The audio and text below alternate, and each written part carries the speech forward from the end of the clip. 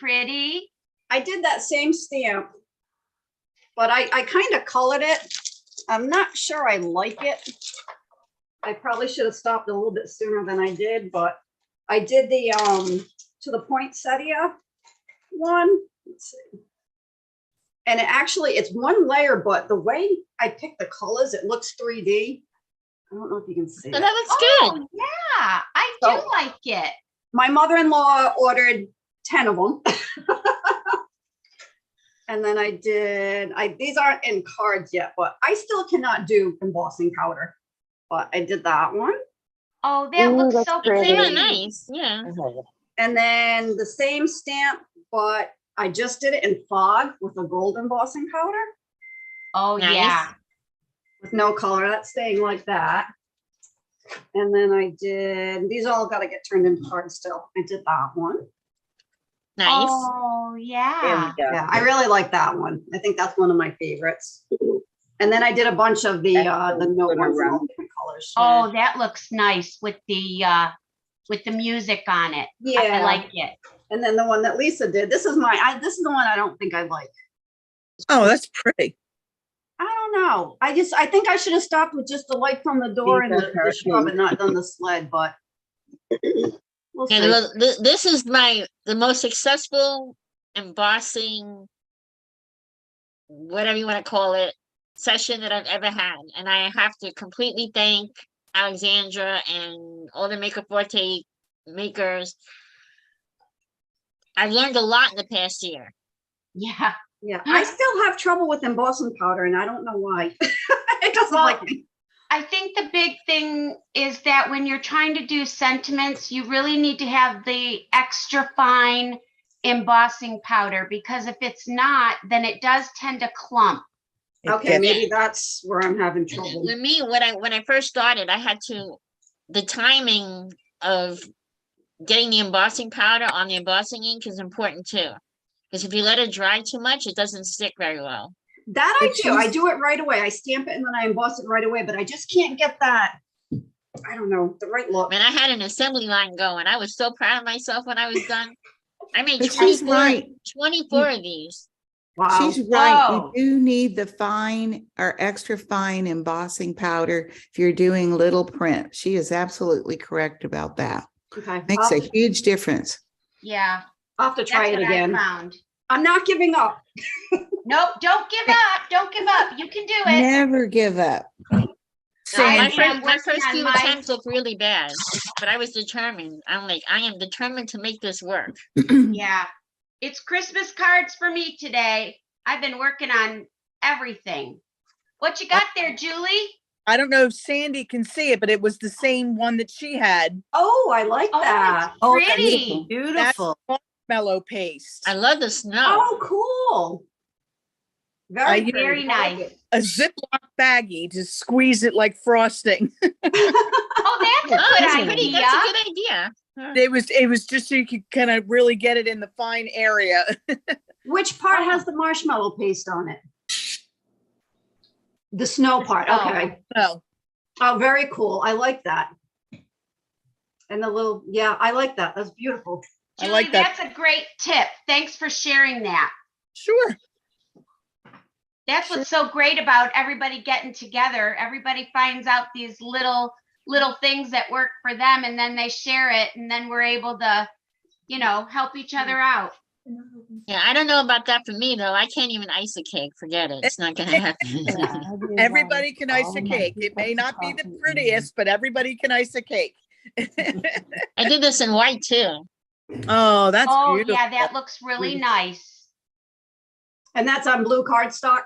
Yeah, I don't know what brand it is. It was one of those, you know how you have your box of like random cardstock. Yeah. I don't know what brand it is. I was looking for something like I wanted like a navy or like a darker blue. I didn't want like a light blue. Yeah. Then I attempted my first flat shaker card, Ooh. but it's leaking. So I don't know. Oh, I must have missed part of the seal somewhere. I'm gonna have to redo it.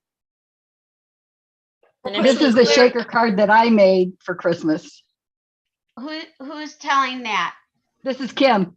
Kim, can you show us? Because I can't see it. Can anybody I else have see it. it? Oh, I should have video. Oh, there you go, There it Kim. is, yeah. There you go. That's darling. We have a That's cute. camper. We've been doing a lot of camping, so Oh, That is it's so so cute. cute. That's adorable. thank you. Yeah, I've been and trying it's all snow kinds globe. of things. Yep, I've been trying all kinds of things that I've never tried before. good for you. The flat shaker is fun. That's easy for me because I don't have to do all that dimensional foam. My dimensional foam always gets crooked. Good morning. Good Morning. morning. Hi, Alexandra. How are you? I'm good. How are you? Great. How are the girls? They're good. They're having a sister day. They're excited. Oh, that's so sweet. Nice. What are they doing? Right now, I think they're playing the Switch together. So they're happy. It's good Looks to like you see have a You beautiful look day there good. too. It is. It's lovely. It's a bit cold by Florida standards, but it's okay. All right. Yeah, I'm not going so- to complain though. It could be worse. I could be up north. So welcome everyone to the final crafter party of 2022. And today we're going to be making holiday cards and holiday projects and all that kind of stuff. We're going to be having lots and lots of fun. Judy says you cleaned your craft room. Well, a little bit. I have to say, Alex, so my best friend, and she also has been helping us with customer service. She's been doing a great job. Lots of you have been chatting with her. She came in and she's been trying to help me clean this room, and we made lots and lots of progress, and then it all just like went backwards. So yeah, so sorry, Alex. She's on here as well. She'll be helping today with the comments and the links and stuff like that. So all of that is still available. So a little bit of housekeeping before we get started. So we're here on Zoom. It's also on YouTube. To win prizes, you have to be in the Zoom or you have to be a VIP. If you're a VIP already, we already sent your codes out this morning. So you've got 15% off the store. And that's on top of, I added a little treat. Actually, Alex, can you turn on free shipping for me? Thanks. Yeah, so you got free shipping on the store, which Alex is literally about to turn on now. We also have 10% off the entire store just for today's crafter party. Expires at midnight tonight, midnight PST, so expires 3 a.m. Eastern. That's going on as well. Free shipping today. And then if you're a VIP, you get an extra 15% off the 10% that's already on there as well. So lots of fun goodies as it's our final one and it's the holiday season. How are you all enjoying your advent calendars if you've already got one? I know lots of you on here have got advent calendars as well. Laurie, I'll drop the link for you for the website. And everything I'm using today, you'll be able to get on the website as well. I think pretty much, I don't think there's anything else. Lynn loves her advent calendar. So every day with the advent calendar, you get these little cool packages. I haven't got any in here. And then you get a tutorial, like a mini tutorial of a way to use it. So that's kind of the fun thing as well. Melanie says she feels like a kid every day. Lee loves their calendar. The daily goodies are also, yay. I'm so glad you like them. We really do try to like put some fun things in there. And there's lots of unique rubber stamps in there this year. And there's some stencils and some other bits and pieces. So lots of fun stuff in there as well. And then you get your tutorials as well. And this morning's tutorial was kind of cool. So if you haven't seen it already, there's a fun one as well. So yes, so that's there as well. Okay, so that's that. You have your VIP codes. If you don't have it, you can email ecom, EC, I'll put it in the chat as well, ecom@makerforte.com. So you can just email us and Alex will send you the code. Please don't put them here in the chat. You've paid for the VIP access, which gives you the wrap up PDF. I saw Amanda's on here. Hey, Amanda, I hope the is feeling better. You also get the lifetime access to this video. It's on YouTube and it goes down at the end of the party at the end of today. And then you will get a wrap up of that and lifetime access to this video. And then you also get the 15% off today and all that kind of stuff. Do we have 2 codes that we need to use to get the VIP? No, so the 10% off for the party and the free shipping just are automatic. So if you go to the site, you'll see all the prices are already marked down. It now does it automatically, which is so cool. And then the 15% off is the VIP code. So if you're a VIP, you should have a code in your emails. I sent it to you about 9:30 this morning. That code was in there, and you'll be able to do that. If any issues, email Alex. And then codes do not work on gift cards, Misty products, subscriptions, classes, and bundles. So none of those work. But I think the bundles might have an extra 10% off of them as well, because I don't think it like slides that to the side. So you might be there as well. Mini card marshmallow paste, does it much? It shouldn't do, Julie. Sometimes what I'll do is just put an extra piece of cardstock on top of it, or a little bit of that like foam stuff to protect it. And then that's it. So there's that as well. So we've done that. Coupon codes must be applied at the time of purchase. Alex and Lisa cannot retrospectively apply those for you.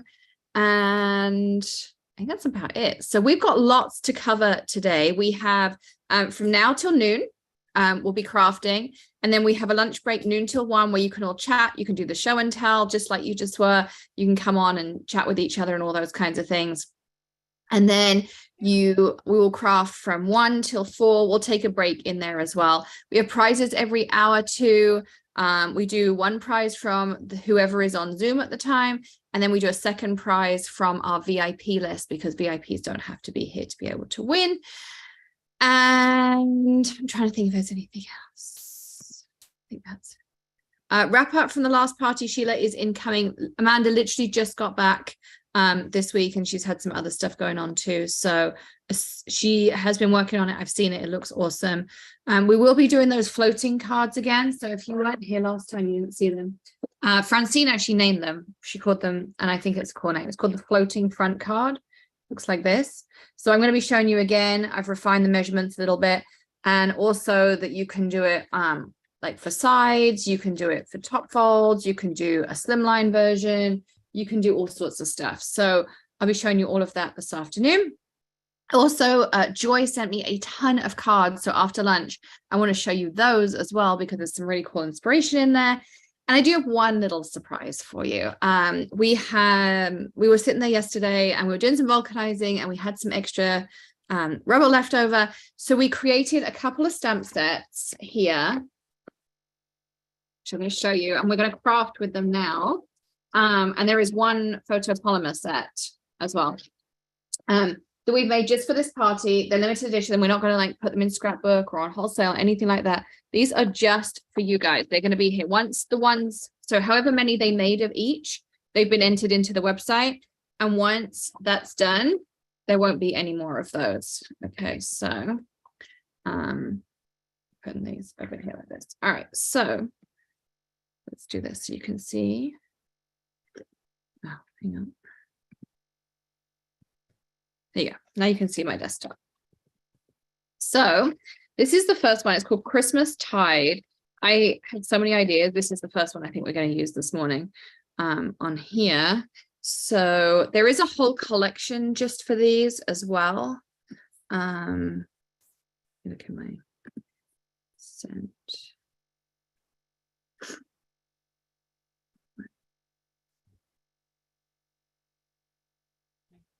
So this is the collection we made. So you can go and look at them all together if you want the spoiler alert, or if you want to just see them, you can wait as well. But you've got these two really cute little flowers, which are the ones I'm really excited to use in a minute. And then we have the little nutcracker. You can see they're a nice size. So this is my 3 3/4 by 5-inch piece. So he fits like perfectly in the middle there. And these, you know, you could put like a nice little thing on. Plugging it in makes it easier to see. So, and then we also have the trees. So you can see the trees are going to fill up your whole piece just like that as well. So it's called Christmas Tide. So that's the first one. And then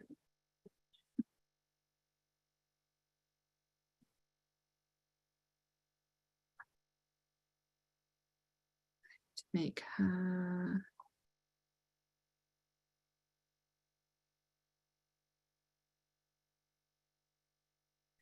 Then we also have one photopolymer stamp. This is just the order they happen to be right here in, so that's why I'm picking them out. This is called Happy New Year 2023. All of these stamps are made and ready. So as soon as Monday morning rolls around, we can get them straight out. So you've got them for holiday cards. You've got Happy New Year. You've got the kind of the pop the corks, the hats, the 2023 glasses, Happy New Year. So you've got a couple of things that say 2023, but all the other elements you can use year after year for New Year cards on there as well. So all of those are in there too. So this little 4x6 set. We also have holiday etchings. I really like this one too. So you've got this holly that's half and half. We're going to stamp all of these out and play with them. But as I say, they made however many pieces of rubber were left, they split it up, and that's what's been loaded in. So this is what we've got. So you've got a poinsettia.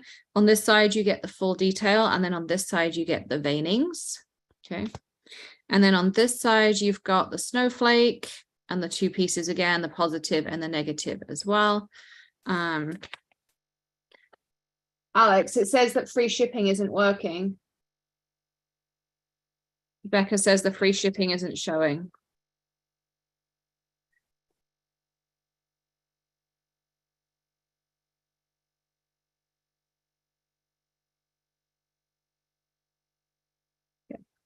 We have our peace and joy ornaments. So again, I put this piece here just for reference. So you can see there's the ornaments on there. And then you also have joy. Again, we're going to craft with all these, so you'll see them, but I wanted to just show you so you see them up front.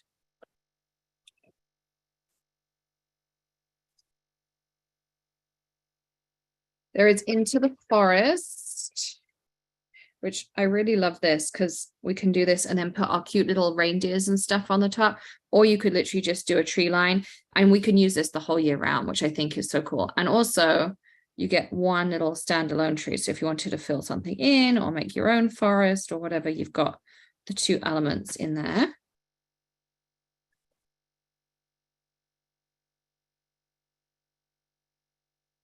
Okay, so Teresa, the discount code was sent out I said at 9:30. If you didn't get it, you can email ecom, ECOMM @makerforte.com, and Alex will send it to you.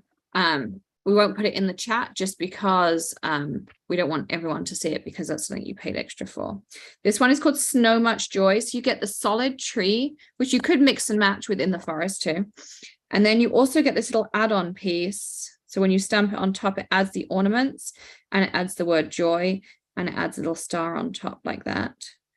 And there's also a cute little snowman. So it kind of, again, you could, mix and match and put your snowman in front, and you would have the perspective, and it would look just like that as well. So that's Snow Much Joy. And then Rebecca says free shipping is good now.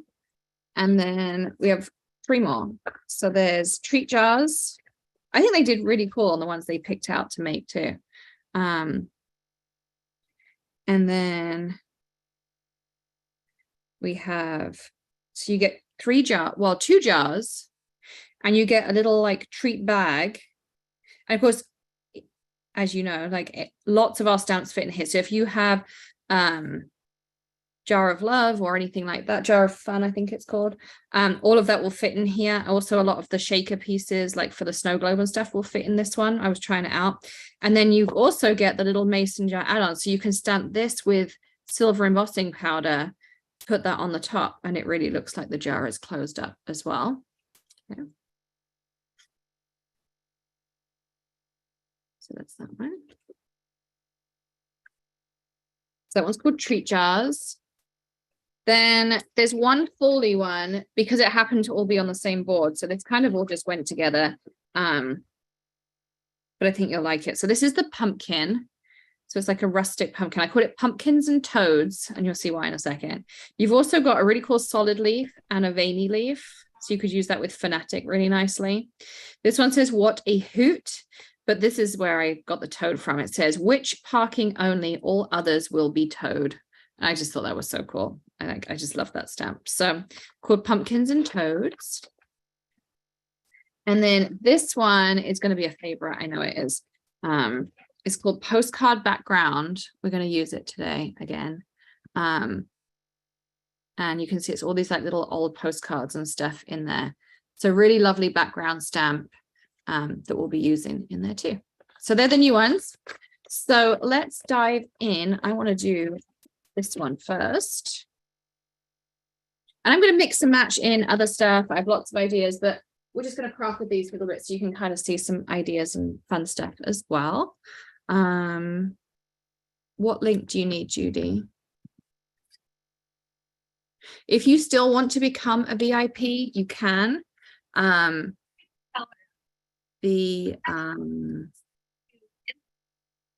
So you can still get the discount code if you want to.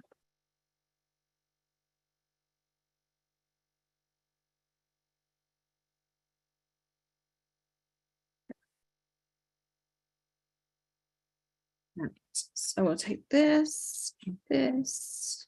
So what I'm going to do is I'm going to use my Misty and some Remarkable Black.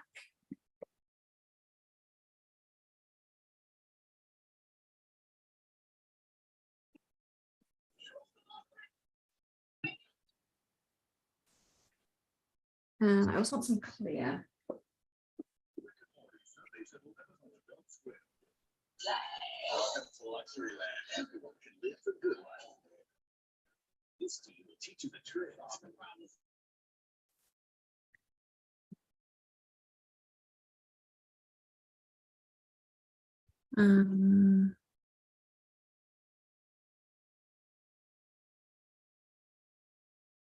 Should be in there. Someone else said that wasn't shown, so let me just check it for you.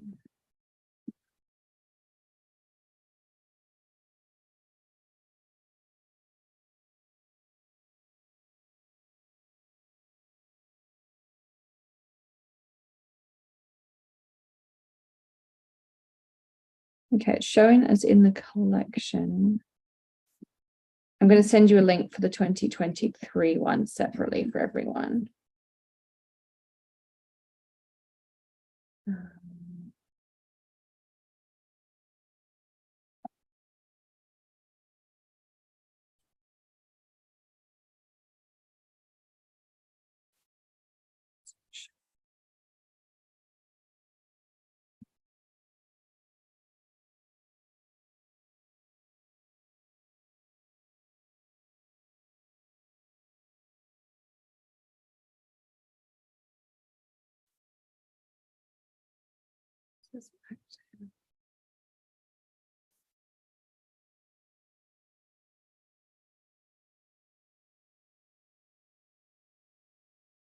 I'm going to try this.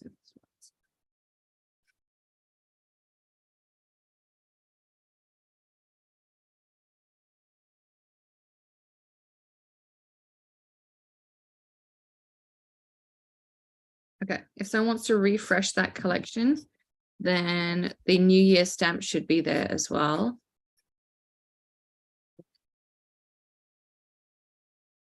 She says. And if not, you can see it. We can fix everything. It just takes seconds. There we go. That's the link to it. I'll put that in. Tubes off. There we go.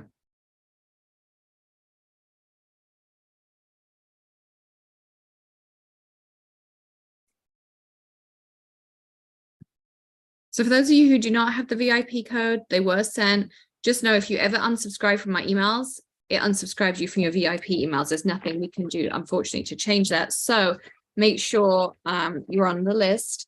But if you email Alex ecom@makerforte.com, she can send it over to you so that you have your VIP code as well. So I'm going to put these two down on here.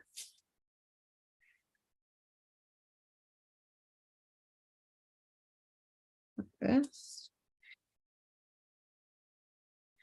And I'm going to stamp with clear, I think.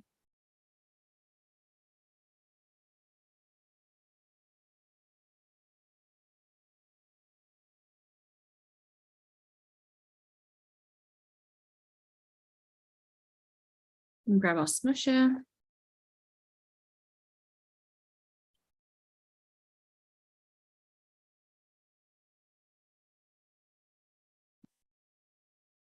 Yeah, this is a new one, Stacey. This one is called Christmas Tide.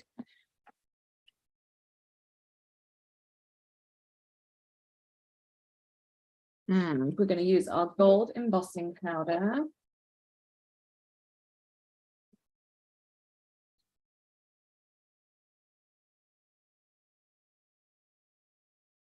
Oops.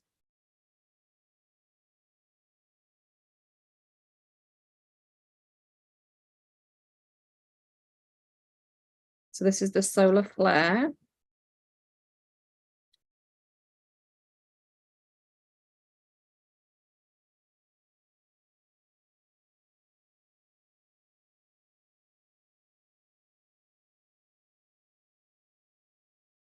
This is super pretty on there as well.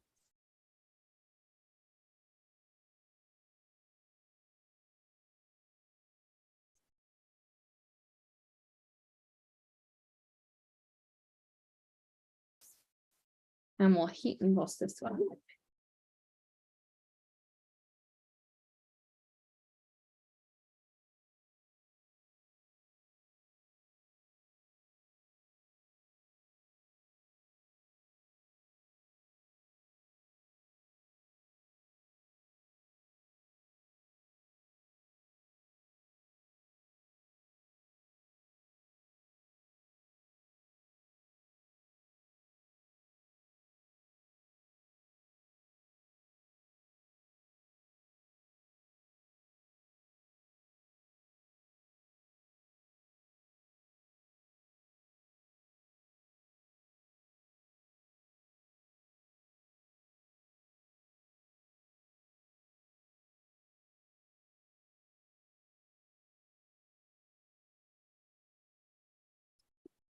And I'm going to do everyone's favorite technique, a little bit of fussy cutting, but let's do some coloring in. So I think I'm going to stick with kind of some traditional poinsettia colors. So let's just grab out a couple of reds here. I'll go with that one.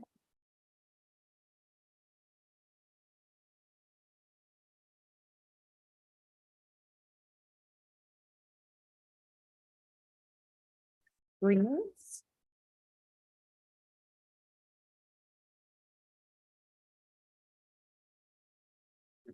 Let's figure out what colors we want. So I'm just going to do a little bit of coloring in here. Now just remember, if you're using alcohol markers over embossing powder, it will change the color of the embossing powder because they will dry on a non-porous surface. You could do ink blending. That would be really cool. And then you would just be able to wipe off and everything as well. And I'm going to do, but the nice thing is we're going to cut them out. So if I go over the lines, it doesn't matter.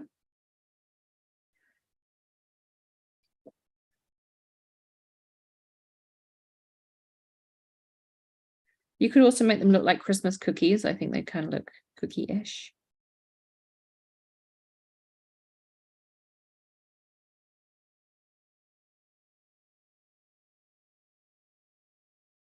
I'll make this a bit darker.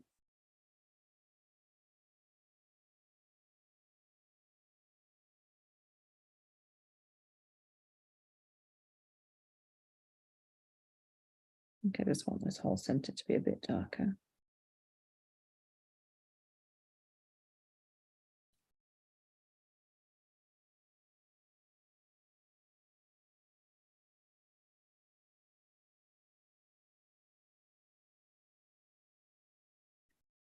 And then we'll take, this is the Y61 if you're doing the same colors.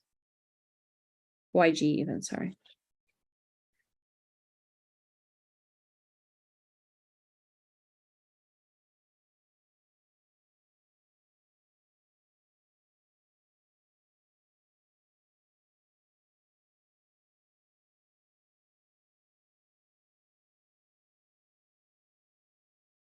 Center, maybe even a little bit more in the 45. So I just literally like took my pen down, and you know how much I love my flicks on here.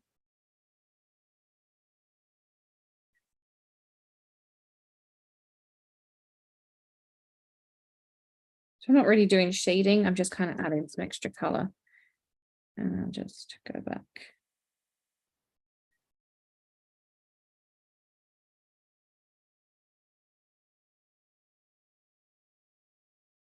Blend it out. Then let's do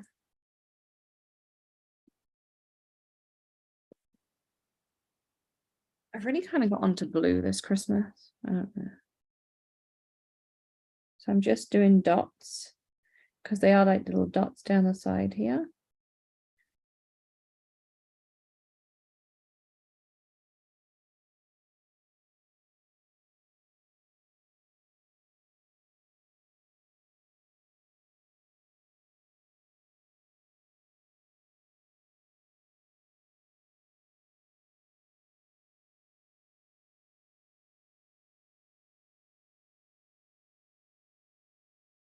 So, and just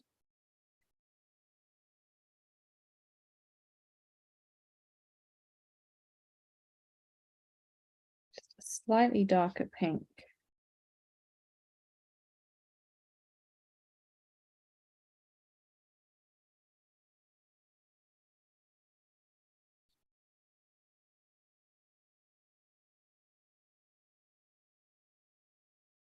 Yeah.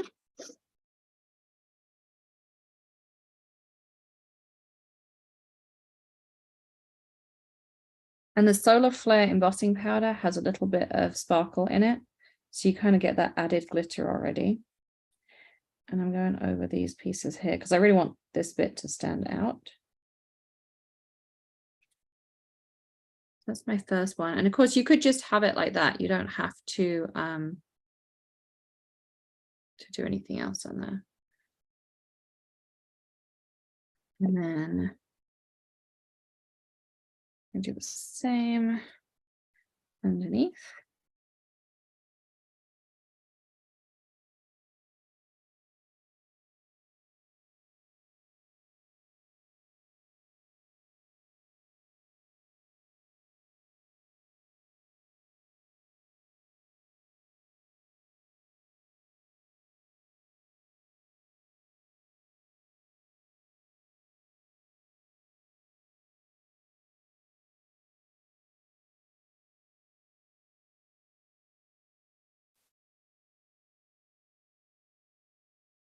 And I'm going to do greens again. So I'm kind of mirroring it.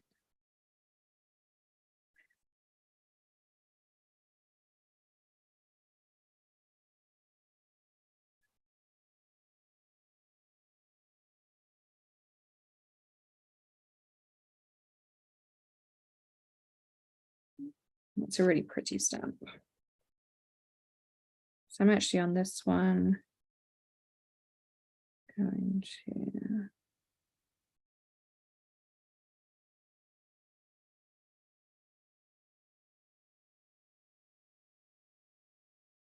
do the darker pink on the outside to give it that nice edge. So if I go over the edge, it doesn't matter because we're going to cut them out. And they're easy to cut out. They're just straight lines. So it's okay.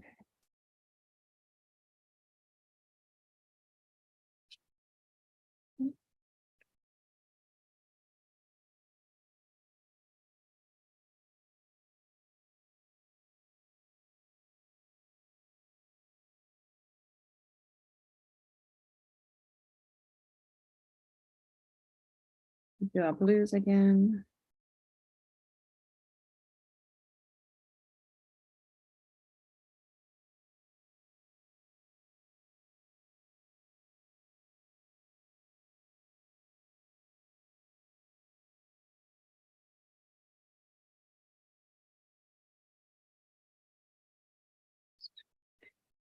Nice big areas you can go around.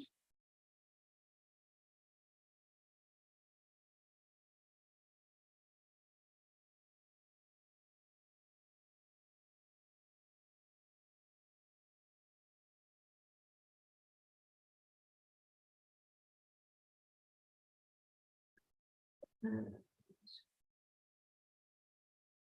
going to pick out something dark to do these tips with.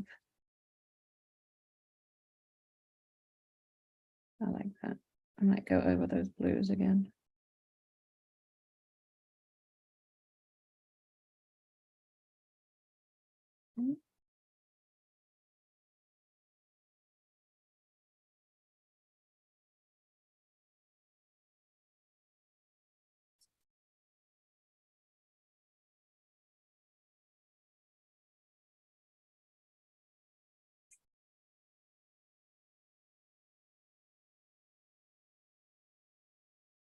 I'm just going over those little blue areas. Like that, so they really pop out. And we're going to take a darker green. Go in here.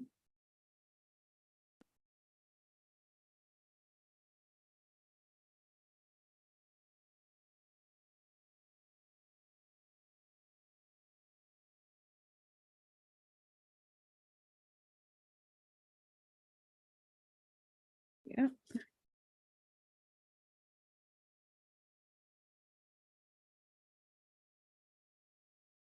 Just wide enough for the tip of your pen to get in. And then I'm going to take a darker one. And I'm just going to go from the tip of the leaf here and flick down. So you see it just adds that little bit of extra dimension on there too.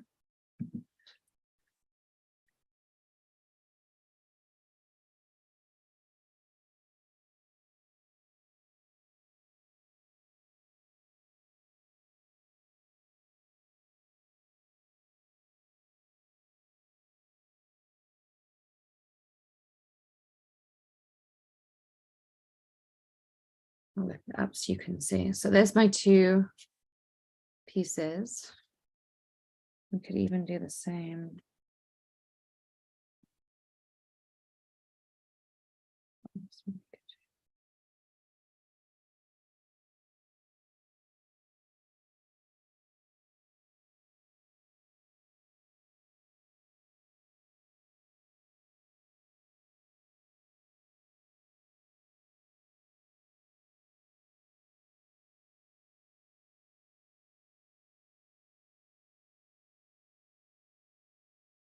This one wasn't wet anymore, so I'm just taking my lighter color and just blending it out a little smidge.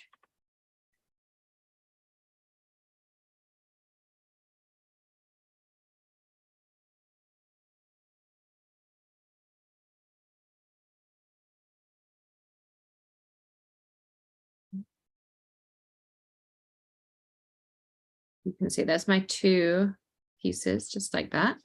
Yeah, just that little bit of sparkle makes all the difference, I think, on there. Let's get rid of our pens here for a second.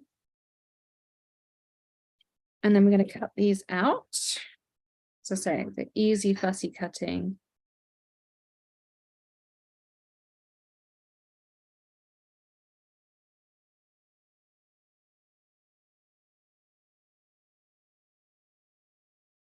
Because the lines are straight.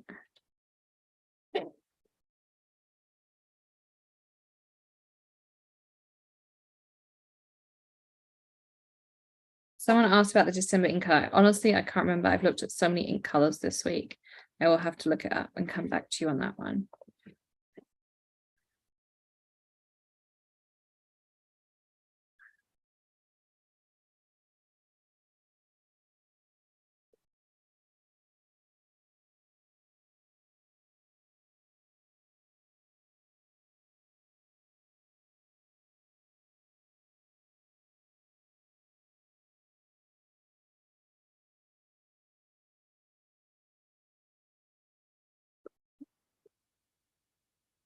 There's our first one. And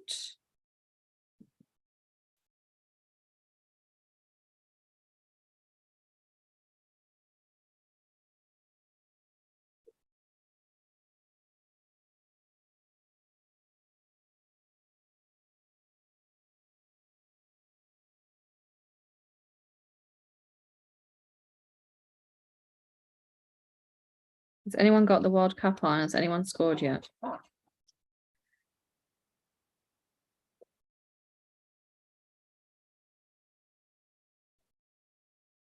I'm rooting for the US today. England play tomorrow, so this is my US day.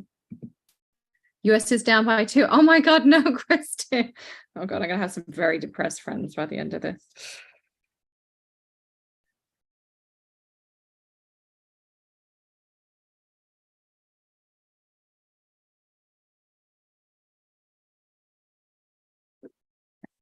So there's my pieces.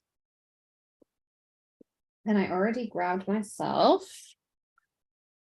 the pleasing plaid stencil. I think that's gonna look kind of cute with this. So we're going to take a piece of, this is white. It's 3 3/4 by 5 inches. It's already cut down. I'm use my packaging as my scrap for this.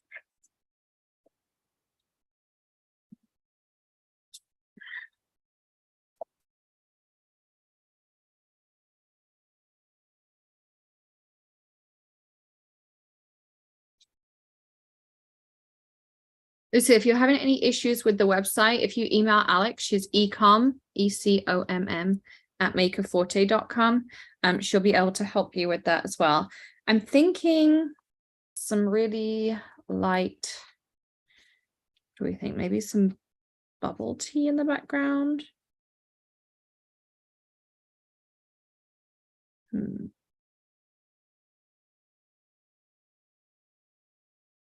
I think I want to do bubble tea.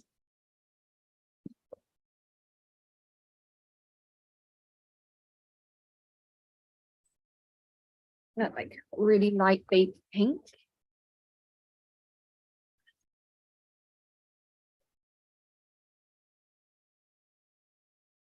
Kathy, you'll need to up your brightness on your device. We have our lights, and I'm looking at it now, and it's pretty bright on our end. So try turning up the brightness on your device. That should hopefully help. So I'm going to take some bubble tea.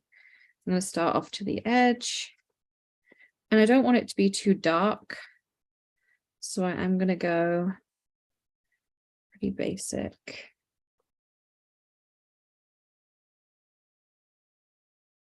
Light.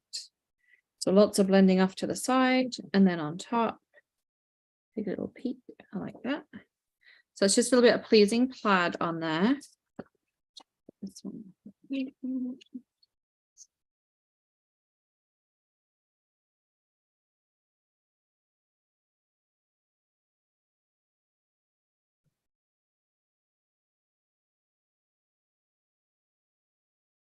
And a piece of black, my card base,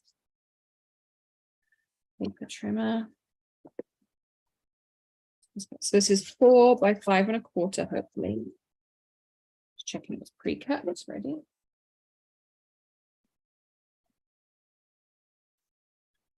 So we're going to mount all this together, and then we'll put a pretty sentiment on it as well.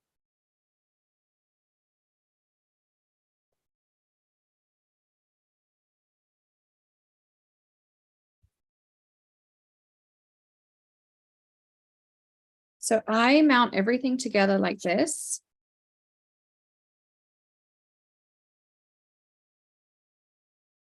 And I mount it while this is still flat.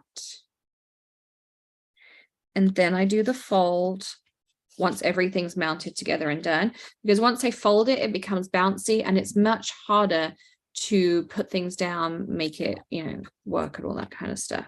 So now I'm going to put a little piece on. Like this. You want to do it as a side piece like so. We use sentiment, and almost like the deck the halls right there.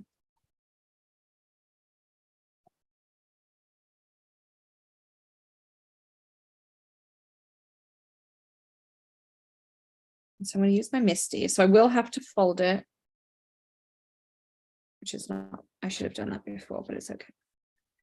We're going to take this, Use my bone folder like so.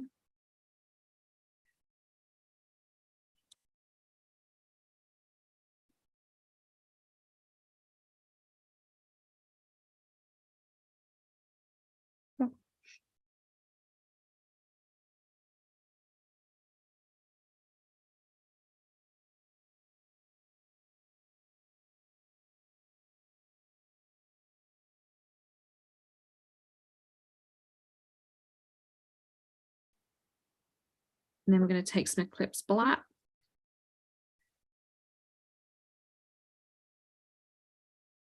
We do 2 stamps of this one. Smush.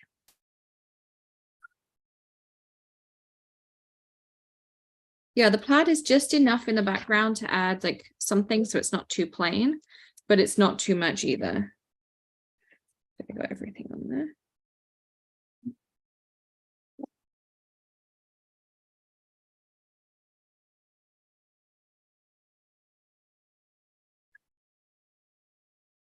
And then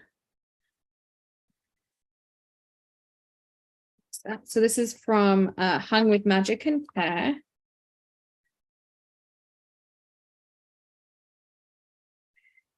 And now we're going to put this on here.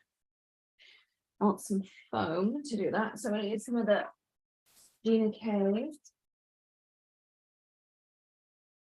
K foam squares right here.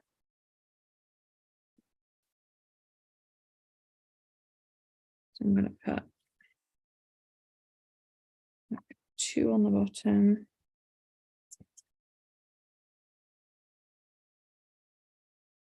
So everything I'm using is Maker Forte. And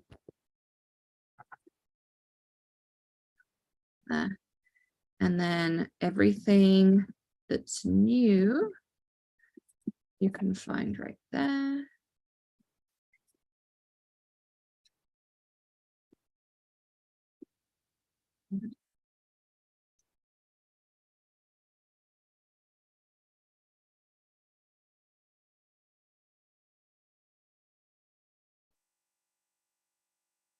So this is called a MISTI. So this is like a letterpress. So you can stamp the same thing over and over again, Mary. So you just pop your stamp in here and then you can just stamp as many times you need to until you get a perfect image.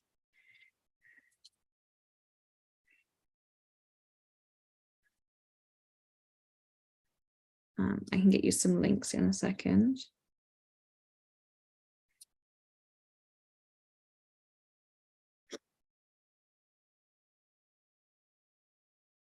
Okay, so what I did was I just curled the little edges of my petal right here. And then I think I'm actually going to offset them rather than have it perfect. I'm going to purposefully have it on the points like that as well. And then do the same with this one. You can use your bone folder or the pencil would be good. I'm just using my finger to break these down.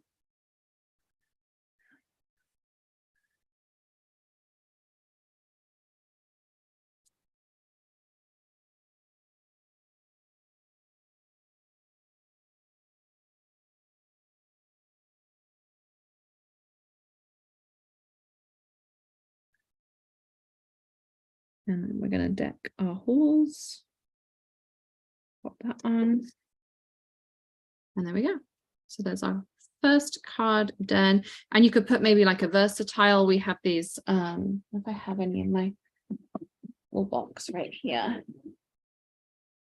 These are all simple. So lunchtime, I'll grab some versatiles out. We have these pre-cut pieces. You can put straight in here.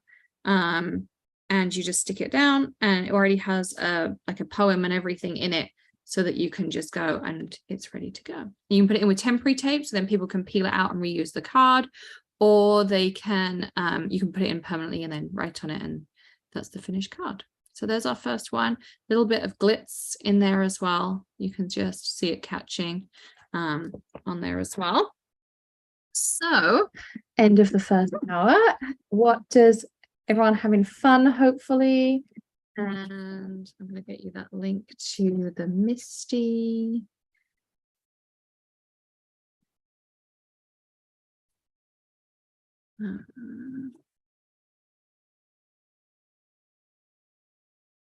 There's the link to the Misty.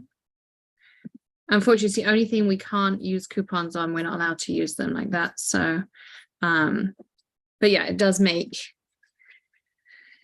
a big difference. But yeah, I really like this one.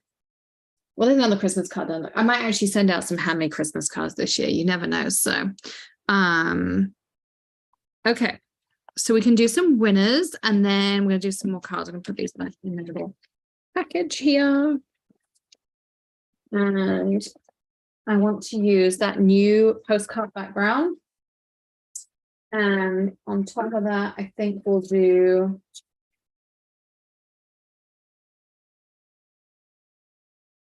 what do you think? Do we want to do a peace and joy ornament? You can choose. Or do we want to do the nutcracker? You can all let me know while we're doing some winners. So let me bring up our spreadsheet. So our first winner is that one.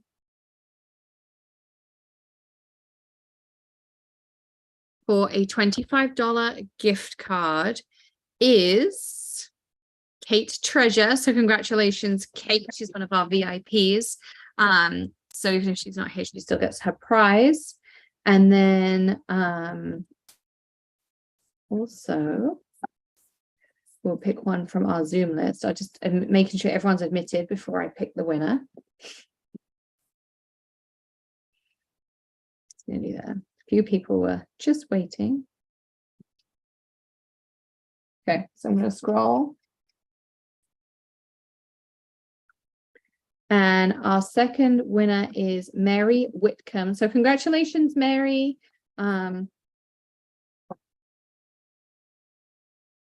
We will get those out to you next week as well. So Julia, so if you are a VIP, we do a VIP drawing every hour. You don't have to be here. And then also we do a drawing from the people who are in the Zoom at the time as well. So either way, so if you're watching on YouTube, you do need to hop on over and join the Zoom to be eligible to win, unless you're a VIP, and then it doesn't matter. Or you just double your chances because you can win on both. So there's that as well. And we'll have the grand prize at the end of the day. I got some other goodies and stuff coming along for you as well. Yeah, we can see you celebrating, Mary. So congrats.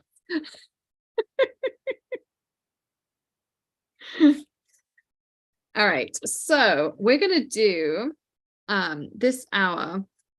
I'm gonna work with this postcard background, and then I think I'm going to put this peace and joy ornament on here. Something like this. So you can kind of get the idea of what we're going for. Okay, so I'm going to do a piece of white with the postcard background. So if you're using a clear stamp like I just was, you need your Misty will come with a black version. Yours won't have the plastic on top. It'll come with like a black piece of foam. So you want that to be inside of it. If you are stamping with a rubber stamp, it already has that foam on it. So clear stamps don't have that. So what we're going to do is put our cardstock down. I'm going to use a little bit of tape.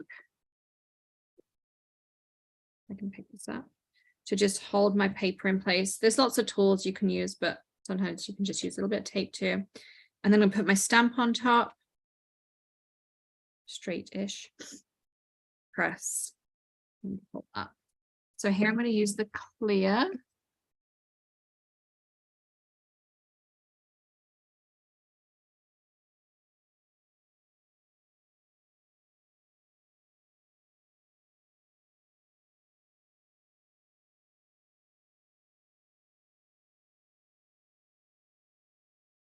I'm going to do it twice because with clear it's a little bit harder to see where you've stamped.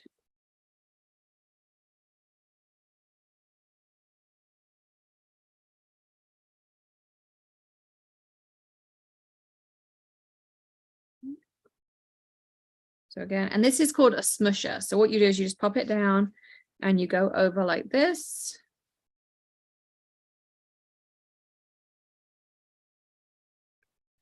And it gives you a really nice even impression. So a lot of people do this and then you still miss places, but just by doing this, you get that perfect first impression. So that's the smusher. And everything's over at Maker Forte. We'll get some links going for you in a second. So I'm going to just pull this out and I'm going to use a piece of scrap here. So I'm going to use the gold embossing powder again. Because I thought that looked really pretty in the back. Look pretty in the background. So I like do all my edges and then I fill in the middle.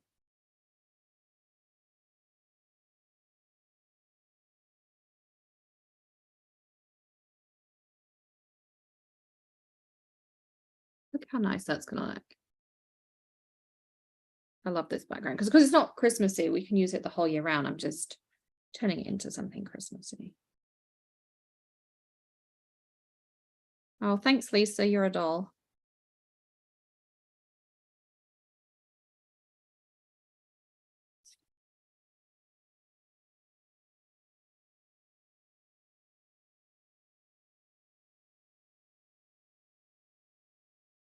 So Sam, there's not 10% off the new ones. You can get 15% off with your VIP code.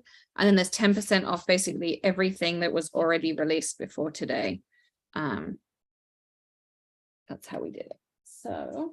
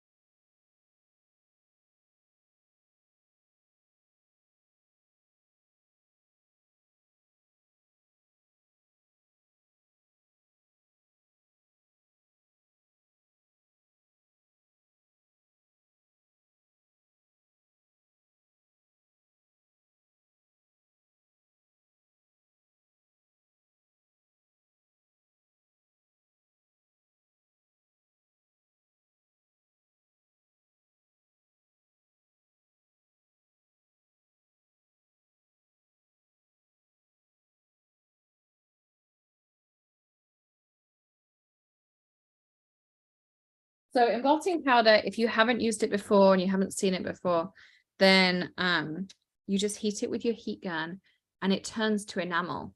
So now this is solid, it won't rub off. There's a little bit of glitter in there as well, so you'll kind of feel that. But now we have this really cool little background piece that you can make something come up onto. So there's that. All right, so let's stamp out our ornament. I'm going to do the same thing again. I'll just take this one out.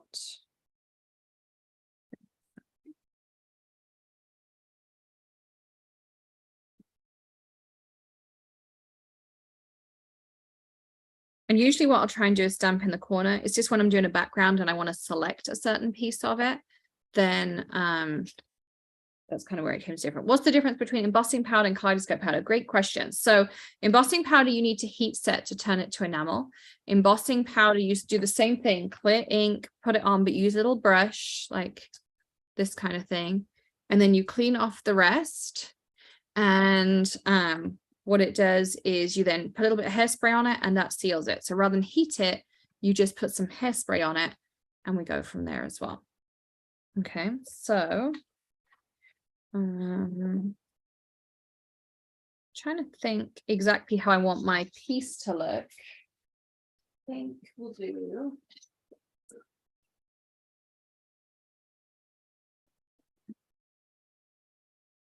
I have my little bucket of embossing powders here. We'll do a fun little technique.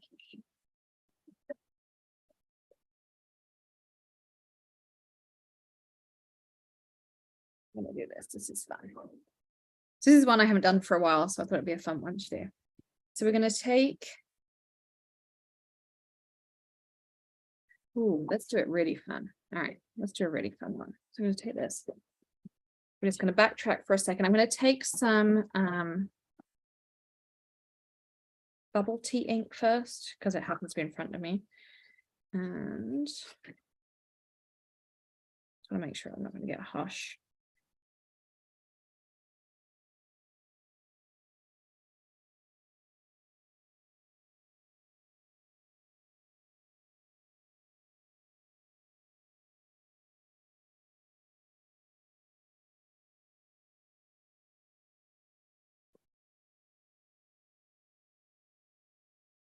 So I'm just kind of doing the centerpiece here.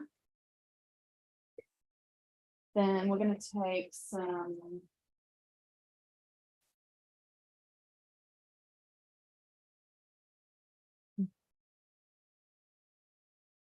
icy mist. It's a different brush.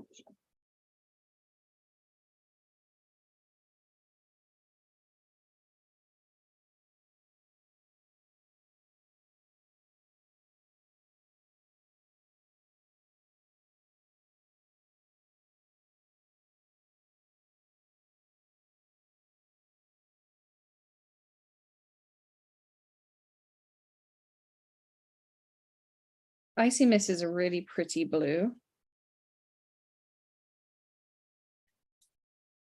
I'm probably not going to see much of my icy mist by the time I'm done.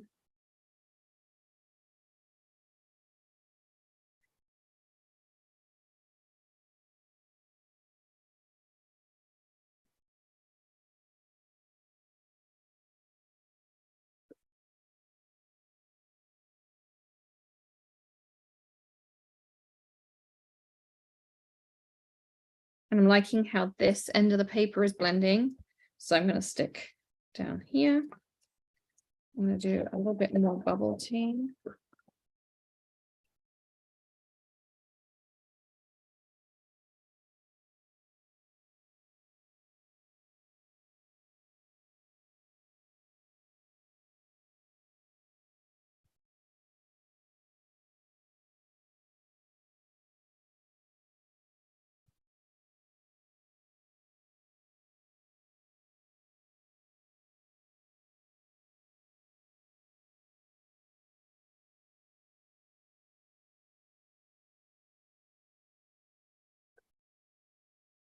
I don't know how muscle card is going to look, so I'm going to try it up this end and then I can decide if I want to pull it into this end.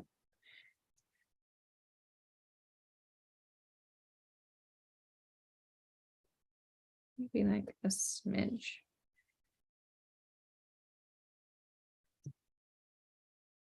I'm just, oh, I have one finger there. So I'm just trying to create kind of like a fun, warm but cool background. And you don't have to love it at this stage. So now we're going to take this. So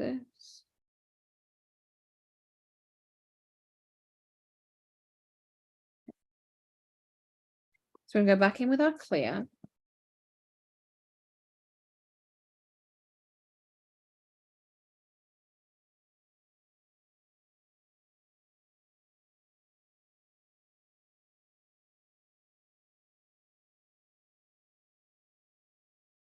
I think I got it all. I hope so, because I saw it move slightly. So I don't really want to stamp a second time unless I have to. Let's hope we did good. Now we're going to take our clear ink right here.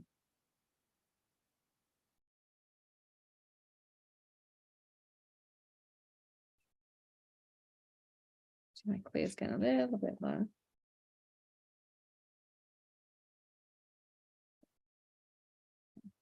I messed up. My ink was too wet. All right, let's quickly just redo that piece.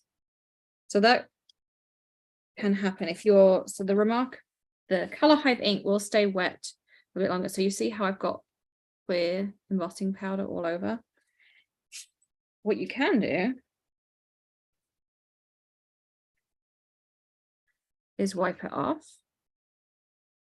See how it's completely wiped off. You will be covered in embossing powder if you do it the way I just did it. heat set now.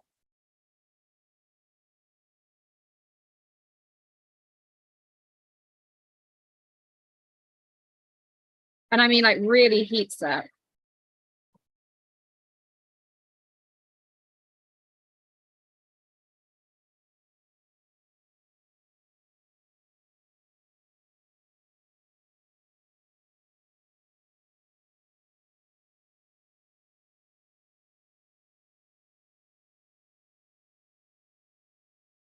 So I'm going to rescue this. So rather than having to redo another panel, we're going to use the same panel. We're just going to make sure that it's dry. And we all make mistakes. Like I've been making cards for years, and you can see I still make mistakes. So it's just, we can either rescue them, or worst case, it's a piece of paper and we throw it in the trash and we just blend another one. So we're going to fix this. So I brushed the powder off. I heat set it so everything was dry. Now I'm using my stamp. This time it didn't move either, so it's liking me a little bit more.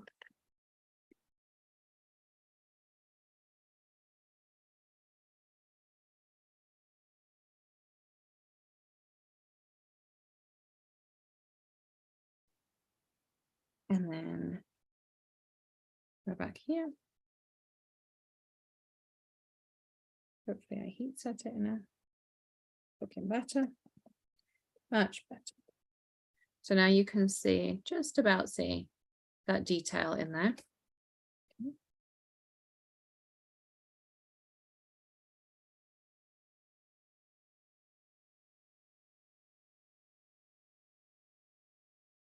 Again, we're going to heat set, so this will turn clear. So you're not going to see it that brightly.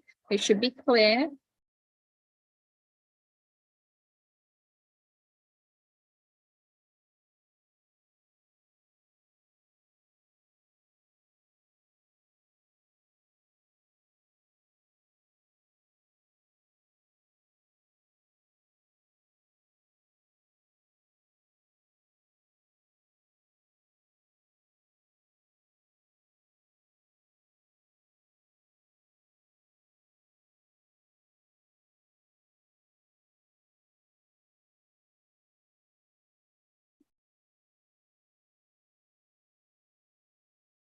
Just let it solidify for just a second, because sometimes I've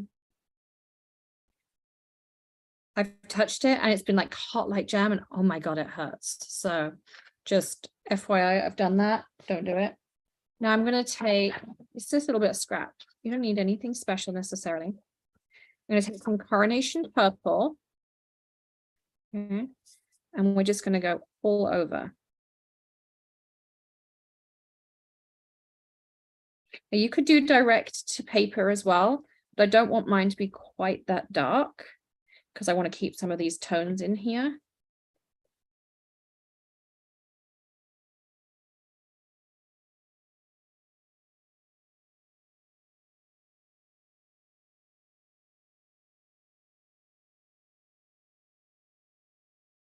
Okay, so you can start to kind of see what's going to happen. And then I'm going to take a piece of kitchen towel. I'm going to spritz it with some Squid Buster, which I thought I had some.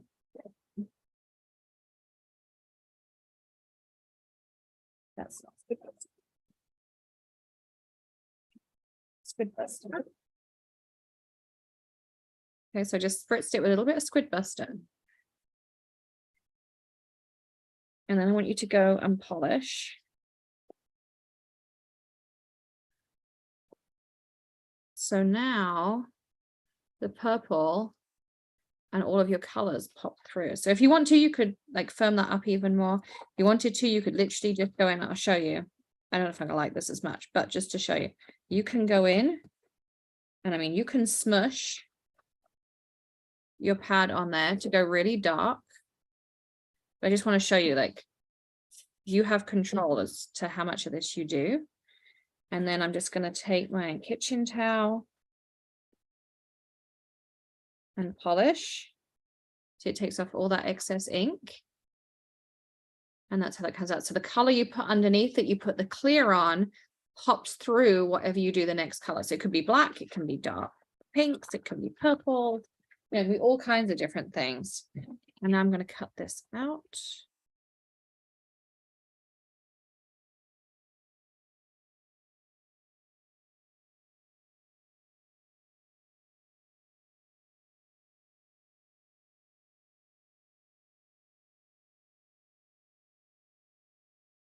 In an ideal world, I'd give this a few minutes to dry because the paper is pretty wet. It's not going to tear on you badly or anything, but just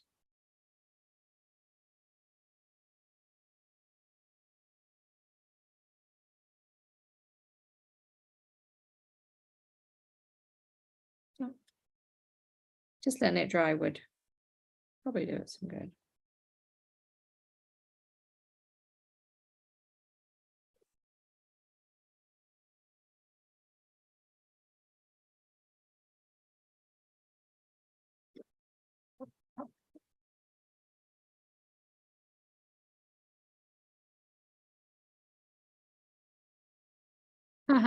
They're not that clean, Bo.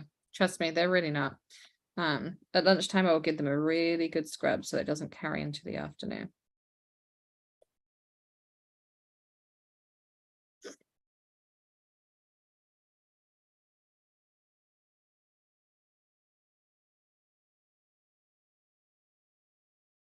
So there's our piece, which I actually really love these colors. That's it. And how cute they look like this. And then we're gonna find something sticky on my foam squares box.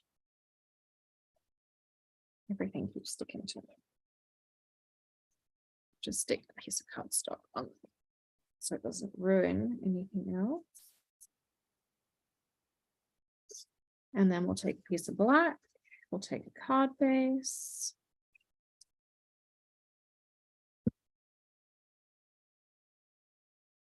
Make sure this one's cut down. Check.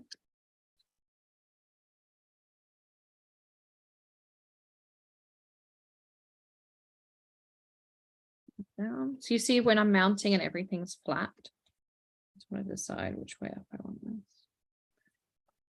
I love this background. This may be one of my new favorite stamps ever.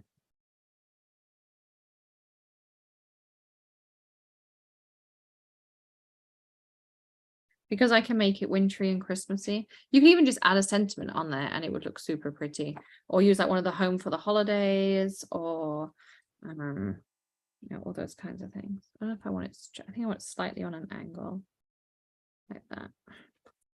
So again, we'll take some foam.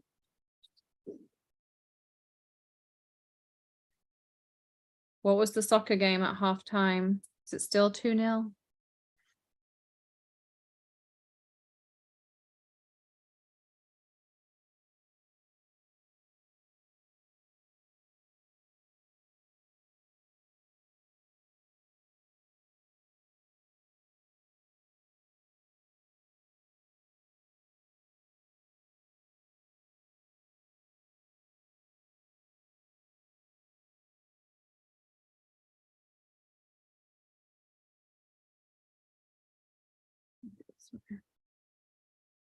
There we go. And we'll fold. Round folder.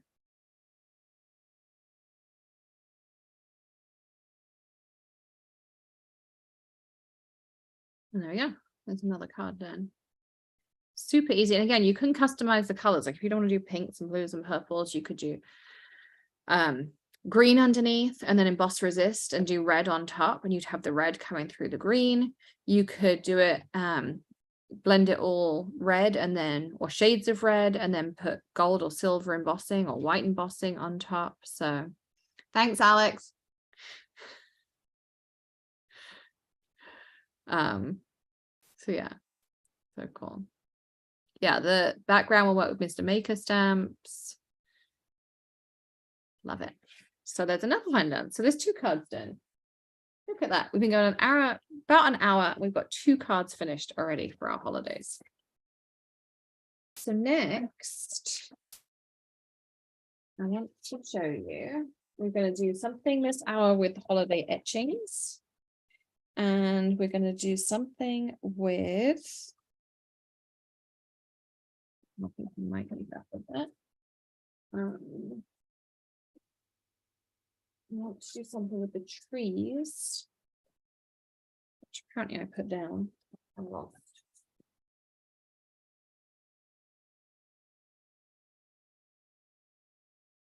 I'm going to do something with cardinals.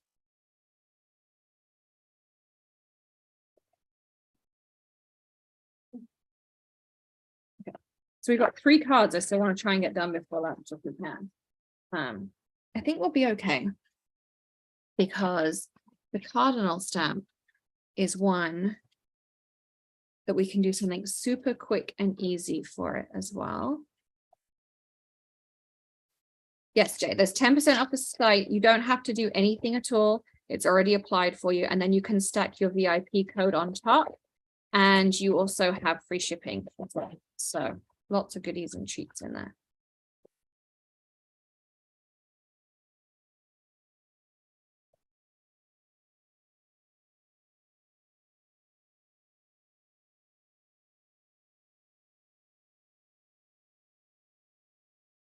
So I'm going to do it like this. Just like that.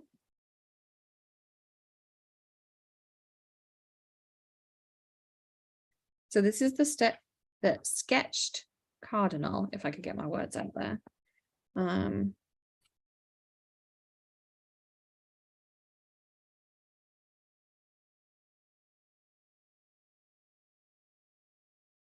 I'm just going to do it very clean and simple. I'm going to do it in black.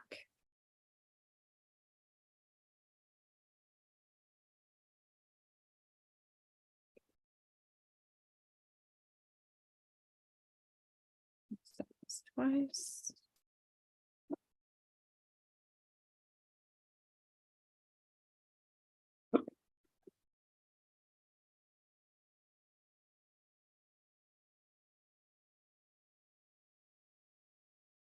That.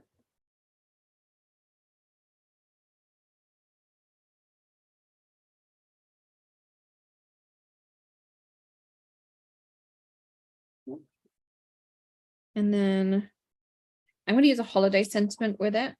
There are some really pretty ones in here. You are lovely, thinking of you in loving memory. Sing your song, hang in there, free as a bird, forever in our hearts.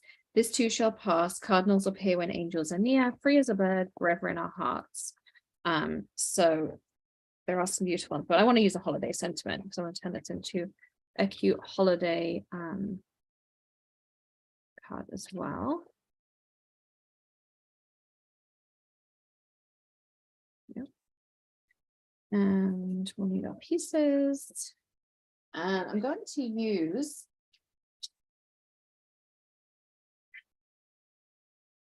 Independence.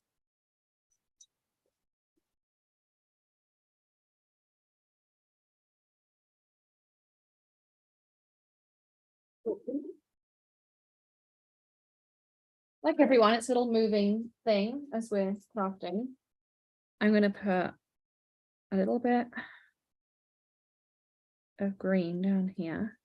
And notice I'm not solid coloring. I'm just flicking. I'm taking a super light. This is R00.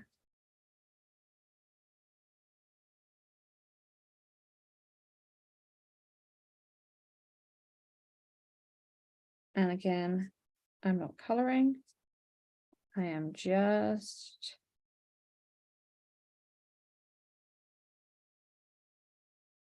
clicking.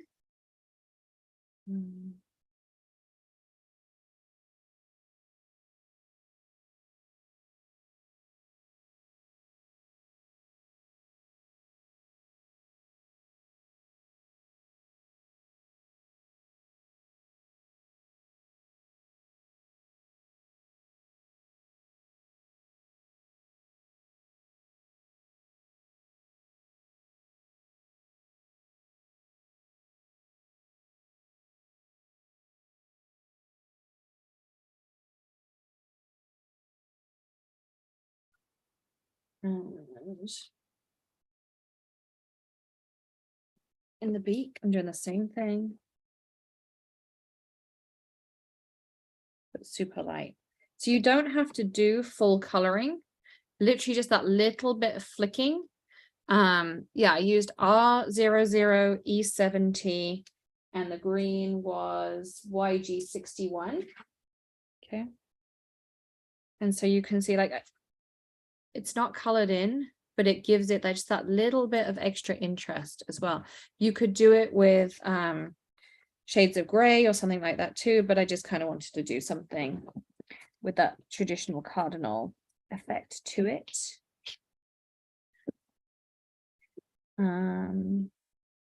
Sentiments.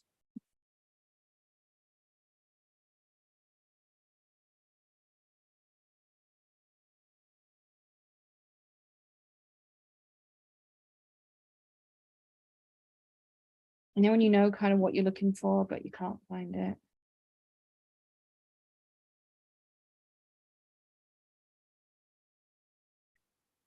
Might do this.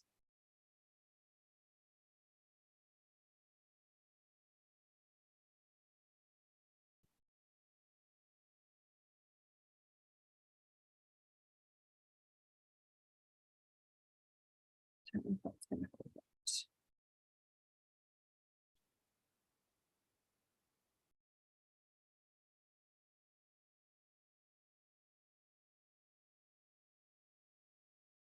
Shame. I would have put this.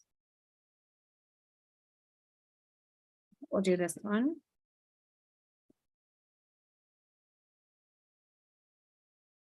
So I'm going to use Build Your Own Christmas. This is one of the first stamp sets we ever released.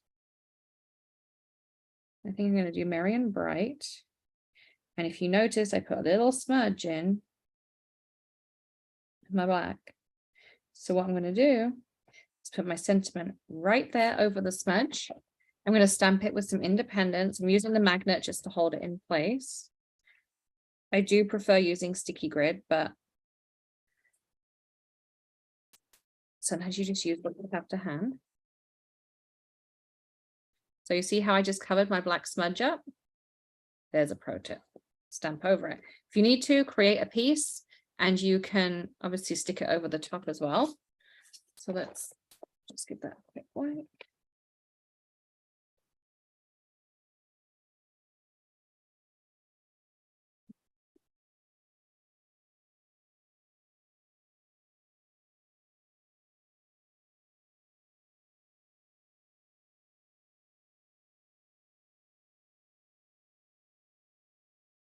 And then we'll stick all of this together.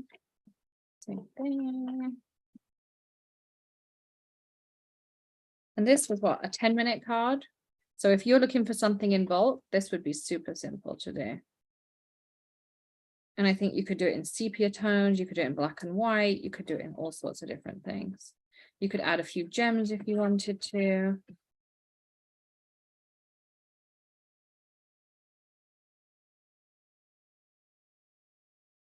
And so something I'll sometimes do, if I know my fingers are a bit inky, is I take my smusher and I turn it upside down and I just go over it like that.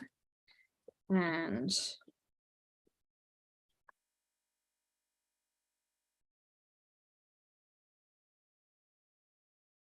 there you go. So there's another one done. You could add a little bit of glitter spray. You could do, you know, any of those kinds of things as well. So you could even like add just a smidge of green along the branch if you wanted to add that. You could add a gem. So, you know, there you go. So there's that too. Okay, what next? Oh, we want to play with this one. I'm trying to get through because I've got half an hour. We've got 2 more cards I want to get done. So we're going to take Into the Forest. And you want to pick out, so you're going to take out, if you've got the Misty, you're going to take out your mouse pad because we're using white rubber. I'm going to use a piece of tape. Down. On the trees. those on. I want them right on the bottom. Like right on the bottom. And yes, I do need to add some masking tape or washi tape or something to this, but it's okay. I'm going to use my magnet just for a little bit extra. I want the edge of those trees on the bottom there. Excuse me. So I'm going to press that down. We're going to grab.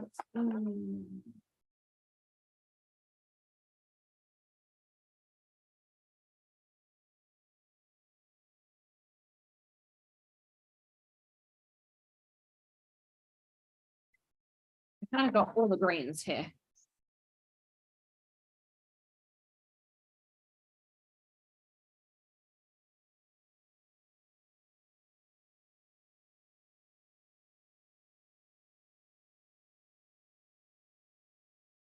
I'm gonna start off.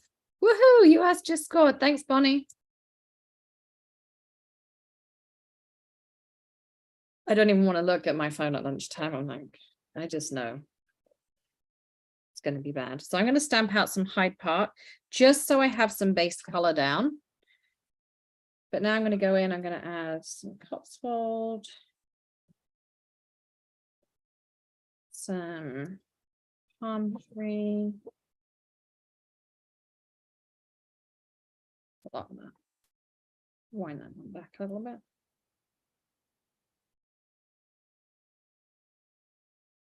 Smidge of British Racing. That's the other thing you can do. You can take your microfiber, and that's where the microfiber is really nice. And you can just dab it, because what we're going to do is spritz this with water, which I think is this one. Smells not alcohol. And I'm going to just give it a couple of spritzes, not too much. I don't want it all runny. And then we're going to flip this over. We're going to smush down on here as well. Yes, we could put some glue on top, Lynn, and add some trees. This one is called Into the Forest. And we're leaving it down. So rather than, normally we just press down, we lift up. Because I did the watercolor technique, I like to leave it down. It gives it time to absorb everything. And then you get this really cool, like, ombre effect in here. So I actually want to add a little bit more.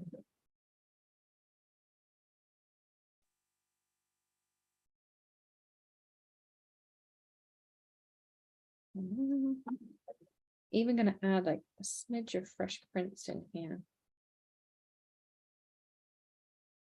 And again, just a tiny bit of water on this one.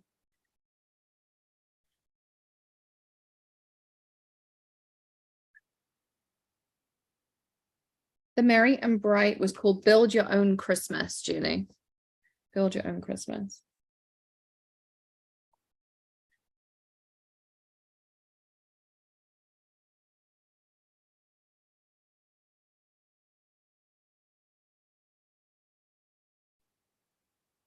There's kind of the start.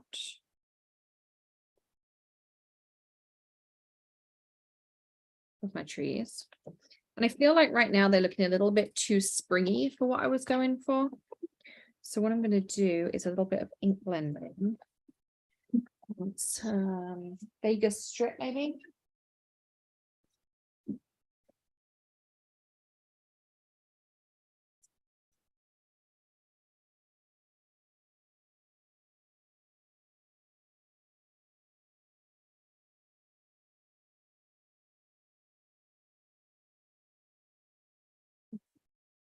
I just got up and saw my phone, so we're definitely not looking at that much time. All right, so I'm going to get some icy mist.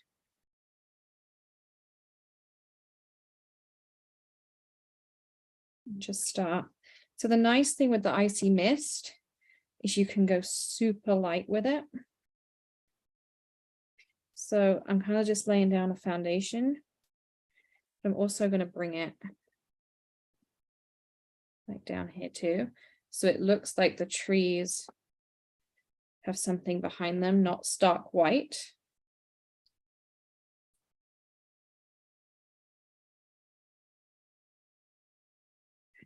And already it's starting to like cool it down just a little bit.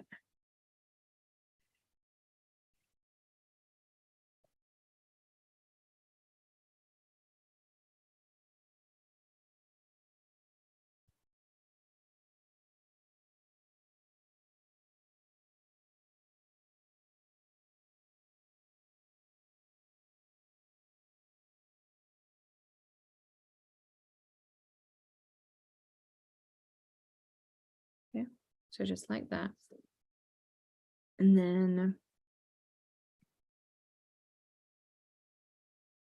we're going to go to neon lights.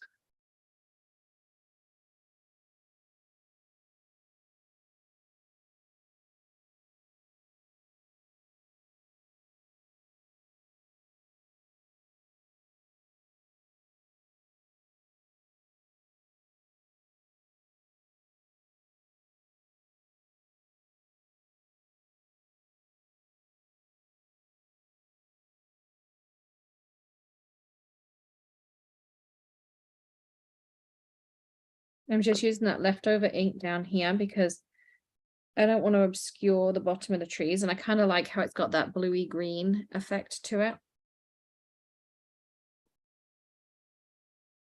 Now I'm going to go to more muscle car.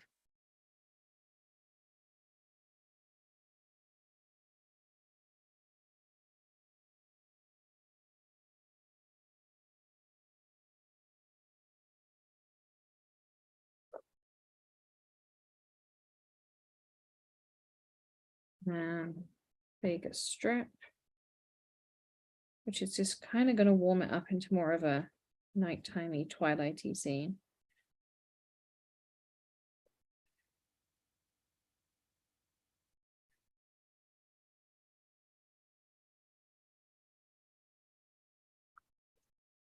And then I'm going to finish that off with some Coronation Purple.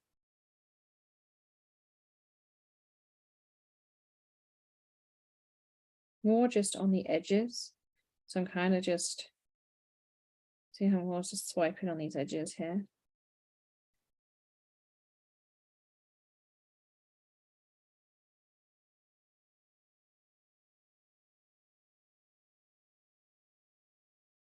And like it kind of made it look more nighttimey. And I'm just kind of fading in a little bit here because it's lighter. So I'm just using the ink that I've got on my glass mat and on my brush just to give it that nice, like kind of seamless look.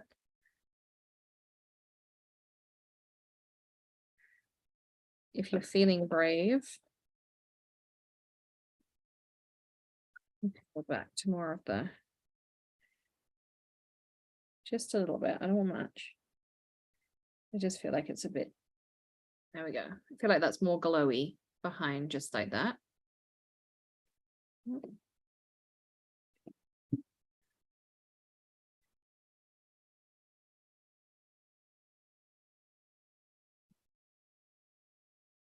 And give my surface a quick clean.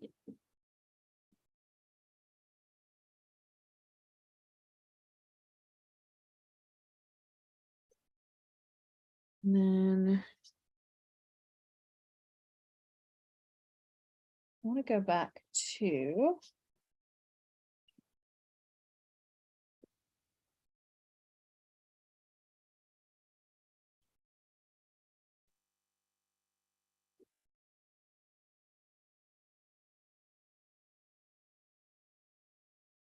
looking for stamps that we just used. So in it, the Build Your Own Christmas, there's like sort of snow pieces.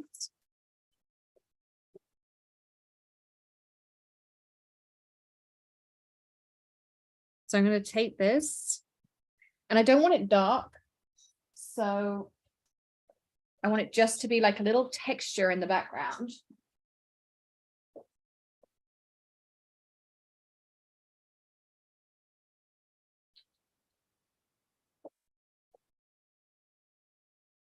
I'm going to use some snow flurries.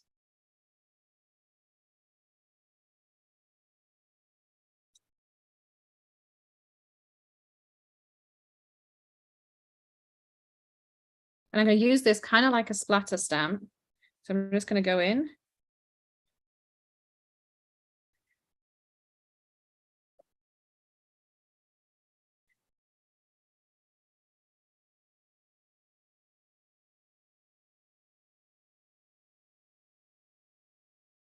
And as I'm getting lower down, my stamping is getting lighter.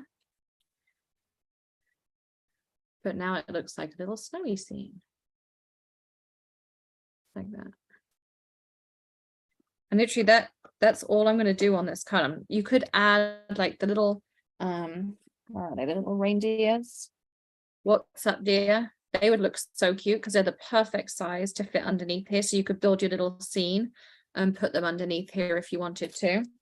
I'm just going to add a sentiment.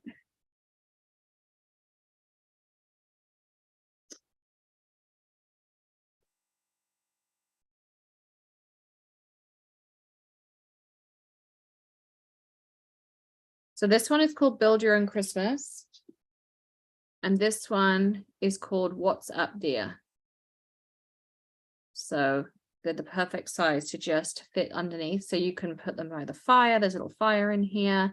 There's marshmallows they can toast. You can build up all these cute little scenes in here as well. So that's 2. The Snow Flurries was the Build Your Own Christmas.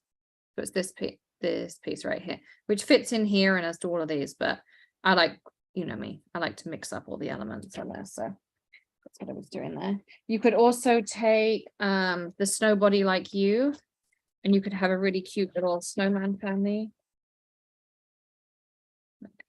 Right here under the trees. So everything we have kind of fits together, and you know, you can mix and match it, which is awesome. So just thinking what sentiment I'd like to put on here.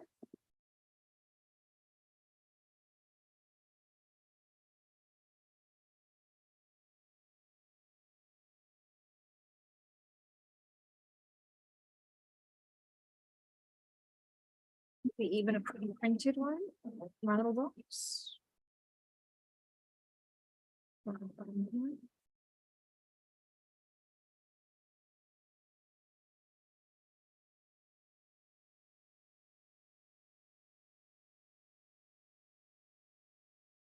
We have any Christmas ones.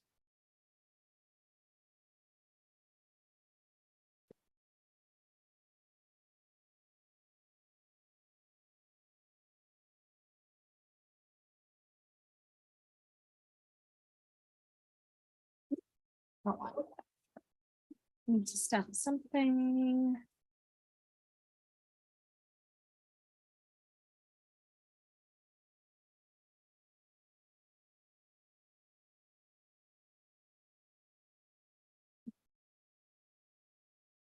I'm gonna do this one.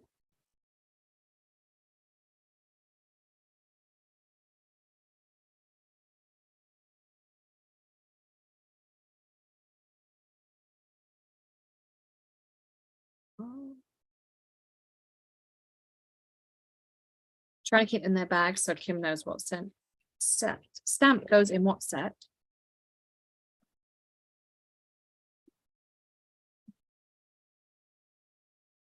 And then we'll take that stamp. This one might be too long.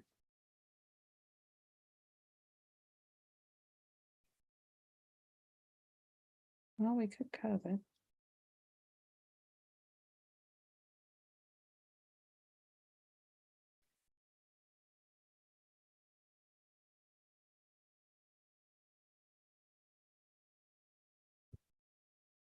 All right, I'm going to try curving this down. Let's see if this works. So I'm going to use my magnet the same way I had my nail there. I curved this by hand, so I can kind of look at it. It's looking pretty good. So I curved it, and then I've put I had my nail there to hold it, but I'm just going to use my magnet, pick it up, and we're going to try and do a curved sentiment, which I haven't done in a long time, so we're going to see how this goes. And we're going to stamp it in black.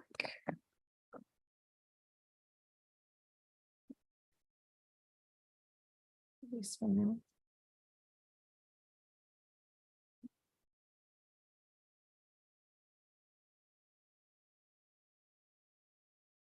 Oops. That's why we like using the corner. I'm kind of loving the whole curved sentiment thing. The sentiment is from It's Snowing. This one.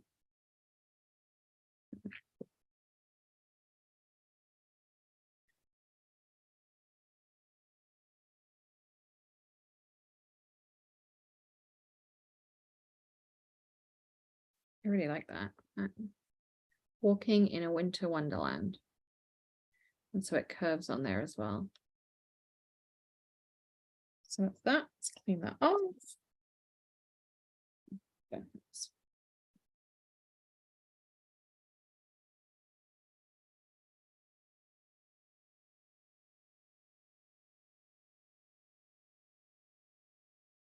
Thanks, Lisa.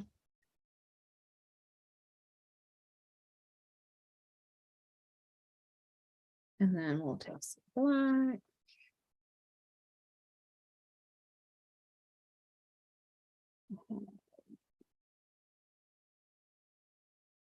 Recut and folded card bases ready.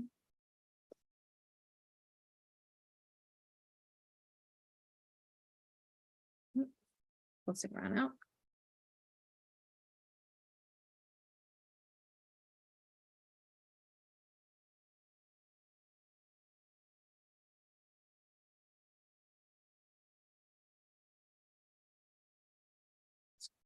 Tear tape there. I think I got most of it, but just in case.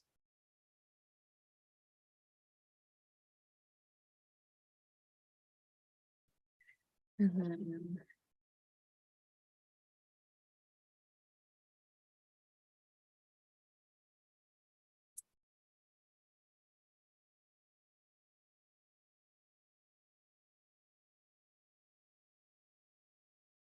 this.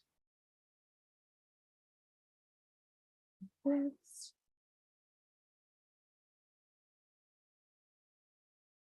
You can see how quick these cards are coming together. So we'll have been crafting less than 2 hours, hopefully. And we hopefully will have 4 cards done. Maybe a couple of minutes late for lunch, but not too many.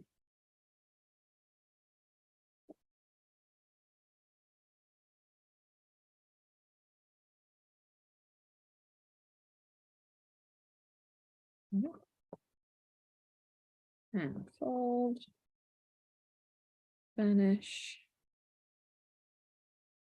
And there's our card for that as well.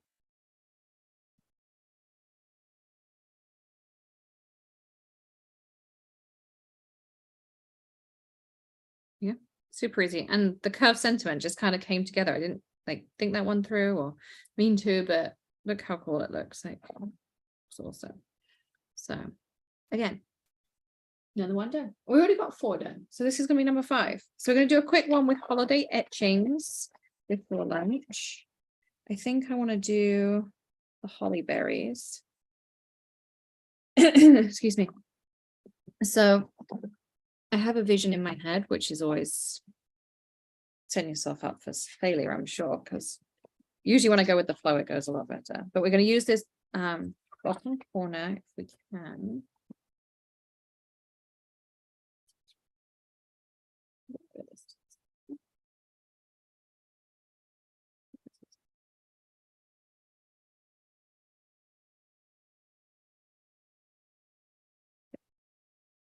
So bottom corner down here.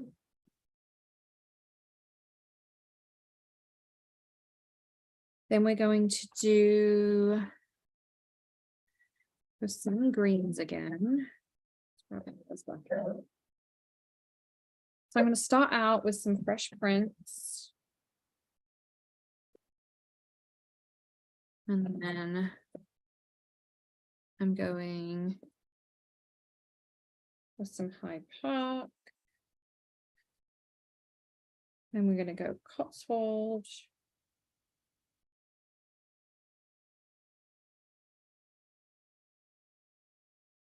We're a little bit blobby, so we're going to just take our microfiber very gently. Palm tree, same thing. It's a lot. So the nice thing is you can pull back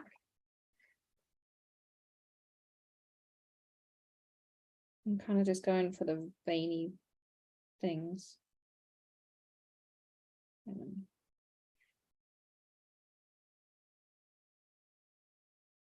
But again,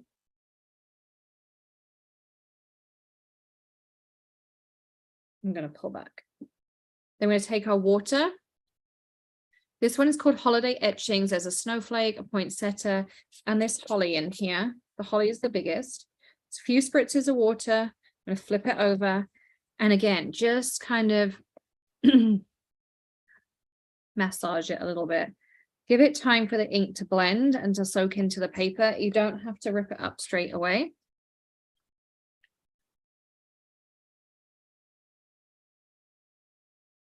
I think just even the poinsettia, you could ink blend and then emboss in gold or silver, or even the new, the disco ball, the red disco skirt or something it's called, on top. And I think that would look awesome too.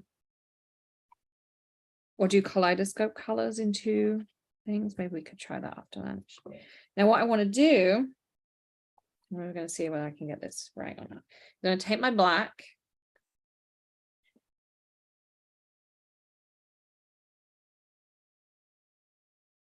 And I just want to do the edge in black.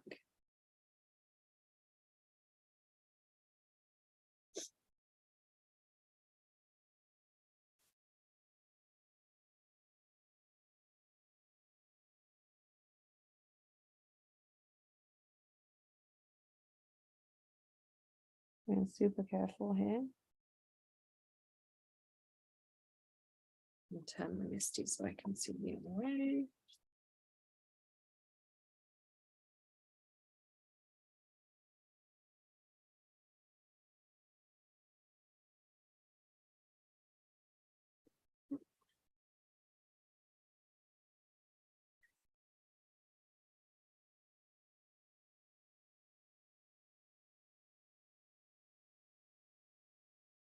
And so what I did was just did it so it's just gentle, but it's enough to kind of like firm up that edge and make it look really super dark, and just kind of, you know, kind of blend it all together a little bit more. I thought it would give it that little bit of definition it needed. So this one up.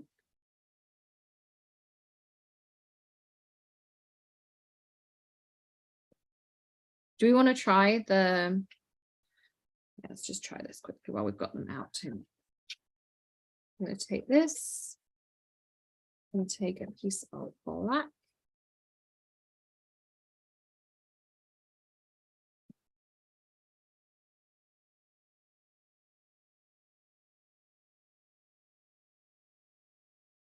Down. Some clear. It's just our clear ink, black cardstock.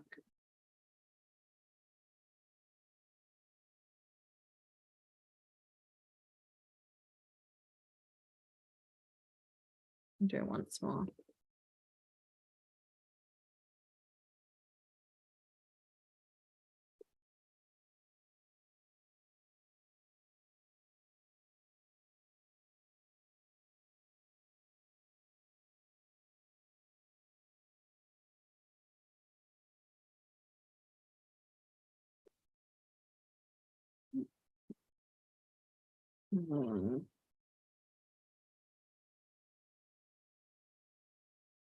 Couple of kaleidoscope powders.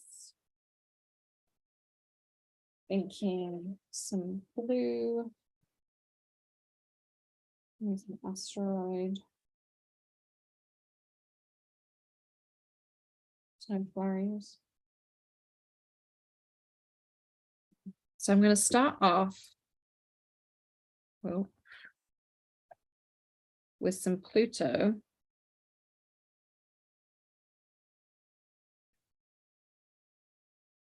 On the frame.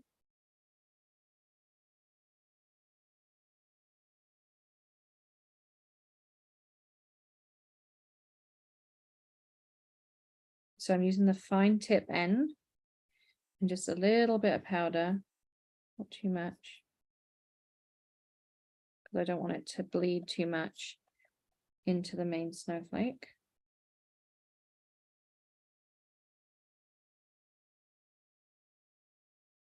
like that.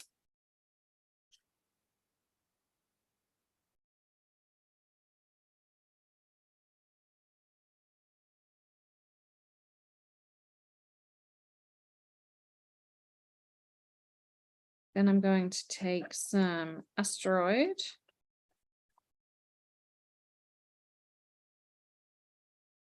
And I'm going to do this side of the snowflake. And I'm going to try, I mean, I'm not being perfectly precise, but enough.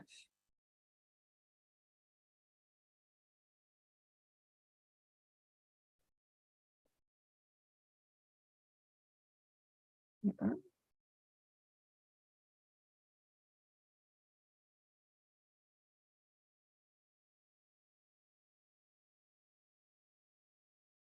I'm just gonna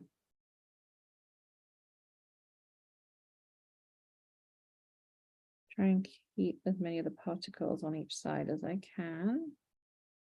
That. And then on this side, I've got snow flurries.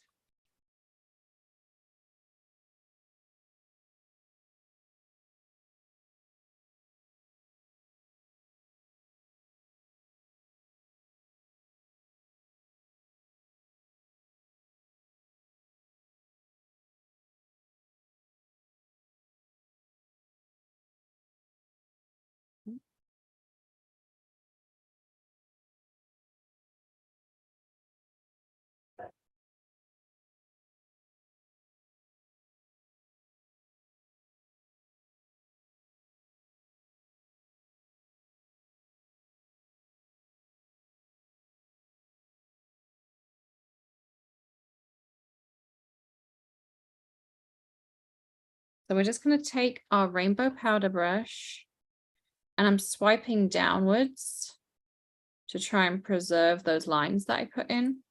I'm just going to put it off to the side so I can give it a good clean, but I'm swiping down as much as I can. And so what I've got is the two divide pieces in there like that. And then quick spritz of hairspray. Let that dry for a second. This one we can take.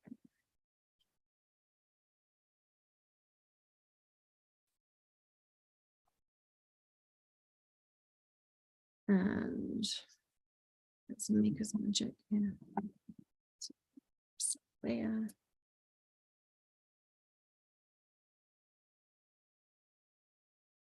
There we go.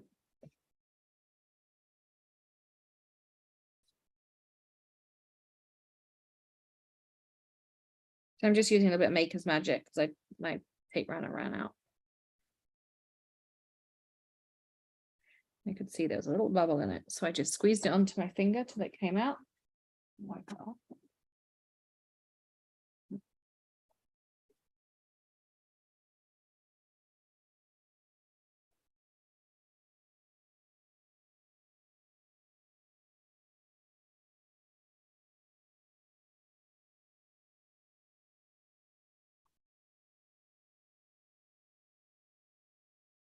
So, there we go.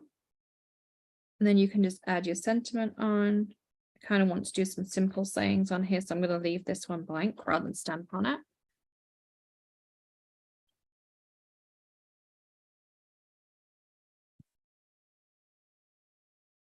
So there's that one. And I probably would add some gems in the berries, some red gems, just to kind of add that on, or even just some Maker's Magic.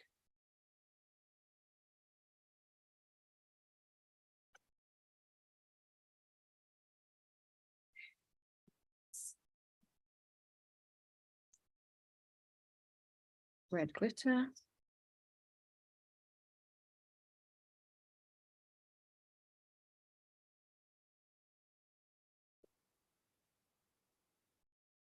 Yeah.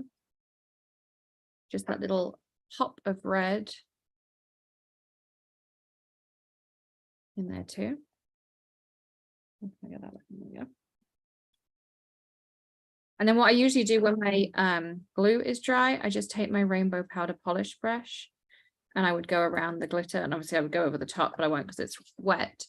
But it just, you know, you clean off all that excess that way too. So maybe a few gems might just finish it off. So there's that one. Put that one up there to dry. Probably going to put something on top of it because I'll forget that that's wet, but it's okay. And then for this one, actually, I'm going to save this and use this on our floating front card later, like this. We did the Happy Hanukkah.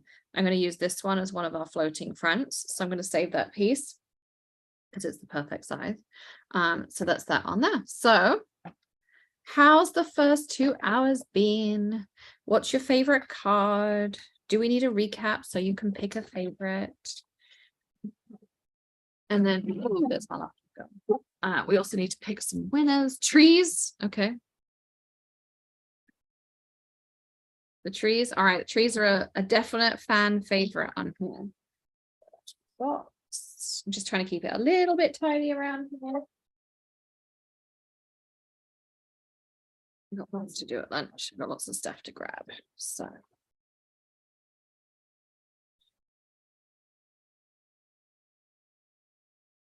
Yeah. Then. Yeah, I think the trees are definitely the favorite. Trees, trees, trees. Isn't that funny? Because the trees I actually picked out, and Kim was like, oh, I'm not sure about that. And I was like, no, I think I can see potential in those trees. It's a bit like a dress I bought the other day that everybody hated, and I got the sewing machine out here, and then everyone loved the dress. So you just need to see the potential. All right. Okay. So let's do a couple of winners, and then we're going to have lunch. So let's do our VIP winners. I have the list ready. The girls did it for me already. So our first VIP winner for, well, the VIP winner for the 11 o'clock hour, $25 gift card, which get issued mid to end next week, is Lorelei Stone. Congratulations, Lorelei. And we're going to do one in the Zoom here. And that's going to Lucille. So congratulations, Lucille.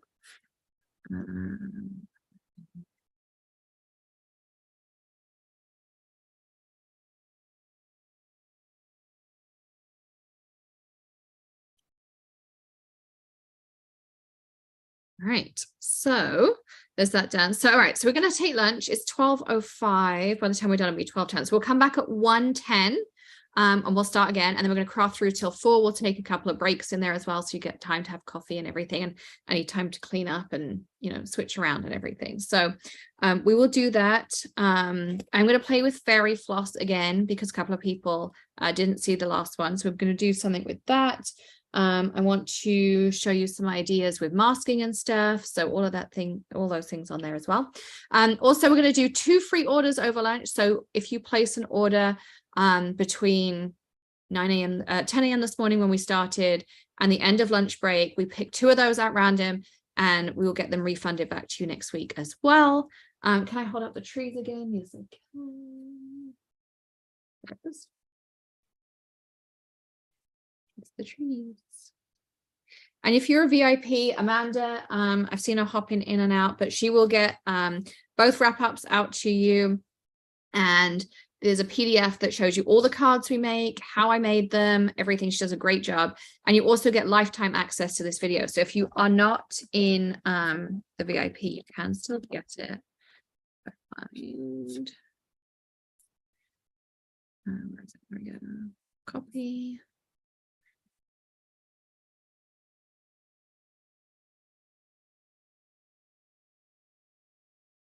So yeah, okay, you can still go there and you can check out the VIP stuff on there as well. And you get 15% off the whole store.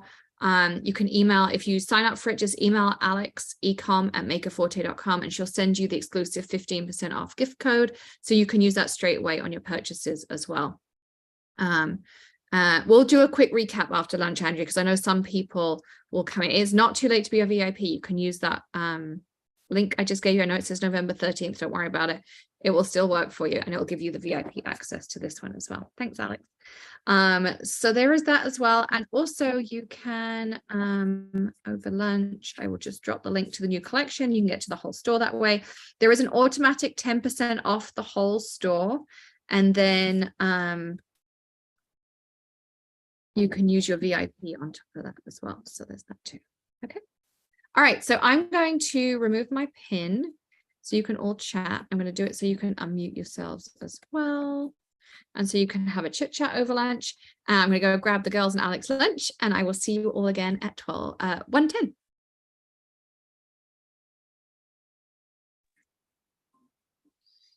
Hello, everyone.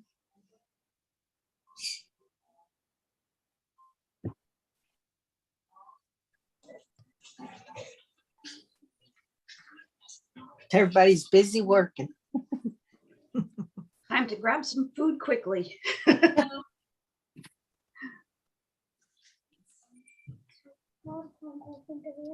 I'm working on my Christmas cards.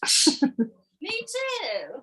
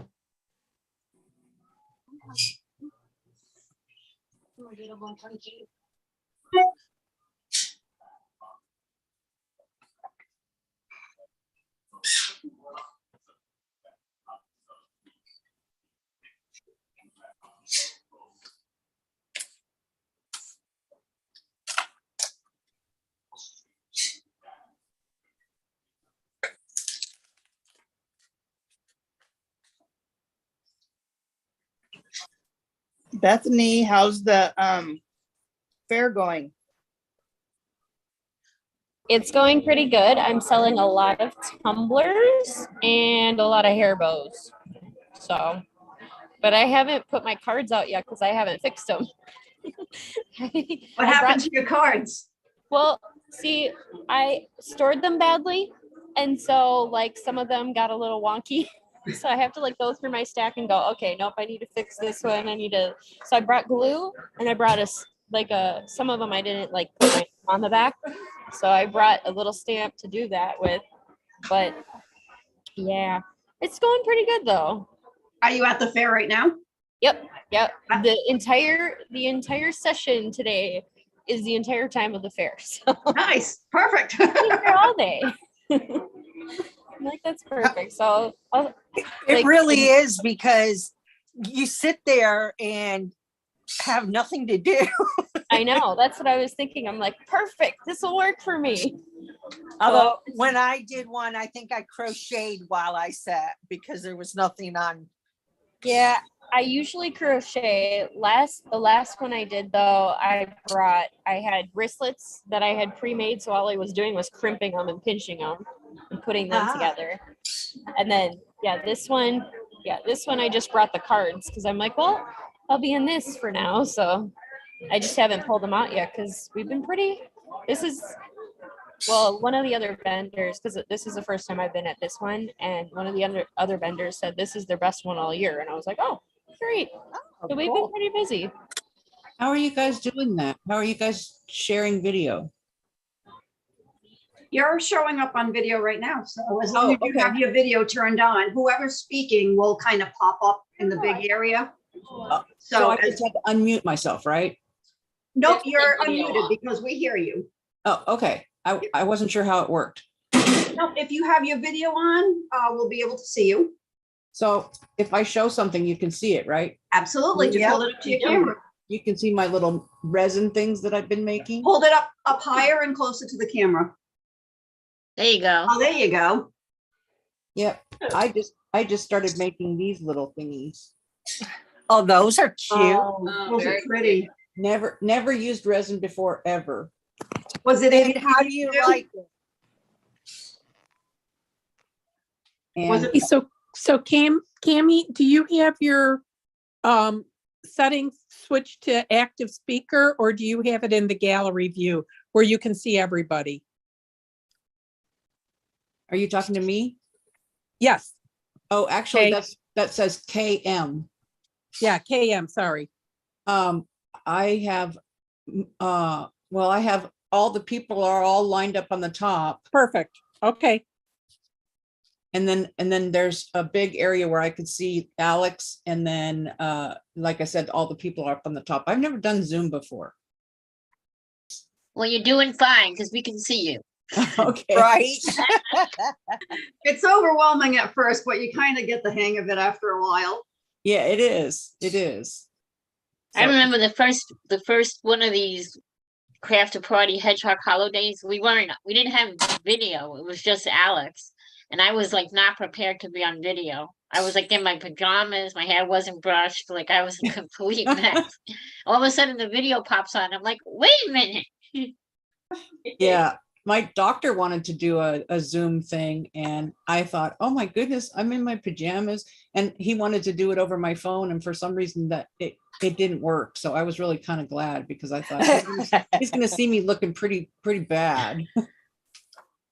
Yeah, but the Zoom thing with the doctors really came into play during COVID. Yeah, Yep. yeah. They didn't want people in the office, so Oh, hey, Bethany, Yeah. are the gnomes all moving out, or are you still being invaded by gnomes at your house? We're still being invaded by gnomes. Yep. do you have them on your website? I do. I have like so many more to upload though this weekend. Because I So- need I still want to get a fall one, even though kind of Thanksgiving's passed, and I want a Christmas one. A Christmas one. We have lots and lots of Christmas.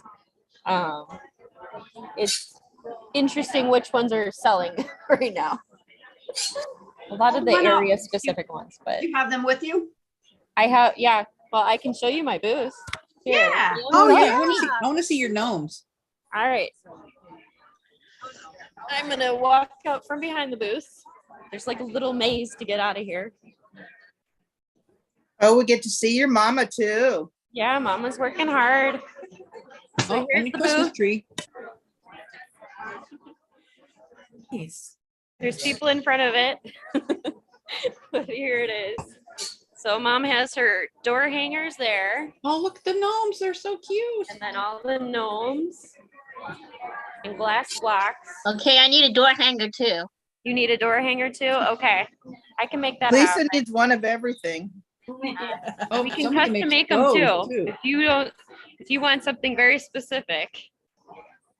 Oh, Did I you make love all the it. bows? Here's my hair bows and tumblers. Wow. So there's all my tumblers. Still have glitter ones, and oh, I have to show you guys this one I made yesterday. It's a silver sparkly. It's a Snowman. snowman. I love snowmen. Oh my goodness. There we go. Yeah, I Oh, just got that's so pretty. I got the glitter one shipped to me this week, and I was like, I have to make them now. So, and then Mom has mittens for those of you who are freezing cold like me today. It is 23 degrees. I don't need those in Florida. Florida. No, you don't. And then Yeah, here's me all my neither. ornaments. I don't know if you could see my ornaments, but there's all my ornaments. I actually had someone already buy one of my display trees. Again? It happens every year. I guess like my displays are just so cute that people have to have the tree. Is it the same person or is it somebody No, it was a different? different person. Totally Maybe different it's Wow. time to start buying extra and just selling them. I know. Well, and this year I brought extra trees. So when she was like, "So how much is the tree?" and I go, Well, I have one ornament on it because I had sold out of the ornaments on that tree, and I was like, well, whatever. Well, it sounds like you're doing good Well, then. glad, it sounds like you're doing good, so glad, I'm happy for Yeah. you. It's definitely better than the last one. The last one we barely had any traffic at all. So I was like, oh no. Well, Wow, I'll you be have some stalking really your nice website. stuff. Make sure you get those things uploaded.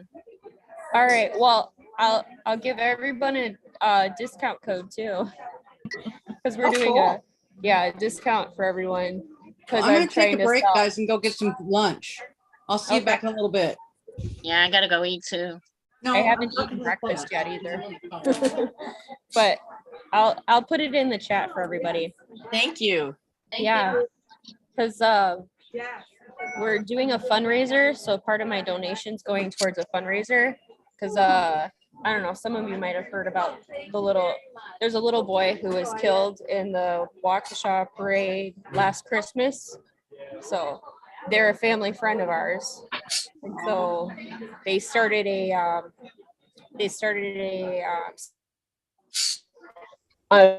for his, on his behalf. And so I'm doing a fundraiser. So all my sales this weekend. So that's why I'm giving an extra discount to everybody, because basically it's going towards their family. And I don't Have you already put it in the chat? I have not. I'm trying to Okay. type. I had to set my computer back down to type. It's kind of hard to type while you're walking around. That's Let's see. true. Huh? Thank you. My mom had to remind me what it was. Post your website too. Oh, Yeah, please. Yeah.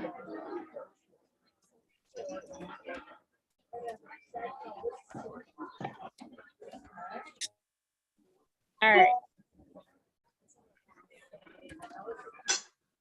Yeah, I didn't even put out my onesies yet. I have a bunch of onesies too. I haven't even put those out yet. I'm like, let me sell a few more tumblers and make some space.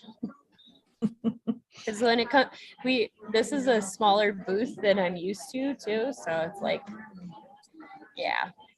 Is it today and tomorrow or just today? Just today. This is today only. So this is technically my last show of the year, but we might still do what's it called?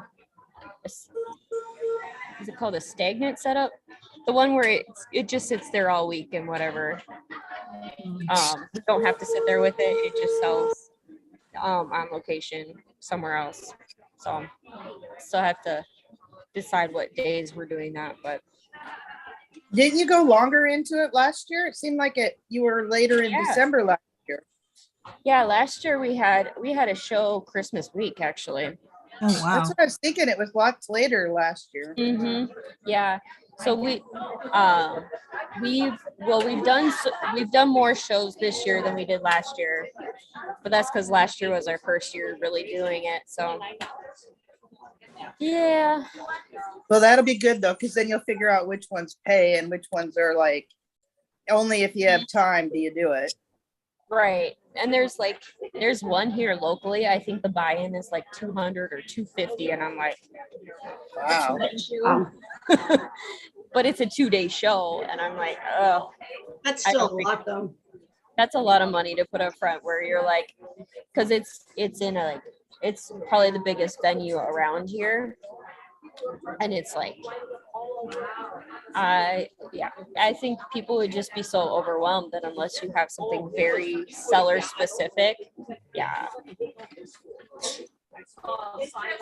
You could always go in with another vendor, True, share the true. cost.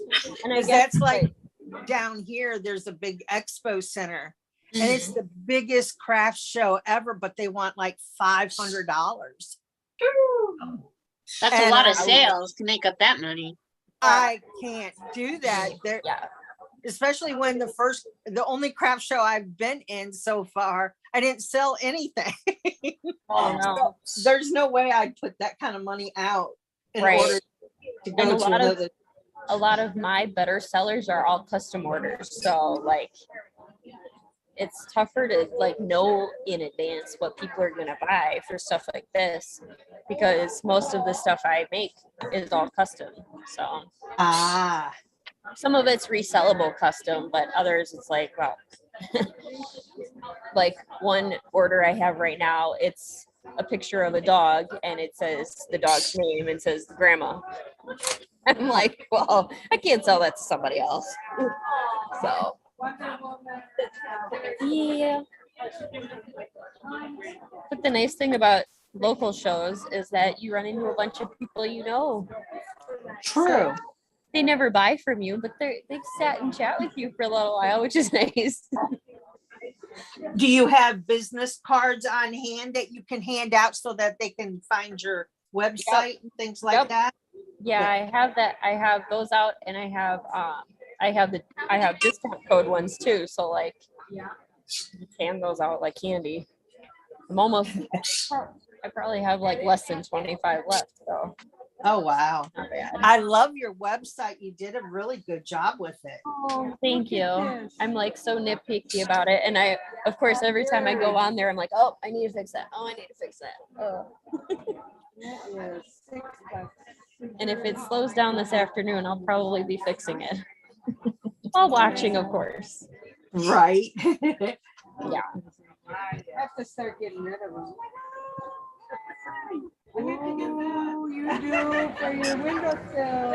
Yes, Bo, to answer your question, my littles were my models for a little while.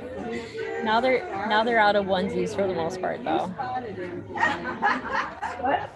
Might be time to go to t-shirts then. Well, I do sell t-shirts, but so far I've only listed I think 2 because all the other ones have, like I said, people's names. All right, Bo, I don't know which photo you're talking about, but I think Franklin's only in one of the photos and then Ellie is in all the other ones. So you'd have to tell me which onesie it is, and I can tell you which baby. Because Ellie was my first model. Actually, I think Danny, I did have her model a couple for me too, but I don't think they made it to my website.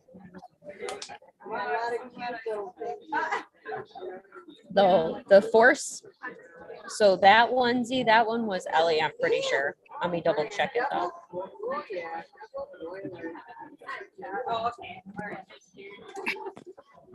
Yes, that was definitely Ellie. She was probably like 4 months old, and that's when she started to chunk up.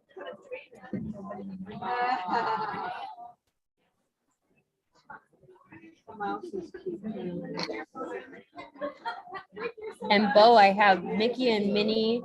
I have Mickey and Minnie hair bows that I haven't even posted yet. Because I just made them this week. Fun.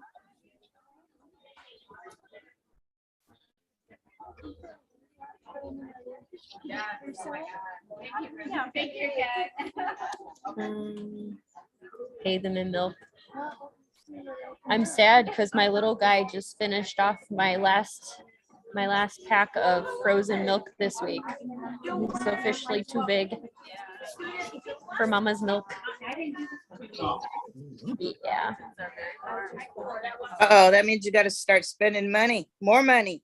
I know, but I think my little guy, he might be lactose intolerant because every time I've given him regular milk, he seems to have a little reaction. I'm like, maybe we'll see. I don't know if you have it available, but for first 2 years of my life, I was literally allergic to everything, and I lived on goat's milk for 2 years.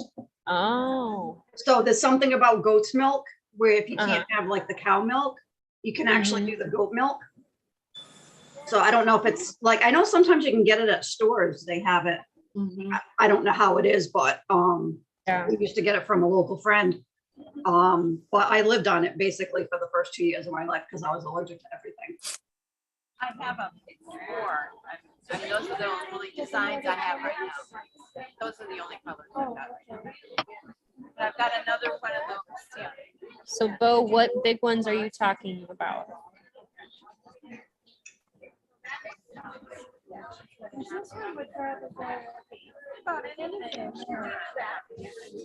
Oh, the big bows. I think I put dimensions on there on the site, but I think they are like, they're like, let's say at least 4 inches or close to 4 inches. Like, I think they're 3¼ inches. So this is my big bow size.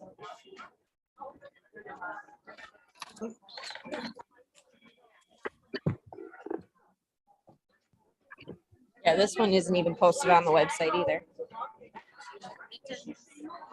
Get cracking. I got to work.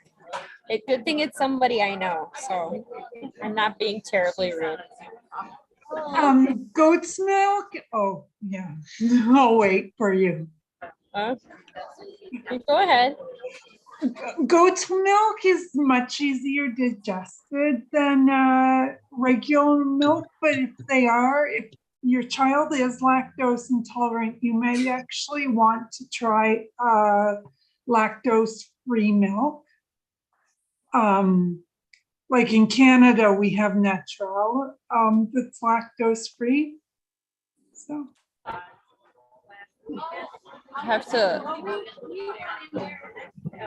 Sorry. no, that's no problem. We have a computer issue. We have lactose-free milk in the States too. Yeah. Well, my husband is lactose intolerant, so we have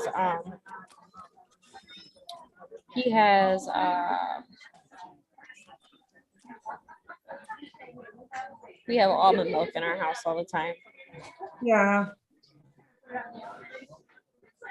I'm lactose intolerant, but I also find that eating dairy-free works better for me. So I just use like coconut milk or cashew milk or oat milk. But that would be different for a toddler. That would be something to ask the doctor what would be best. Do the rest. All right, I fixed it. Probably faster than that. Well, the little guy has a checkup in 2 weeks, so I'm gonna see what the doctor says. Yeah, exactly. If she wants him to go through like a testing or anything like that. So, because out of all of my littles, he seems to be the most reactive to things. But it could also be teething because he just is like nonstop teething, it seems. So he's got like a rash around his mouth that's like been solidly for 4 months, I think. Oh, poor little guy.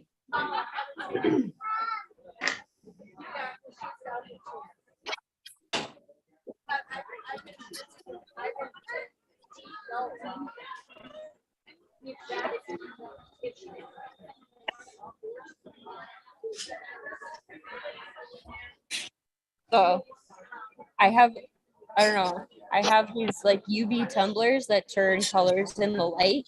And of course, I forgot my flashlight that turns or changes the color. Do you have a flashlight on your cell phone? I was just gonna say that. It needs UV light, like sunlight, so it'll change color in sunlight. But so I usually carry this little tiny flashlight, and I have it on a stand that spins. And of course, I'm like, I get here and I'm like, Now, granted, we're like 2 minutes away, so I could just run and go get it, but I feel like there's so many people here. It's not even. I don't know. Tell them to buy it and they can go home and play with it. Right. Yeah. And I didn't realize I had sold out of so many of them in my last show. So I only have 3 left. So I can't even really go, well, this one turns pink, this one turns purple, and this one turns green. So.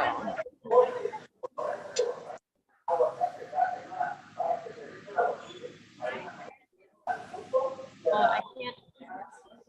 I'm not sure if I can edit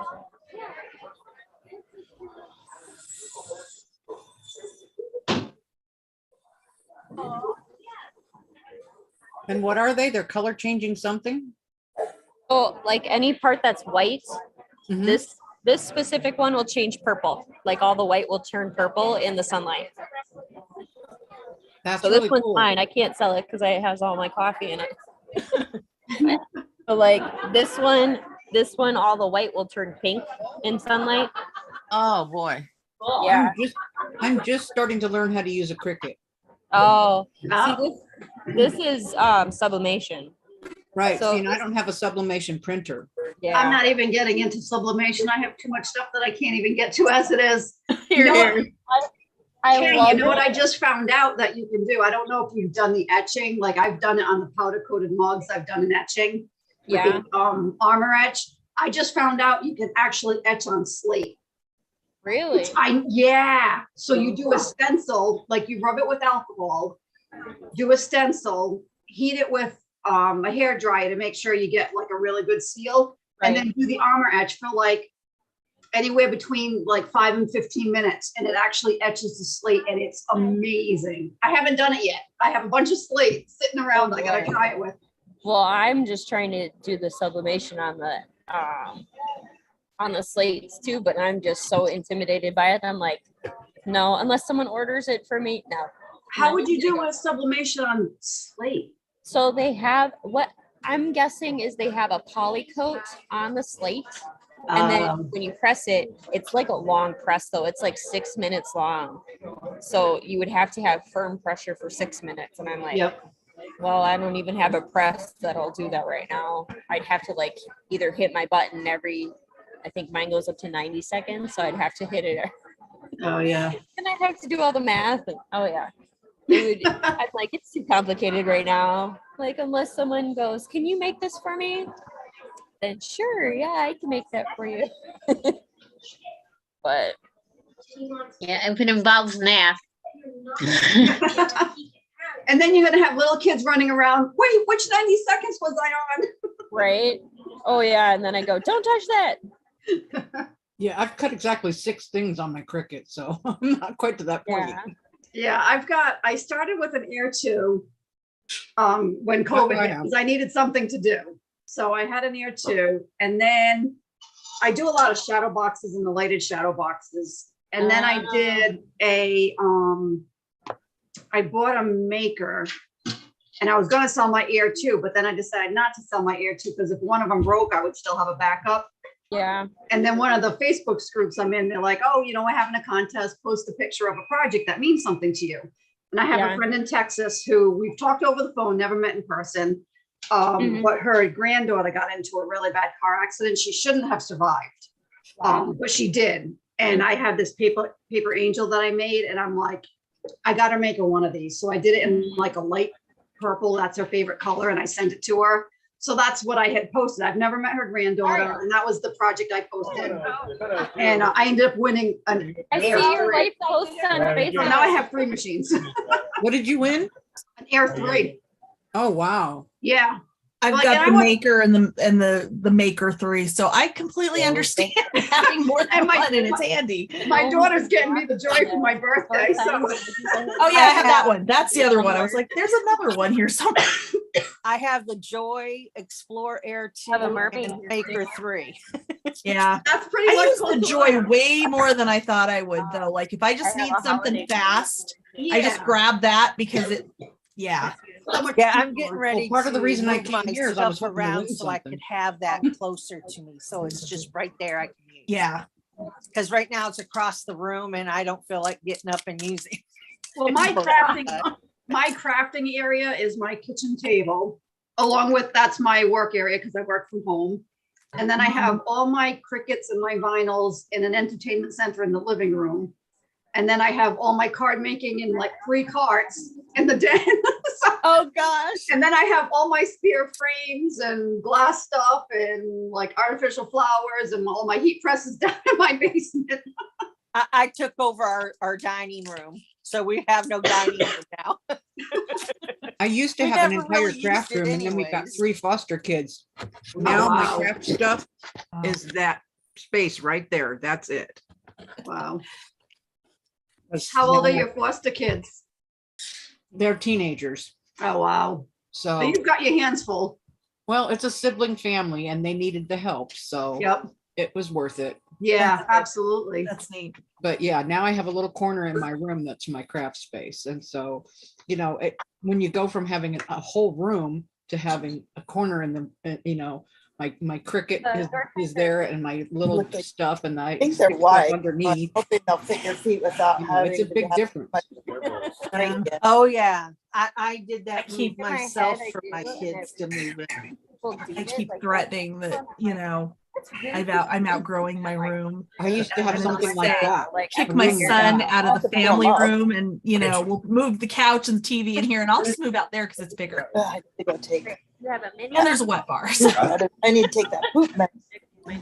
Yeah, mine is husband my just looks at me mine and is I'm my like, guest okay, room. fine. It's they a look- guest room, craft room. Are they?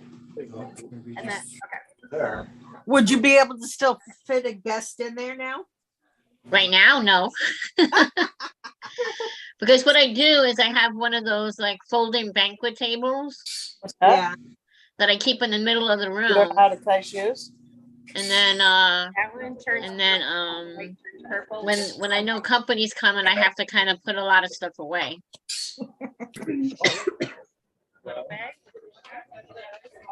So they Then sleep in your and then craft my room? brother just pokes around. He like when he comes in here, he pokes around at stuff and he comes downstairs and he says, "What's this for?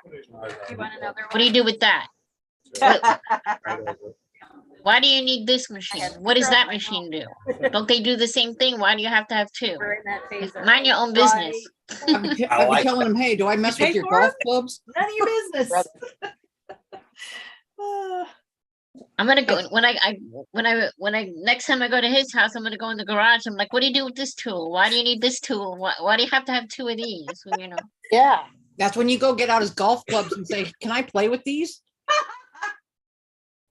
I have to admit though, like last year when he was here, I always donate a bunch of simpler Christmas cards to. There's a local nursing home here that Right now, takes because care it's of all the way. to your- Alzheimer patients. Far down as they'll go, because you look.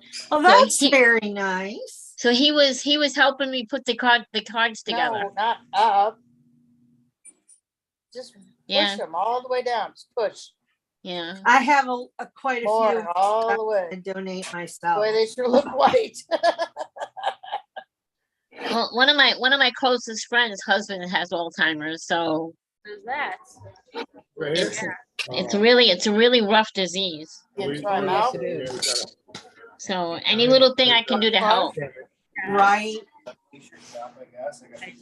It's terrible to watch. Oh, Yeah. Her husband is like barely knows her anymore. He has good days and bad days, but Yeah, right. at least Bye. Thank you. Thanks for stopping. Thank you. Have a good day.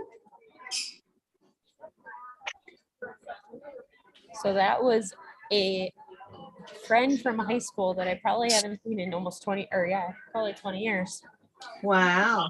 Yeah. Well, that's really nice. Yeah. You don't look old enough to be haven't seen someone in 20 years. Yeah, well, I am older than I look. Pretty much want to use that moonshine. I have well, I don't aged. have a big drinking tequila anyway. My dad is turning 77 in a couple weeks. A lot of it, yeah. Doesn't look 77. Yeah. Paper towel, what'd you say? Boozer can remember. Paper towel and what else?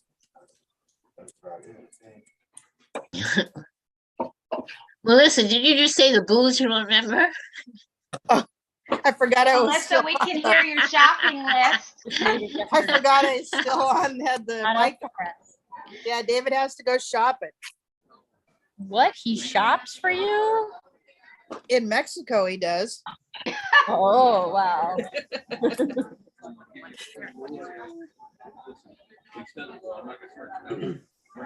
Did somebody say the USA lost? Yes, they did.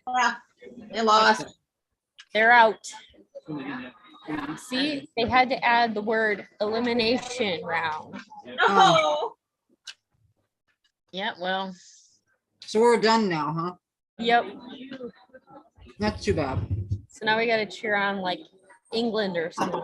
I don't know. We gotta cheer on England for Alexandra. Mm-hmm. I don't really follow soccer. It's the one sport I don't really follow. Oh, I any used to, but sports. then I had kids. I followed it all the way up until I was pregnant during the last World Cup with Danny, and she kept kicking me during it, and I was like, "Oh, yay, we're gonna watch soccer." Yeah. Ellie's probably gonna be the soccer player because she kicks everything, like everything. Gotta get that aggression out somehow. Yeah. Oh, yeah. We're a very sports oriented family. Yeah, I Sports- believe you. Hey, I have car coasters for you. I have Yankee car coasters. Really? I do. We'll take some of those. Mhm. New York Lisa needs Giants. one of everything. That's what it sounds like. Hey, I like to support my fellow crafters. I'd rather buy it from Bethany than go to Walmart or something and buy it. Very Right. good point. Well, and that's That's the thing. true. I make stuff that if I don't sell it, I'm gonna give it to somebody else anyway. So that's how I craft. 'Cause I always have somebody in mind. Yeah. No, I just but, make stuff to make stuff. I also do that too, but that's just my therapy, and that's usually my cards. Exactly.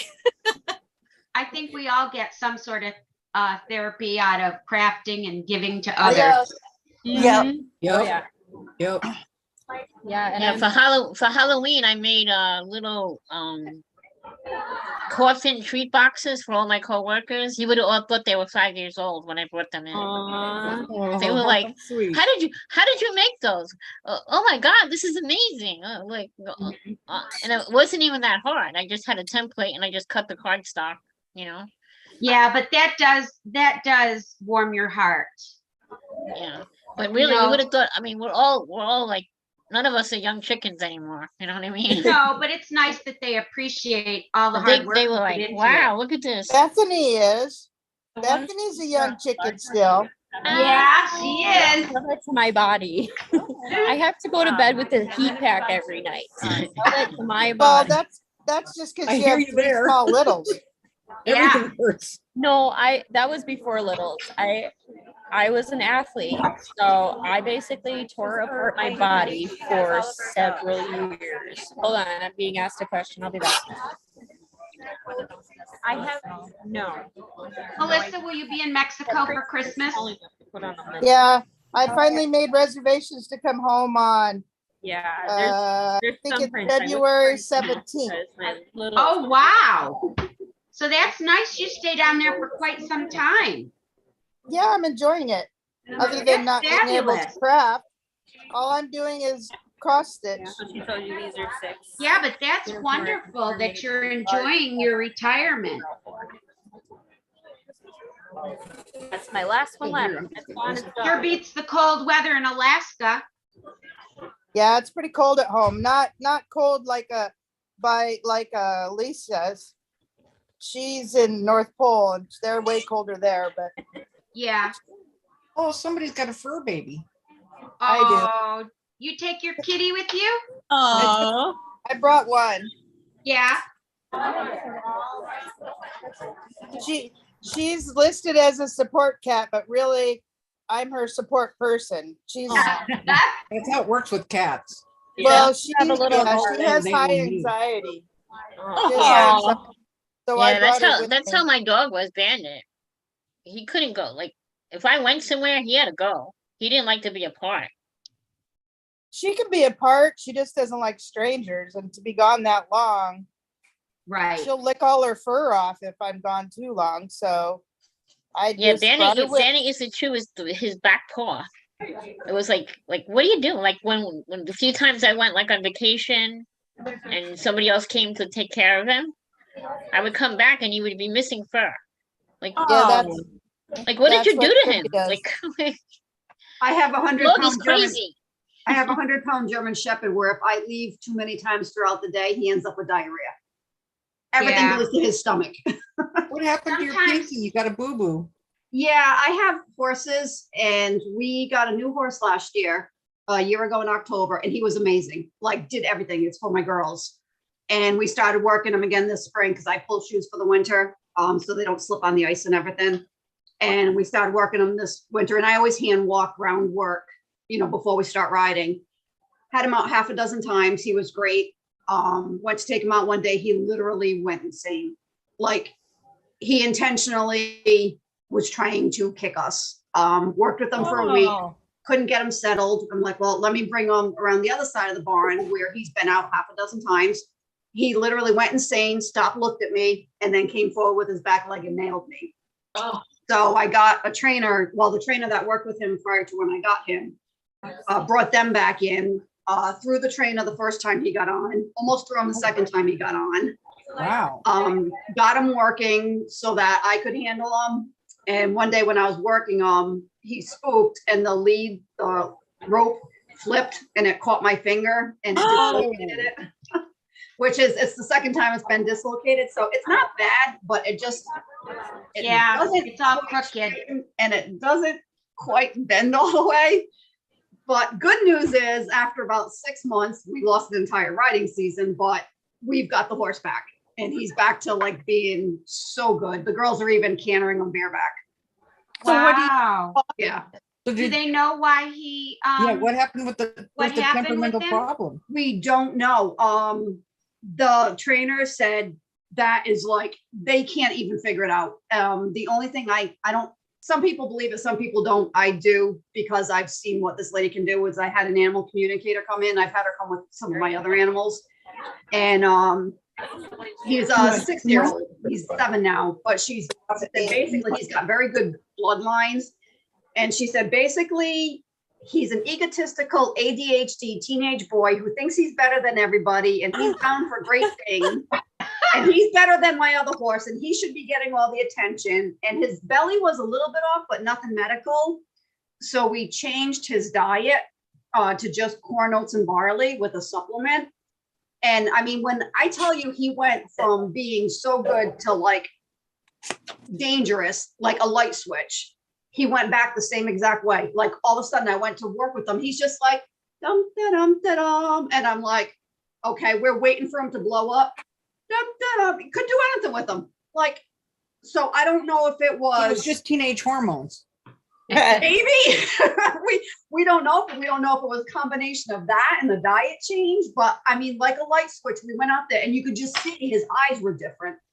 And he was just back to, and like we brought him to the trainer for him to ride, because I would not let my girls get on him or work with him. Yeah. And I told him, I'm like, Colby, he changed again. And he's like, okay, we'll see. So we launched him. He didn't do anything. With the saddle on, he didn't do anything. He's like, all right, let's see what happens when we get on. Got on, he didn't do anything. He was just like, didn't care about the world. Just Wild. So yeah, so it was a very rough year with him. But and because he got so attached to my other horse, I couldn't ride my other horse, because if we left the young one, like even 20 feet away, he would become self-destructive, and he actually cast himself and got his legs through a fence one day. Oh wow. So I was lucky he didn't break a leg. Oh my goodness. Yeah. We've had quite the year. Well, thank goodness you're past that. Yeah. So we have to keep him. I'm keeping shoes on him this winter as long as I can. I don't like trailering him or trailing anybody in the winter, just with the ice and everything, but we can't let him sit. So we have to, like, even if it's like every other week, get him out and keep him working, because he's not a horse that can sit still, apparently. Yeah.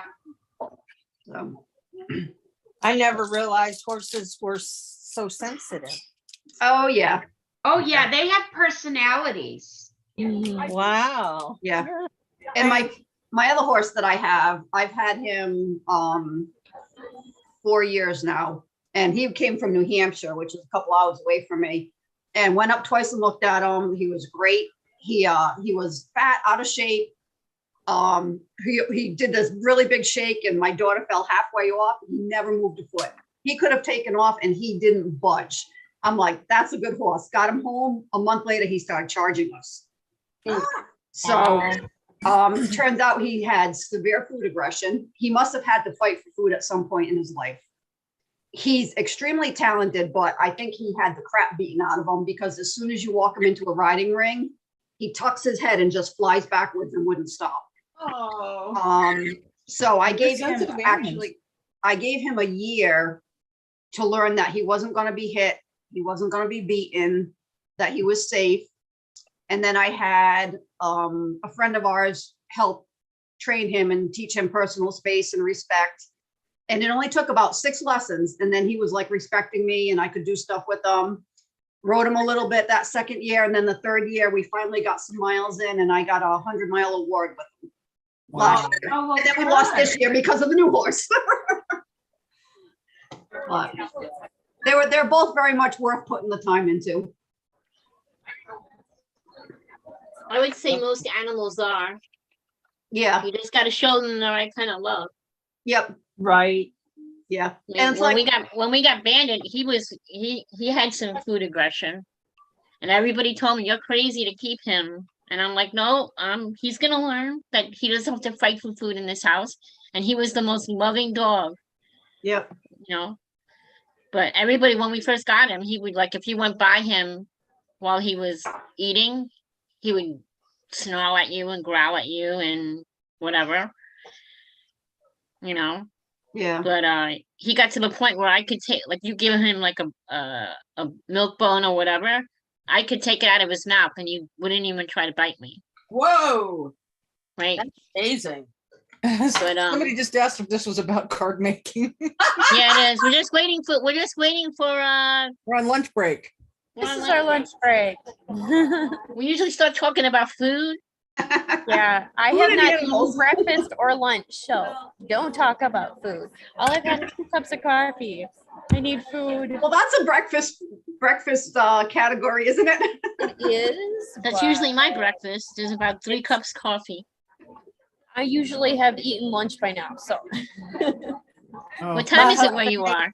I can't do that. I have to have food. Well, and they're protein. walking around. Some people are walking around with Bloody Marys, and I'm like, well, does that count as food? Yes, tomato juice, celery. Yeah. Got lots of veggies in it. Like, A although liquid salad. yeah, right. Especially No, with Bloody Wisconsin, Mary they does not build them up. count as lunch, even though it's got tomatoes and celery and yeah. it Yeah, does not that's too count. much. That's too much sodium. Not if you buy low been to a sodium craft tomato fair juice. I think that they has put bacon in this one. though. cocktails. I usually buy low sodium V8. Are you making one of those rug hook things? Who, me? Yeah. No, I'm making a wall hanging for my girlfriend. Oh, that's cute. pretty. Neat. What does that say? Hold that up again. Home is where the heart is or something? She has No. to talk. I can't see her. It Oh, says, Melissa, that's pretty. it says, home is where you poop most comfortably. That's hilarious. That is hysterical. Oh, that's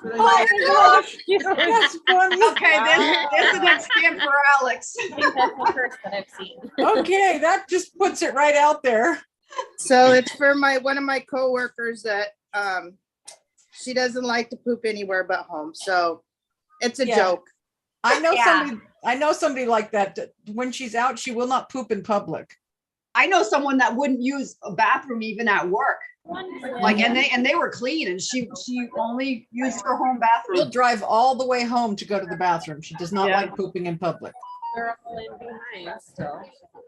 That's funny. Home is where you poop most comfortably. Okay, now we really went off on a different tangent. Oh, and if somebody walked in right now, Well, This is it's about still card a making? craft. it is. Although it is I've crafty. never done one that's printed in color like this. So I have to, once I'm done, I have to soak it in water and hope that the print comes out. I've always done counted, so. Yeah. Your heart desire. Hey, I just saw a new tool that We Are Memory Keepers came out with. It's the tufted thing. I saw a thing for it last night. Just find the. A tufted thing. How do you use it?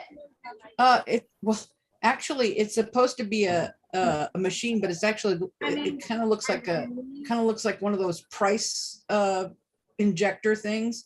Okay. It's made by We're Memory Keepers. And it looks a lot like the tapestry thing that she's making. But it just came out, I think, like 3 weeks ago.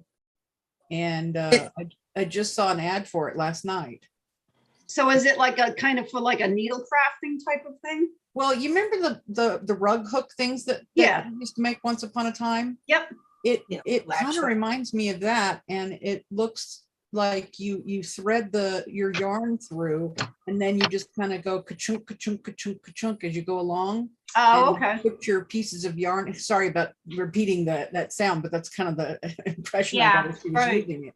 And That's you just kind weird. of push each piece of yarn in, and so it's called a tufted something or other. I can't remember exactly, but the price on it was outrageous. I think it was like $300. Yeah, those We Are Memory Keepers things. I Wow. don't know. A lot of the stuff doesn't work the way it's supposed to. Well, some of them are kind of interesting. I have the envelope. Yeah, maybe. well, some of those boards, like I have the tag one, and I have but like some of the more like exotic. I don't know if you want to call Yeah, it some of the more exotic. exotic ones I don't really care for, but some of the simpler ones, like I've always had the envelope maker one and maybe a couple of other ones. Oh, and I have the ABC one, and Yeah. that was kind of fun. But some of them I think are overpriced for what they can do. What movie? Yeah, buff? yeah. Especially like, some of the box dies, those box Yeah, especially boards they since have. You since can make you you can can do it make without the most of those machine. boxes by hand. You don't need Right.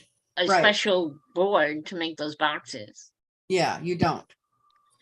And so I know it makes it easier, but you really can do it without it. I got Especially these, like they have like a pillow box one and this cable box one, and I mean, you don't really need a board to do every single one of those. And who has time to go digging that thing out, for something that you're probably only going to use once or twice a year, like at Christmas and, one other time a year, maybe. Yeah, well, I have my Cricut. So if I want to make a gable box, I can cut like 50 of them in a day. Like, Yeah. you just like put the cardstock down. It just keeps repeating, and I don't have to stand there and punch it and all that kind of stuff. Yeah. I got the envelope maker one, just because I had some weird size ones to make, but it was on sale. My daughter works at Joanne, so I get an extra 30% off. So I got a pretty good price on it, and that was the only reason I got Okay, you it. gotta share her code. her code. Yeah. Well, it's like I think I'll somebody get mentioned killed. Somebody said something earlier about how expensive the magnets are. I agree. If you buy the actual true Misty, that Misty is incredibly expensive, and the Misty products like the magnets and things are expensive. I have a knockoff brand, and I got it for a much cheaper price. And you don't absolutely have to have the Misty magnets or the Misty. No, they sell those bar magnets on Amazon, like 12 Right. for like $10 or whatever. Yeah, and I mean they work just as well. You don't have to have something that says Misty on it. Yeah, I have a different I've always kind of thought from the very beginning that Misty, sure, she came up with the idea, but she way overcharges. And you Yeah. don't have to have the one that says Misty on it. Like I said, I have a knockoff brand that works pretty much the same way. I and is actually a got lot cheaper. one day I was in, I'm not a thrift store person. It's not something I do, right? I got dragged to one of these thrift stores by one of my friends one weekend, right? She was out, we were out, and she's like, we're going, this is what she does, right? Yeah. She goes to thrift stores, right? So I go into this thrift store and I'm looking, like she's buying whatever, and I'm looking around and they have like a little craft section. So I'm looking in there, a lot of junk, right? So I'm going through these boxes of stuff, and there's a Tim Holtz press tool in box. And I'm like, there's no way that this is what's in here, Yeah. right? Yeah. Right. So I open it, brand new. Brand never new, wow. used, $5. Oh my $5. God. How much was it? The I stamp paid $5 press? for it. Wow. Oh, That's the one I use. wow. Right? I couldn't believe it. I was like, I thought, sure enough, somebody must have put something else in this box, right? I opened it up, $5. It's really nice. I like it. That's the one I use. Yeah. I have the Stampin' Up one and I'm not very fond of it.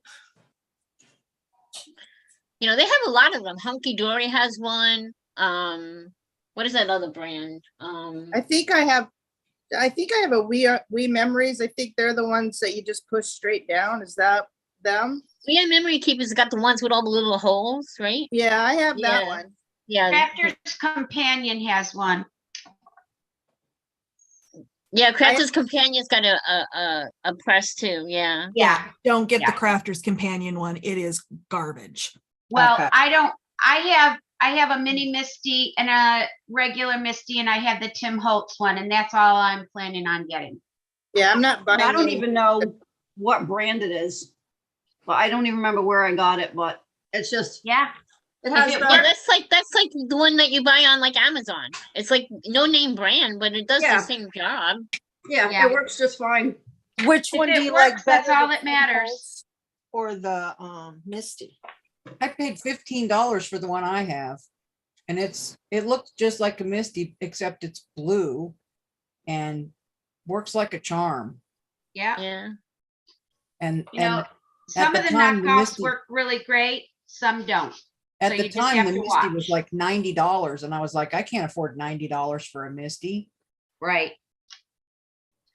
Yeah. I actually got my mini Misty when they had a big sale, and then also I got my other my regular size Misty when they had a sale. I waited till they had a sale. Yeah, well, the reason I got mine for so cheap was it was right about the time that the lawsuit stuff was happening, and they were having to take it off the shelves, and they had to sell it because they were not allowed to sell it anymore. So they basically Right. were giving it away. She put that what do they call it? Yeah, she sued them. That's why you can't get the Tim Holtz one in the United States anymore. Well, if she patented it, then she has every right to sue. But they're all a little different. That's the thing that gets me is just because it has a door that opens doesn't mean it's the same. Tim Holtz's is different, has no lineup things on the edges. Me, Well, that's, right. It's you know, kind that of should have been. kind of like Band-Aids. I mean, technically, every type of bandage that you put around your finger, they're all different, but you know, They do the same job. yeah, and there's a lot of different companies that sell bandages. So, I mean, basically she forgot to originally patent it, and when she realized that other companies were going to copy her, she got all ticked off, and that's when she went out and did the patent. But by that Right. time, Tim Holtz had put one out. I got my Tim Holtz off Amazon, and even though it was the Amazon UK, and they sold me one here in the US that came from the UK, Right. and it was a lot cheaper than any of the other ones. Yeah. Well, by the time she finally got that patent out, you know, I think 4 companies had already started selling something that was similar. And Oh. that's when she said, hey, you guys all copied me. And that's when the whole, argument started. And that's when they all Yeah. started having to prove that their product was different. That's why I won't buy a Misty, because I don't think what she did was fair. No, I thought she was obnoxious about it. Mm-hmm. Well, Definitely. You know, I have the big giant Misty. I don't know why I bought it. But that's the only one. I Yeah. have. Yeah. That's the way I feel about Zizix and their big lawsuit. What are Sizzix doing? I guess I've missed that one. Oh, that was Me all too. previously. It's already been settled, but it was on the dies. A lot of companies, they were suing a bunch of companies for their dies. right. They were the ones I think that sued about like if you sold a stamp set and you made a coordinating die set or something. Yeah, and it had You to know. do That with was the way you involved made your too. die to match. If your if your stamp matched your die exactly, whatever, somehow the technology you had to use to make that happen was patent. Yeah, the whole Sizzix thing, I wish I had known when I did what was going on when I bought my big shop, but I didn't even know. So otherwise I would have probably gone with something else because they were pretty underhanded about how they designed their dies and how they came up with their whole technology and stuff.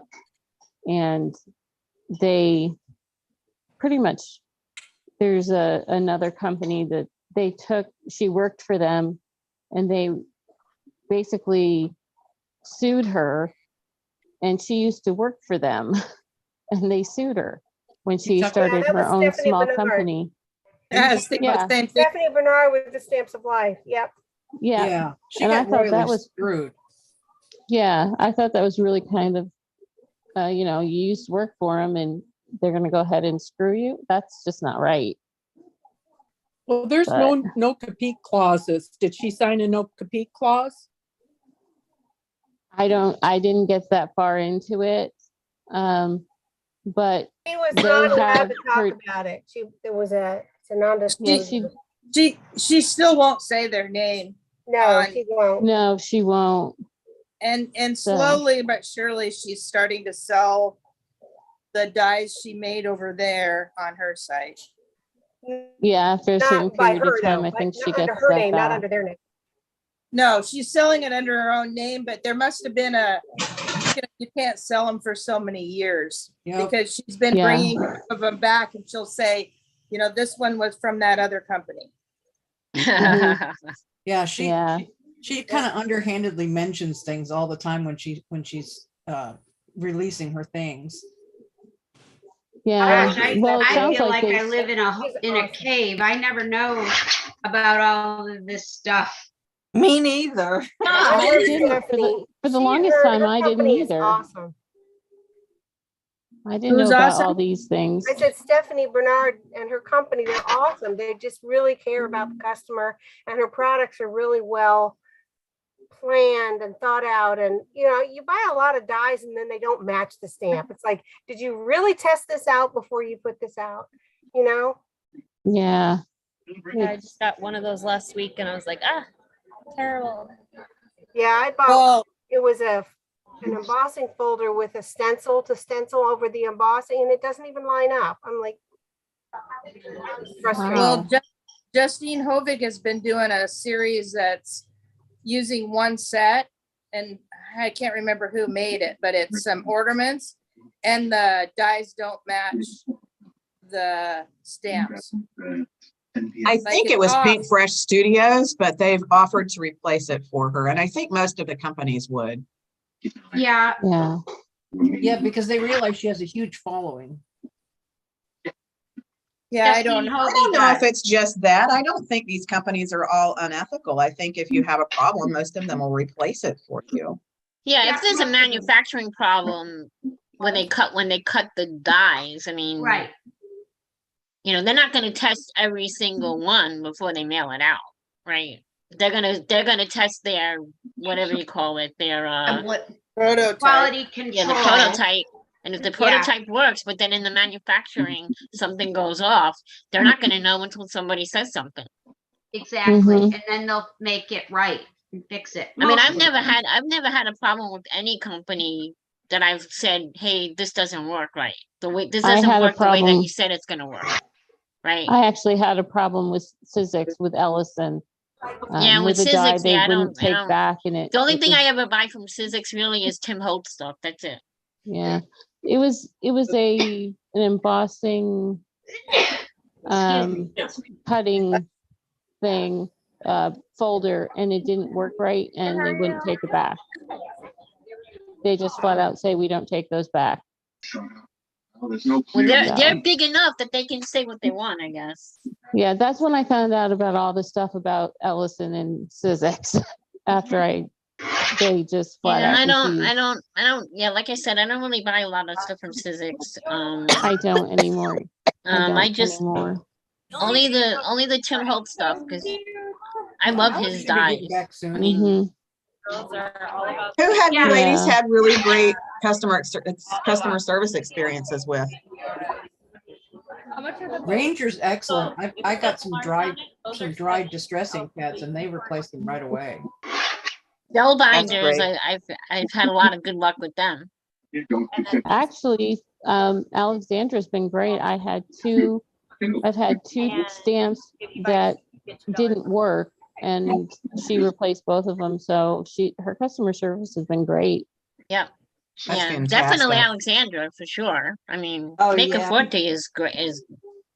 Great. And I they get mean, back to you, right? you can away. email them, you know, whatever, put stuff Right. on Mhm. Facebook. You get a response like really fast. Right. Exactly. Good customer service. And every other professional on the planet. Whoops. I was gonna say, did I just hear an ad?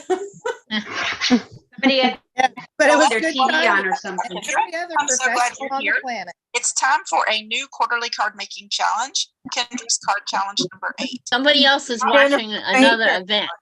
It's me. I thought I could do this. Cards using just You would have to mute your, you would have to mute yourself so we can't hear you. Well, we can't hear you. You're talking, but you're muted.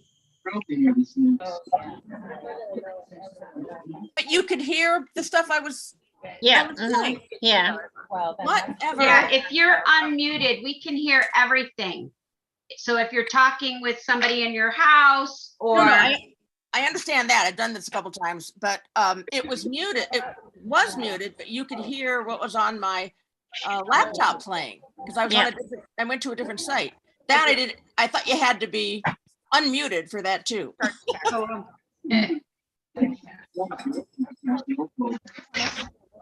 The little joys of technology. Hey, you got that right. Well, I'm really glad that they came up with this, right? Oh yeah.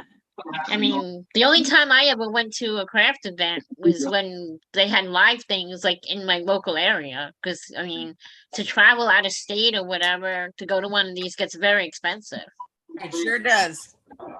And then I always got to figure out, okay, I got to bring an empty suitcase with me. Ain't I that went to one of different? those. I went to one of those years and years ago. One of those creating keepsake events. Remember those? Oh I don't know gosh, if yeah. And 1993. Between all the stuff they give you in the classes and going to the vendor store and buying, I was like, I'm gonna have to go down to the hotel and ask them to FedEx my stuff home because it's gonna make my suitcase about 100 pounds overweight, and the airline's gonna charge me like $1,000, whatever. Well, My before mom's a COVID, we quilter had and a she little goes craft to, store here, and they used to offer classes on Fridays and Saturdays, but COVID put them out of business. Yeah, that's a shame. Really, I mean, a lot of these small stores, that they really suffered during COVID. Yeah, yeah, my mom is I a used to love to quilter take classes, but and she they're gone now. used to go to a lot of the quilting conferences and stuff. And once COVID hit, most of them have slowly decreased in size. And so she's doing a lot more like quilting retreats and stuff where it's just a certain number of people at a Yeah. venue. So the big kind of conventions are disappeared. Yeah, I know. I still get the emails from creating keepsakes, but they don't really have classes anymore that I'm interested in. You know, I don't really scrapbook that much anymore. Hello. Hi. Alex, you're back. I am back. I ran and got everyone Chick-fil-A and had a quick cleanup. I think I got everything I needed, but I guess we'll find out. So I was going to do a quick recap of what we made this morning for those if you joined over lunch, and asked if we could do a recap. And then Joy Wilson on our team, she sent me a stack of cards. So I just wanted to show you. So some of them are older stamp sets and things, some of them are newer stamp sets, but you can get some inspiration from them as well. So I'm going to do that too. So, and then we're going to launch in. I got a couple of really cool cards I want to make. And then we're going to take a quick break. Then we're going to do some Hanukkah cards. Then we're going to take a quick break. And then we're going to do the floating front cards. That's kind of my plan, roughly. I apologize for the noise outside. Hopefully it's not too bad that Zoom like cancel a lot of it out. We had a new roof done the last 3 days, and yesterday the blower to clean up, they threw it off the roof by accident, so it broke, so they had to come back today to clean up. So hopefully it's not too bad, but we'll do our best to make it work. So right now they're right outside my door, so it's not ideal, but they were supposed to be here at 6, 7 this morning, and they turned up at 1. So anyway, so let's go down. So we made this holly card. This is top of the stack because it had the wet glitter. It's pretty much dry now. So what I do once this is dry is I just take my rainbow powder polish brush. I go over the top. It takes all the little flecks off. It takes anything off that would rub off in the mail. And then it's good to go just like that. So that was that one. I'm glad you can't hear them because Alex and I most definitely can. This was one of the first ones we made using the new Christmas Tide stamp set, and we laid it up. And you could do like 2 of each of these. So if you could do another big one that laid in here and another small one that laid in here. And so you could really like make these big. You could turn them into almost like bows for a special present. You could do all kinds of different things. So that was another one that we had. And if you missed these, you're VIP, you can go back and watch them again, and they'll be in your wrap up as well. If you're not already a VIP, Alex will drop the link for you. It's not too late. Plus you get 15% off the whole store as well. So is that, then we did this with our new Into the Forest stamp set, and we added the Walking in a Winter Wonderland, and I curved it kind of by accident, but I love how it actually came out and now how it looks. We did the sketched cardinal, clean, simple. I turned it into a Christmas card, but you could do it as a sympathy card as well. You could turn this, I think, into other birds as well. It doesn't just have to be the cardinal, but just a tiny bit of coloring just to add that little bit of detail to it. And there is that. And then we did the embossed resist, like I think they call it like a Technicolor dream coat technique or something like that technically. So we did the blue and the pink underneath and then put the purple on top. And then we put the postcards right there. So we did all of those this morning. And then, oh, I left my Coke out there. I'll get it in a second. So these are the ones that Joy sent me. So I thought I'd just quickly go through them so you can see. So this is one that Joy made. This is Winter Watercolor Scenes stamp set on here. And she used Geminio paper and she just swiped her inks. I think this is one of her Inktoberfest cards on here as well. No, you haven't missed much, Judy. We're just doing a quick recap. And then here I've got some cool cards that Joy sent me, just some other ideas for you. This one here is using, I think it's called Poinsettia. I think it's just called Poinsettia. It's an Alex Siberia.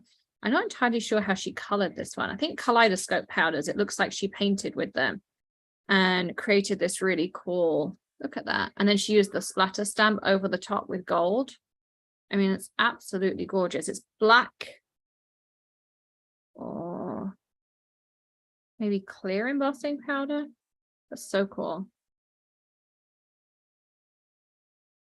I love that. It's probably one of my favorite ones. Then there's this one, same technique as this here with the Geminio paper. And then she used white embossing powder on the top as well.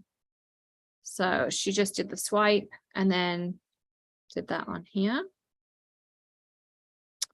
This is the one that we use the sentiment from, the Walking in a Winter Wonderland sentiment. I can't remember what it's called.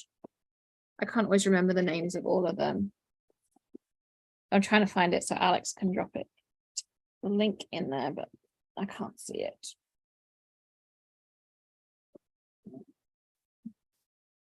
It might be called Winter Wonderland, maybe Winter Wonderland. But this is ink blended, and then she white heat embossed the snowflake, and then the winter wishes down here in the black.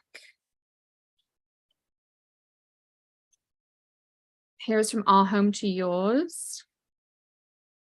She just did this with the gold kaleidoscope powder. So again, I didn't, Melissa, I've run from the second I stopped to coming back. Oh, this one's called It's Snowing. This is It's Snowing. And then This is the Home for the Holidays with the kaleidoscope powder. I love what she did here to put these two together. So this is the ice bouquet, and then she used the Christmas sweater in the background there. So this is heat embossed with white, and then she colored this one in and just added some flecks of glitter, and the happy holidays on there as well.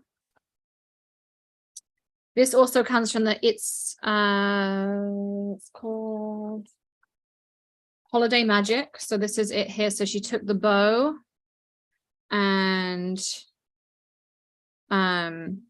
she just colored it in, and then used some of our vintage Christmas paper in the background. Again, clean and simple, but like so effective. Like that just looks beautiful and elegant, like absolutely gorgeous. Gorgeous. She had a happy Hanukkah. So she took some of the blue cardstock and then ink blended the edges to give it that haze. Then she used the splatter stamp and then white heat embossed the happy Hanukkah.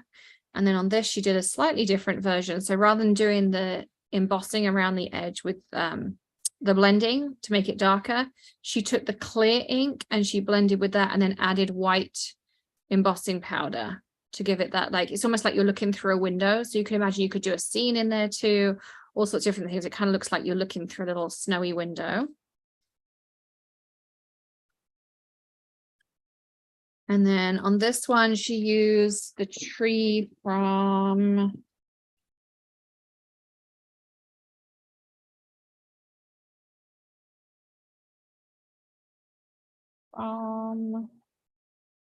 we had it out just now.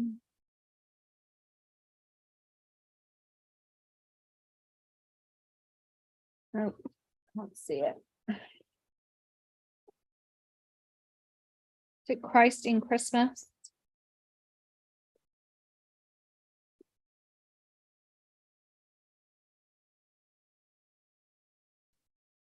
You can see the stamp so I can't remember what it's called. So there is this one. So this again, so she's taken a piece of black, then she put some of the white re-inker over it to give it that like chalkboard look. And then she took some white embossing and white embossed this. And that's how the effect came out. So it looks kind of like a chalkboard technique. And I love the little heart that she put down here as well. Super cute. Look at this Hanukkah card she made too. Gorgeous.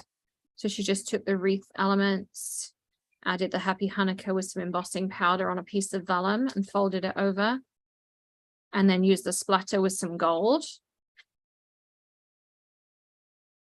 Okay. This I know is a technique I think she did for Inktoberfest maybe. She used detail dots with foil and glitter and then used the wreath on the top.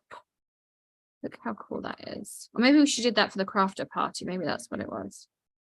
But you use detail dots with foil and you can create this really cool background, which I think is just awesome. I love that. And there is, this is using Sleigh Bouquet, was that? And then this is the tree from the It's Snowing in the background. Like, look how cool, like realistic that looks as a background. Super simple. She did was stamp it and then did a little bit of ink blending. And then she added little bits here you can see of the marshmallow paste. So cool. Another version of the poinsettia. Here. So this one's embossed with the gold embossing powder, and then she ink blended some pink, looks like Tiptree jam maybe, and then she added the coronation purple and went that way, and then again the splatter on there. Oh, this isn't ASL and this isn't Christmas, but it's really cool. So it was just in the pile here. This is using holiday seals, which I think is sold out and we won't be able to restock it before Christmas, but we do have one that says it's called Do Not Open until December 25th. It's very similar to holiday seals. You could absolutely do something like this with it, or any of those kind of stamps, or anything with that. So it's Do Not Open until December 25th is what it's called. And then this is the Around the Curve die in the background. And rather than piecing, what she's done is she's done a full piece of the red, and then she's put the die cut piece over the top, and it looked like she pieced it together, even though it's not, and it adds a little bit more texture to it. Okay. Then we have this one, which I'm actually going to be using in a minute. It's called Sleep in Heavenly Peace, and the weary world rejoices. Again, I think this might be on black. And then she used the white re-inker and then added the colors and then did all of this on top. So she took a piece of black, altered it, and then went back to black again, which is so cool. And then this isn't technically a Christmas card, but I thought you could turn it into a version of a Christmas card. So she used the fox stamp from, I think it's called Dream something. It's a Jess Francisco stamp. And then she put I love you to the stars and beyond. She used constellation in the background and then ink blended. And I was like, oh, that's really cool. That would make a really cute Christmas card. Like for Tilly, I think that would make a really, really cool Christmas card. So there you go. All right. So there's some inspiration for you, hopefully some that you can use in there. There. I need to make some space. All right. So we're going to make our first card. Oh, we have to do winners from lunch. And I have the 2 free orders picked out. So let me grab those out. And then I have some cards we're going to make. So let me open up orders. Let's load up to the beginning.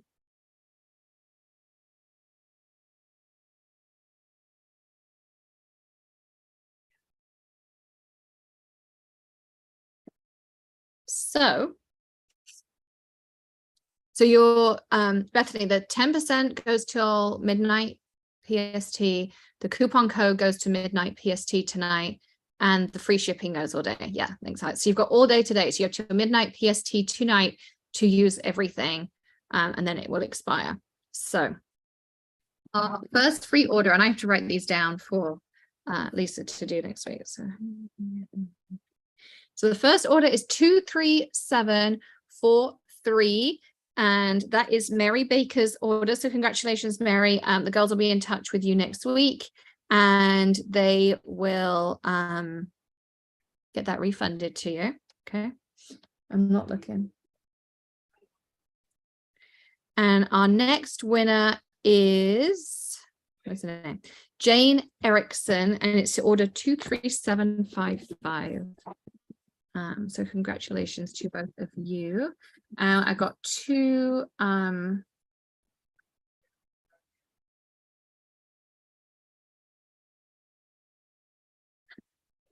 other winners for you too. So our VIP winner for lunchtime was Melinda Casey. So congratulations, Melinda. And our Zoom winner is Karen Henry. So congratulations, Karen. So there are winners. So I've done that part as well. So I don't want to forget anything or anything like that. So we're going to make a super cute card down here. We need this. We need a mouse pad.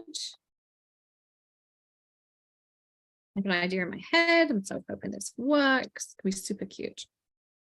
So we're going to take, I don't know what that was, 2 pieces of our white cardstock, and I'm going to use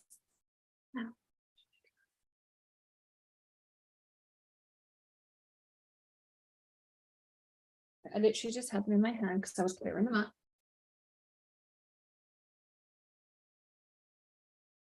We're going to use our circle dies here. Oops, sorry.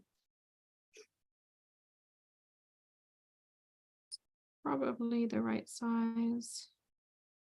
Yeah, that will do nicely. So these are our stacked circle dies. They come on the magnet sheet and everything in a thick envelope for you to store as well. And I'm using a piece of tape to hold this down.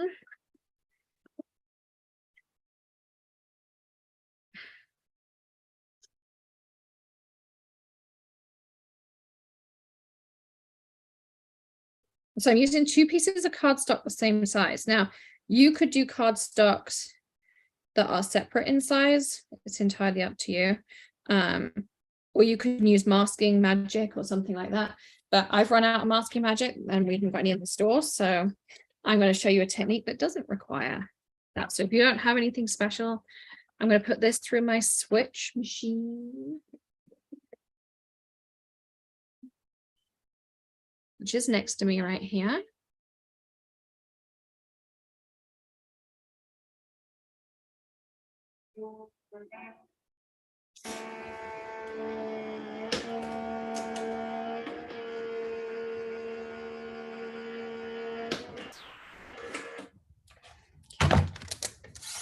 Take that out.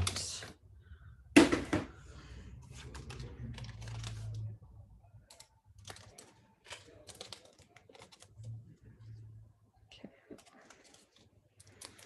So what I'm going to do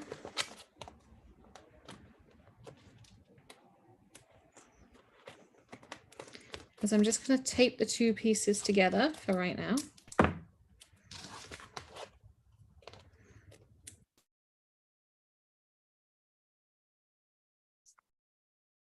Use my magnet to hold that down. And now we want to do some stamping.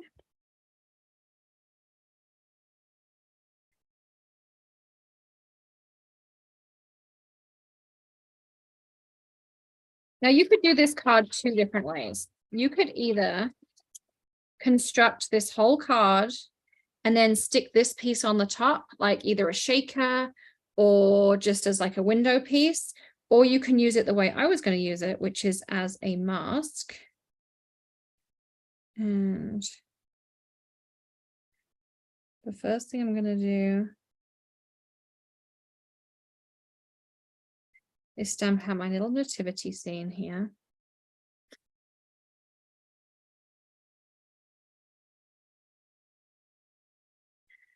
I thought I left my black out. Means I put it back in my. So I have these really cool little ink trays.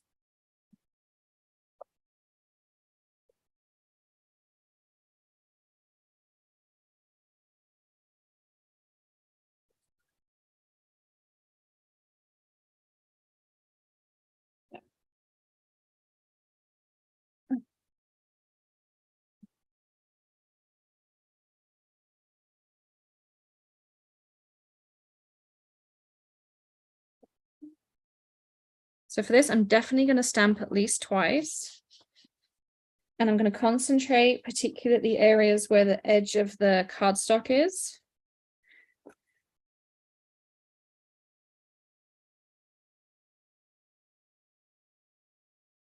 Black needs the ink.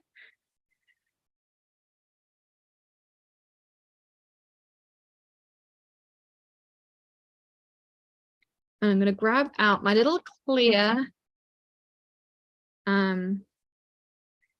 embossing fold like this. This stamp set is called Sleep in Heavenly Peace. And I'm just going to take my little re-inker, like my little brush here, take off almost all the excess. I don't want much on there at all. And you see just on the edges right here.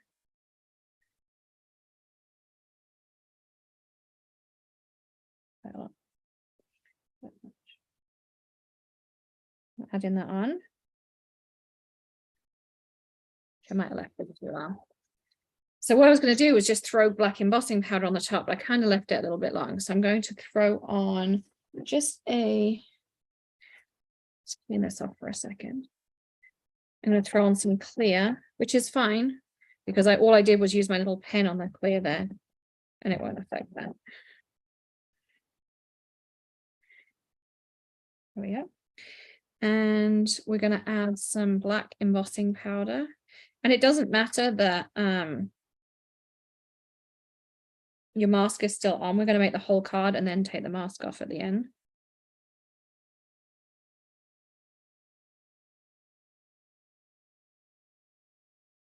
I will spill.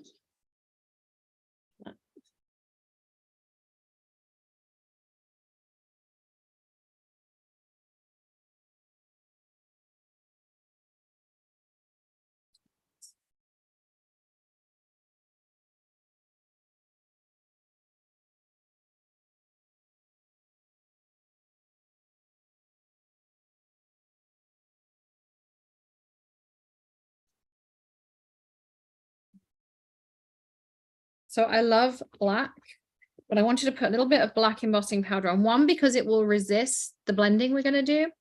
And two, because it just like firms up that color, just intensifies it even more. I'm going to put that off for now.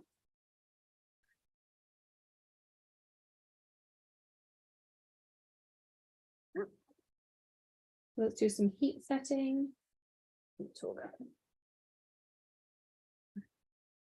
Don't do it over your Misty, you will melt it. Do it up in the air.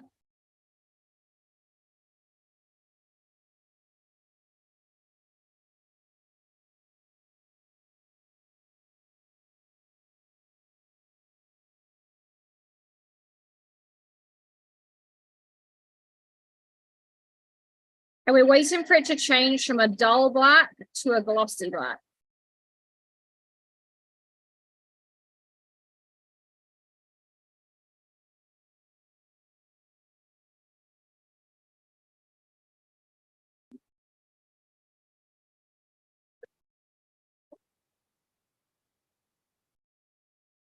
I'm just going to take a little black Marvy pen. Any black, it's just some pens. Any black marker will do. And I'm just, there's just a little bit of the camel I missed. Make sure that one's good.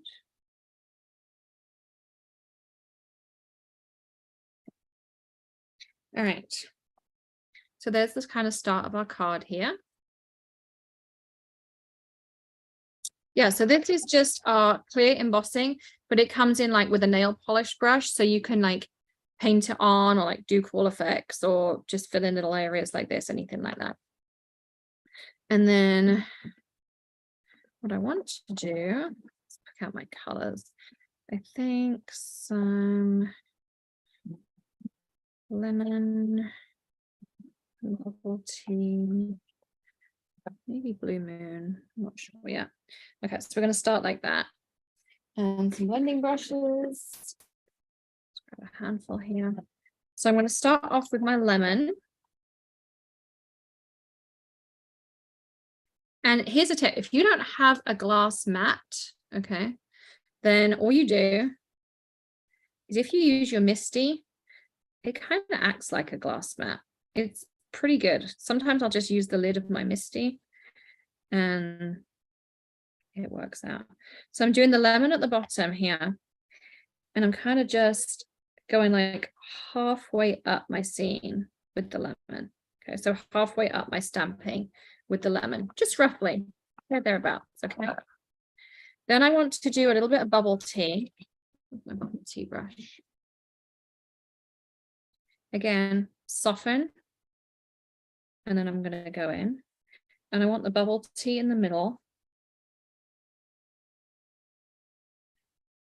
Something like that. And then I'm going to go with some blue moon. Again, I'm starting on here. And then you can start on your mask and then you can like go in.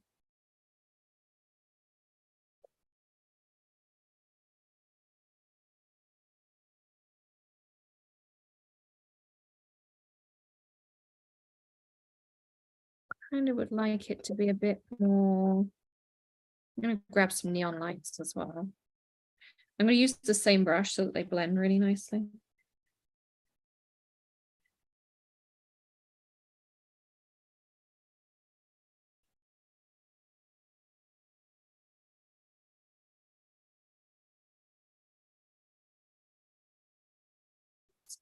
Yeah.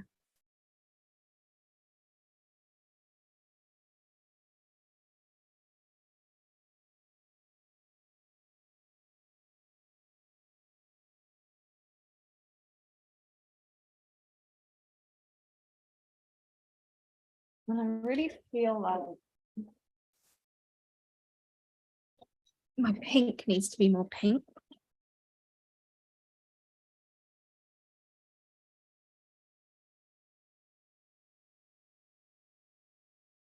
There we go. See how that like brightened it up a little bit?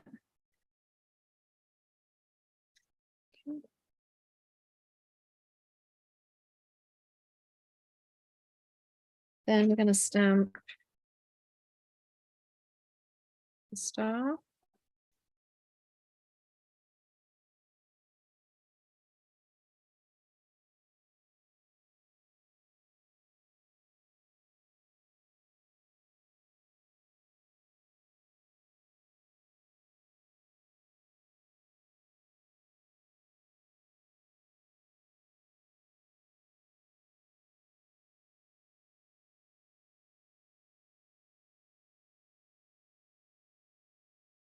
So I'm going to do this with Eclipse Black. But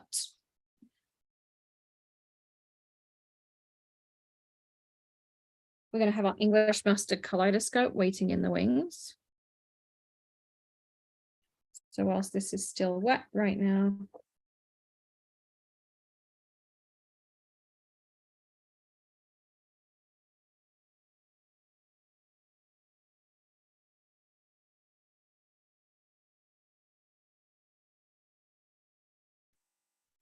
it's there. Where's my big rainbow brush?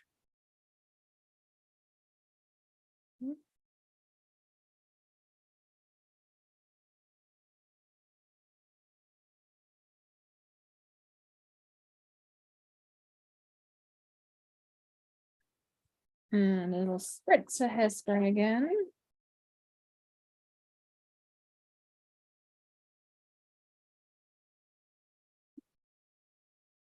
And see how this is kind of starting to come together. And I'm going to peel and peel.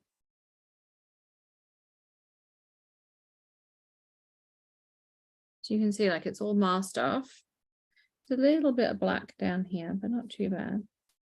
We could get rid of that with our sand eraser in a minute, once everything's dry.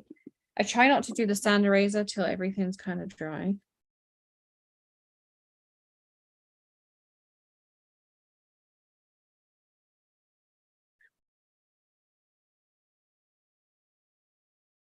You can see that on there.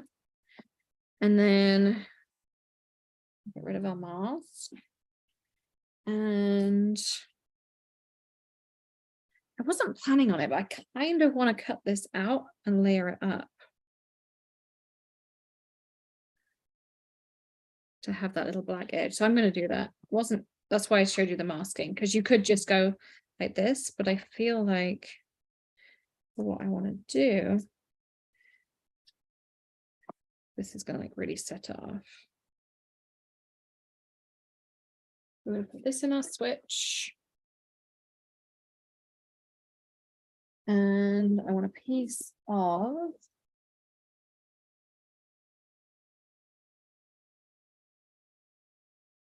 I think is it Scottish thistle, sugar plum, something like that. Super dark like this. And I think this is the next size up. Yes, that's what we're going to cut on here. You need to go back down where you belong. Doesn't matter where you go. So I'm going to put this through the switch.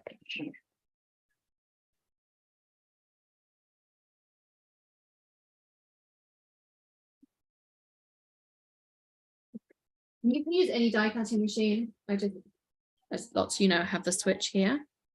Yeah, any hairspray is fine. I go to the Dollar Tree and buy like Tresemme little mini bottles for $1, and it'll last for a long time because you don't use much. Usually use literally like a spritz and off you go. Oh no, right?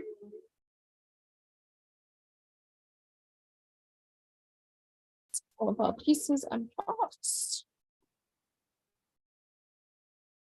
Okay, so we have a piece here.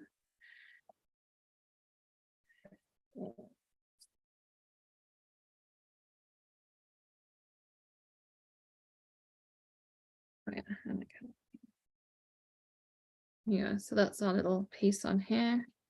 It's going to go on to here.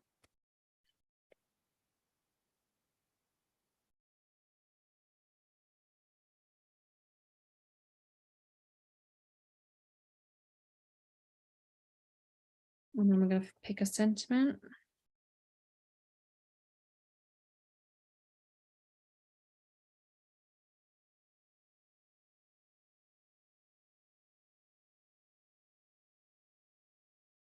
I'm gonna do this.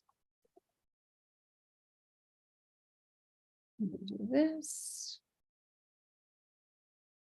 I'm kind of going to leverage an idea that I saw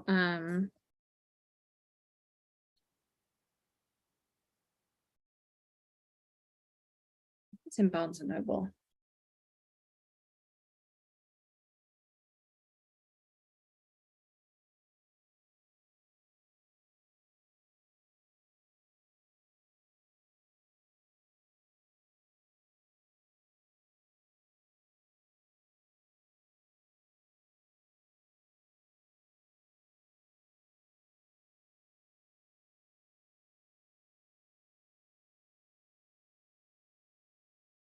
And I need, what's that photos just gone that we had? It's one more element we need to add. So many stamp sets, not enough space. Here it is. We're going to use the Holiday Magic Bow.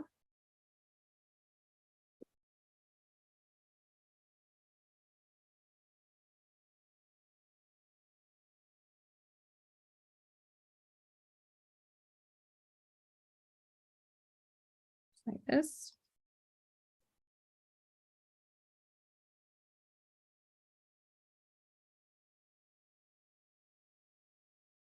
And I'm going to do it clear.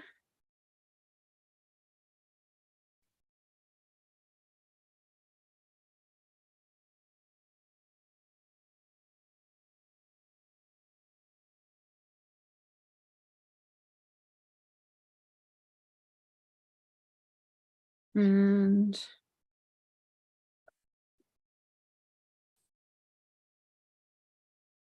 so golden embossing powder, polar flag, to be precise.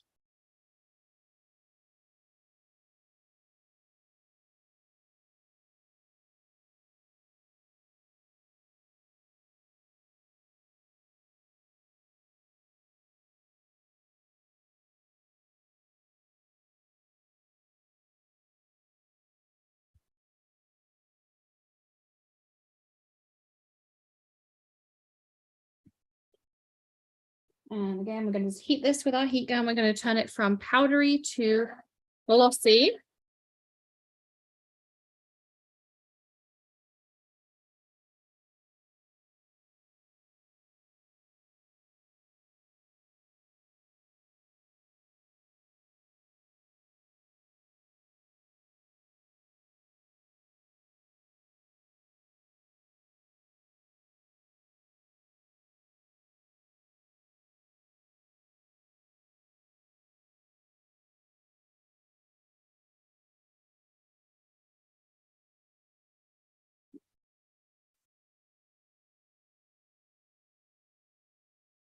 And so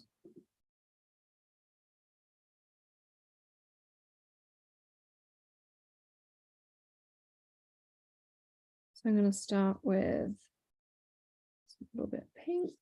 I'm going to cut this out, so if I go over the edges, I don't mind.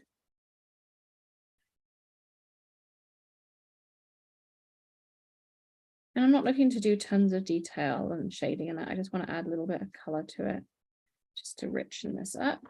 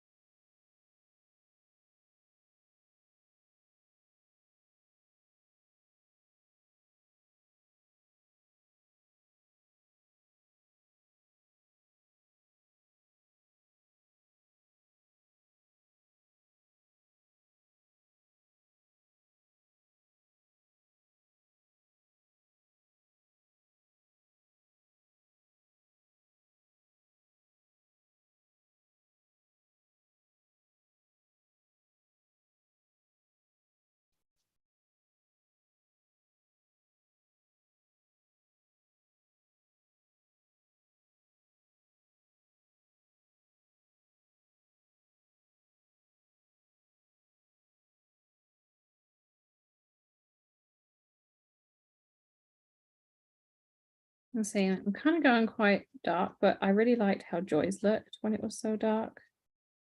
So that's why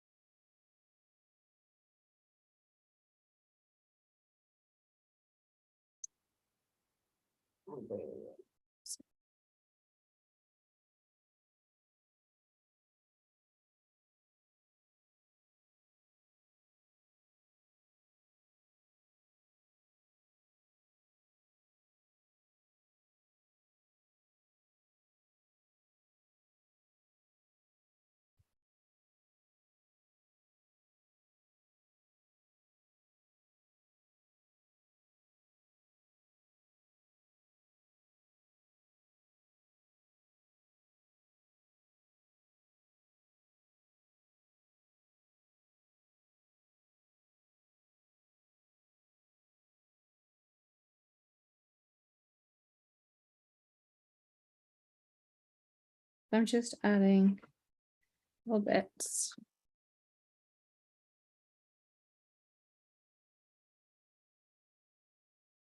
So I feel like I'm really not the best color in the world. But it is just practice. And one thing I'll tell you, if you can get the whole flick thing down, it makes the world of difference.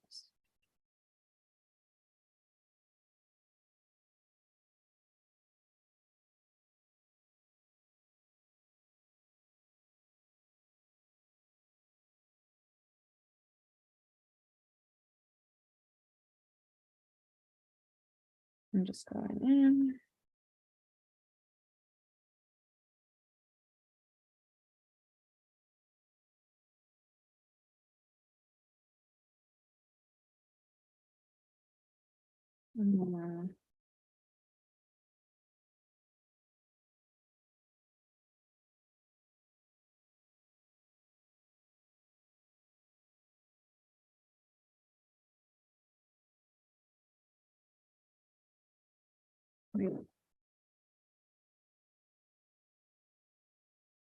Yeah. And then scissors. Oh, they're big scissors. We don't want that. So there's a little bow. And I think depending what color you do this bow, you can really like change it up. If you did like white spots or something like that on it, it would look far more kind of whimsical to it.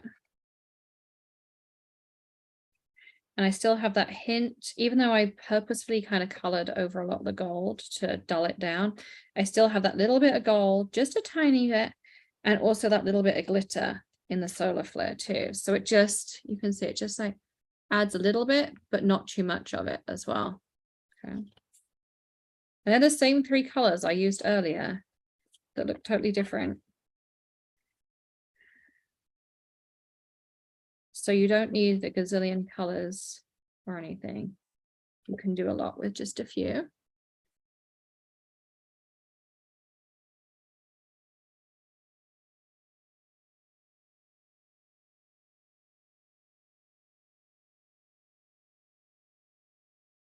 Of course, you can make this silver and blue for Hanukkah cards. You could do, all of these, what I'm trying to teach you with these cards is techniques. Now, in a minute, we're going to finish this card up. We'll do winners, and then I'm going to take a quick, like 5-minute break just to reset everything because I want to get my Hanukkah stamps out.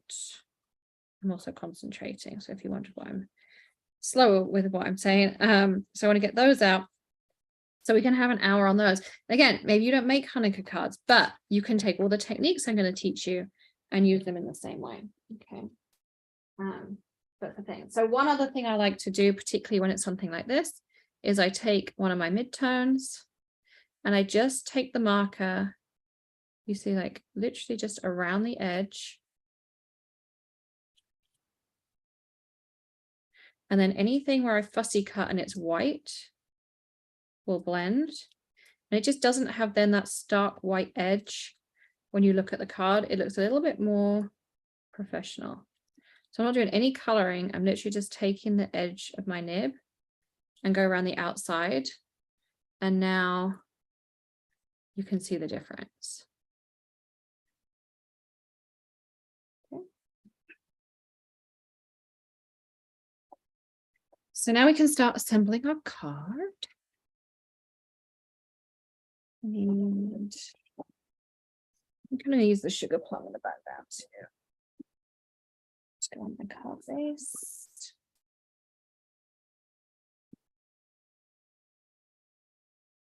Did I already run out of card bases already? Okay, that many cards. Right, I'll grab some when we stop in a minute.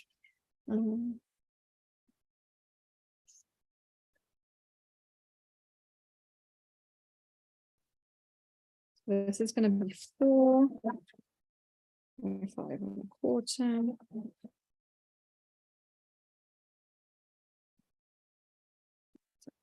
Ready to use.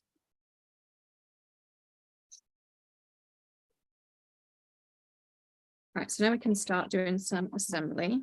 I just put my glue right way, wrong way up. Totally forgot to do that when we stopped. But the reason we designed the Maker's Magic with those big flat tips, and there is also a little groove for your tip to go into, is just to keep it so you can actually like keep it that way up and it will stay up because there's enough surface area for it to stay up. Okay, in case you ever wondered, which you may or may not have done.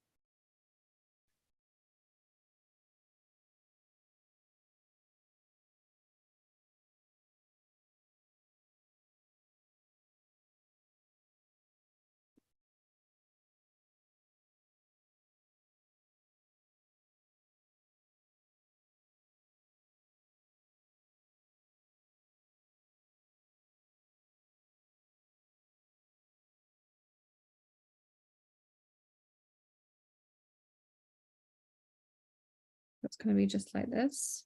So it looks like an ornament on the front. And then I'm going to stamp the sentiment inside. I might should change the sentiment. I think I would just do Silent Night, Holy Night on this one at least. Let's do our phone.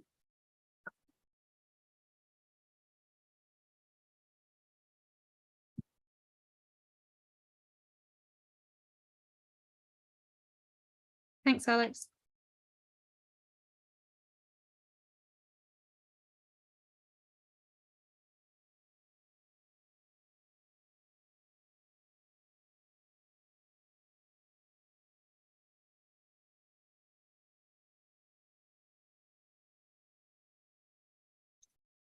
We'll see.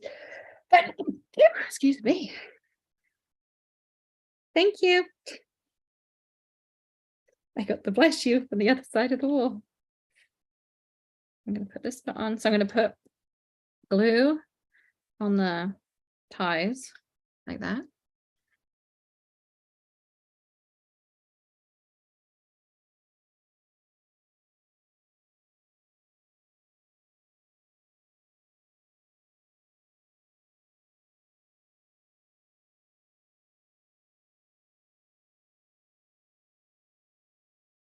And then foam squares on here to keep this elevated.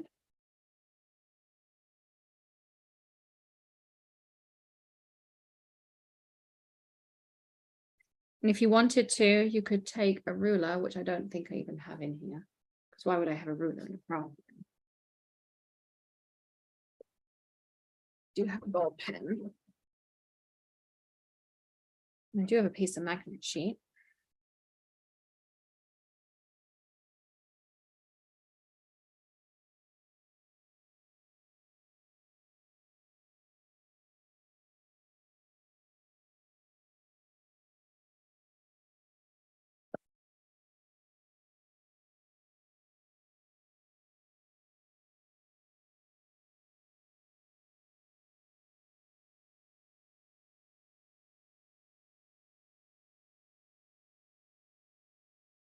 And then it looks like it's just hanging by the thread, just like that. And then we can put that on a card base. I'll grab some more card bases while we break in a second. But you can, use anything as your ruler in here. So. So that's that. So there is another card done. That was a little bit of a longer one, but I think well worth it. And you can, you know, you don't have to do the layers, but I really actually like how that came out. I was just going to do it as a 1-layer card. I've been loving 1-layers recently, but I'm kind of glad I did. And add that little haze on there. And yeah, it came out really nice. So there's another card done. All right, let's put my bow away. And we need some winners. And then I need to do a quick reset because I need to grab some stuff so we can do our Hanukkah cards. Because that's up next.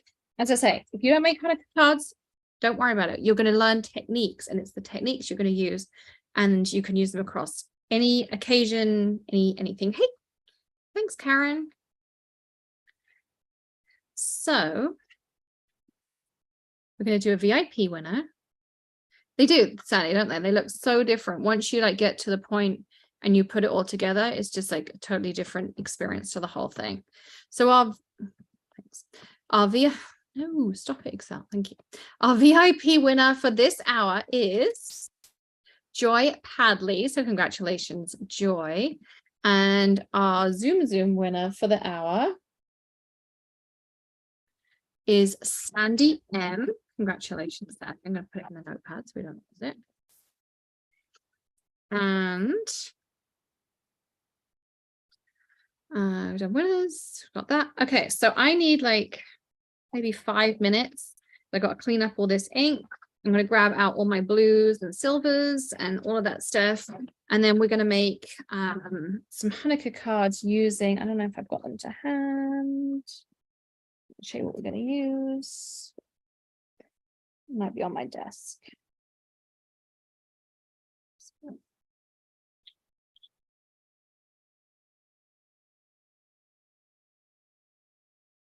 Nope, they're on my desk because I was doing some planning and measuring and stuff earlier. So I'm going to go grab all of that stuff. So it's 2:04. So how about we come back at like 2:15?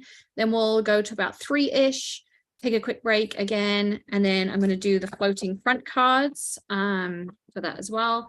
And it'll be 4 o'clock and that's it. I mean, it goes so fast. So, all right. So give me like 10 minutes. I'll do it so you can all unmute as well. There you go. So if you want to, you can unmute for that time, but I'm going to just come back at 2:15. I'm going to cut everyone off. So I apologize if you're talking, but just so we can keep it moving. So give me like a couple of minutes.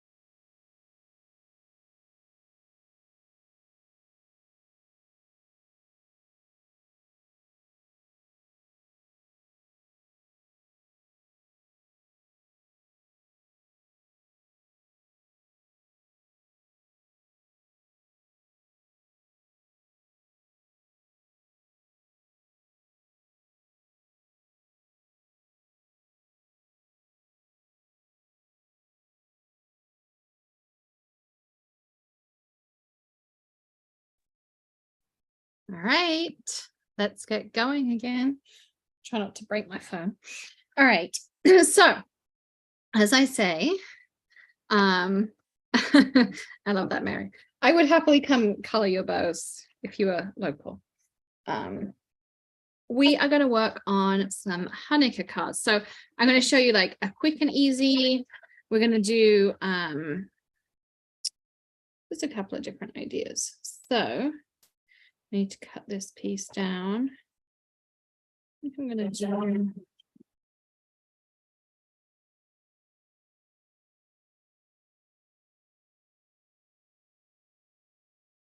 I knew I didn't cut that right. Let me grab another piece of blue. We want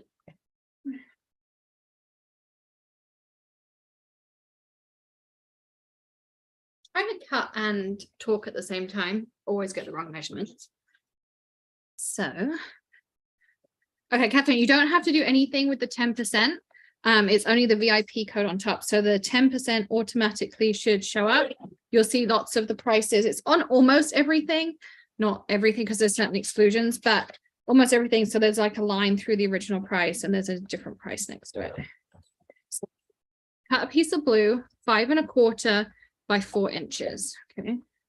I just used, Stacy asked, what's the best cleaner for the Misty? You can buy a cleaner. They did a Novus thing, but I just used my Squid Buster because there's nothing oily in it.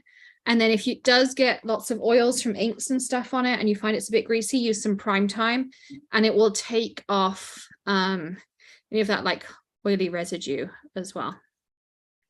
So I'm going to use it's blue. I think this is Dr. Blue. And I'm going to use some English mustard. No flurries would be great.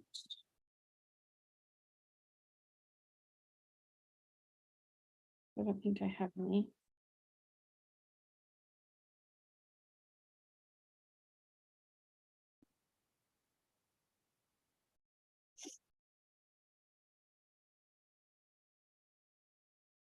I'm going to try this. What you know what I'm going to do is I'm going to mix my own. We're going to take some English mustard and some snow flurries kaleidoscope. Yeah. And I'm going to use the tip of my bone folder and just onto my glass mat here.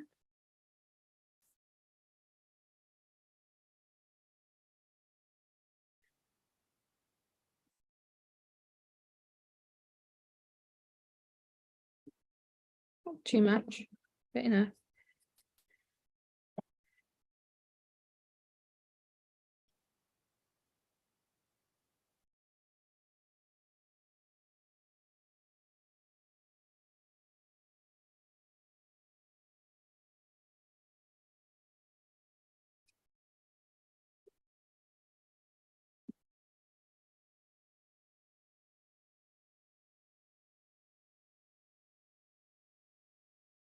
I'm going to add some water. Not too much, just a couple of spritzes on there. We're going to mix those together. And I'm just going to paint. I just kind of want to make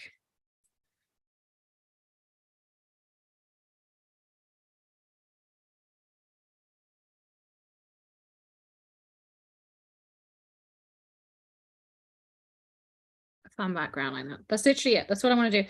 And you could do this on multiple. I mean, you've got quite a few pieces here. So if you wanted to just use what's left.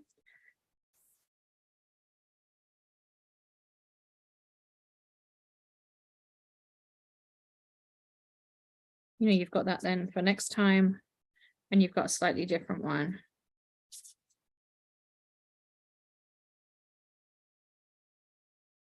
Yeah. And you just wash this with water and you're absolutely fine. I'm going to just give this a little bit of a heat dry blast. Bring my Misty out if I can do that.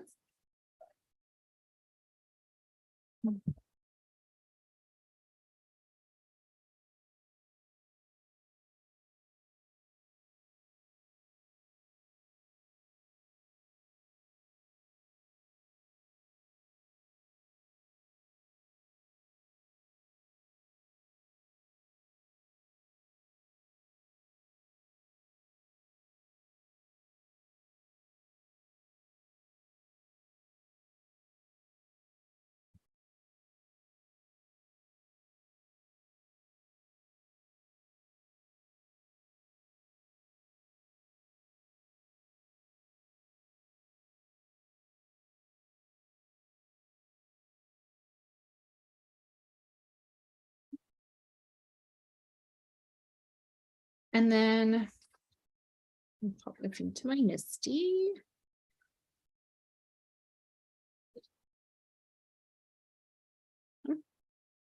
Now use the muzzle top snap set for this one.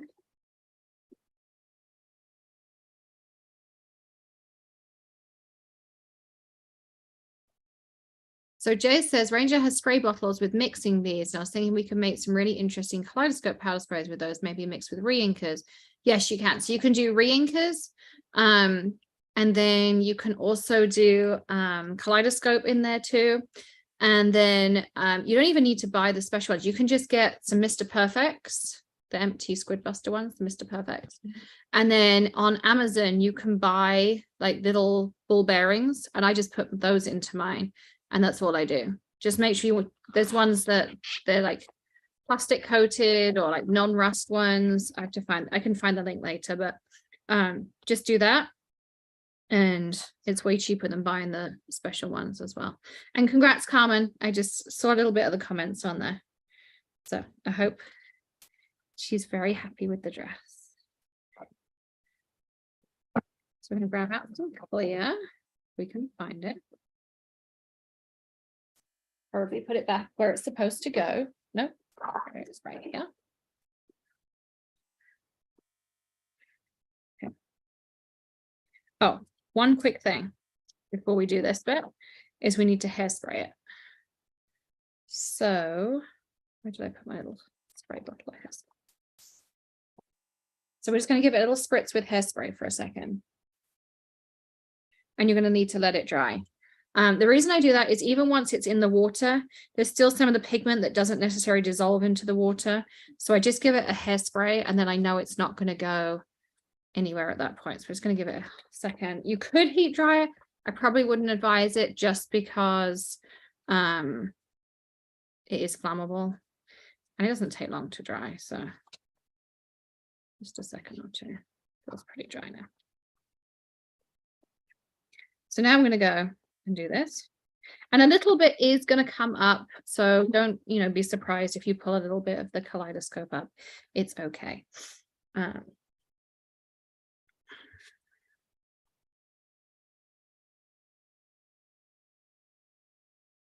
Congrats, Sandy. 10 cards. That's awesome.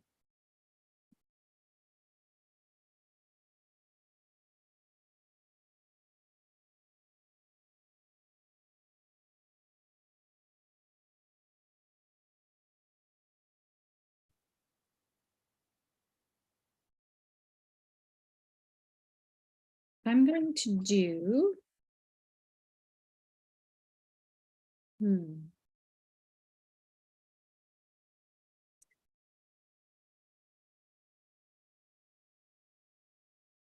I think I'm going to use the new. No, I'm going to use Meteor Shower. So scintillation is nice, but it's got some chunkier crystals in it. Although this doesn't have fine lines. Let's do scintillation. It's such a pretty one.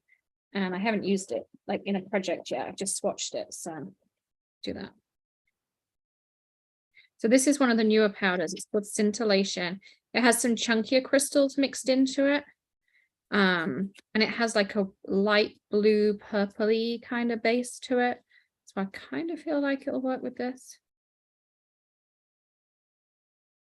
We'll see.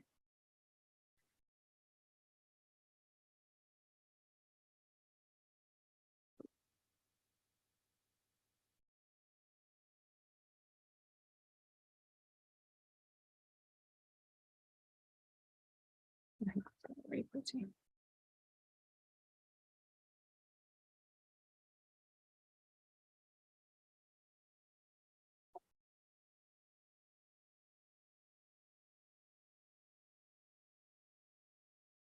Then I'm going to heat set this.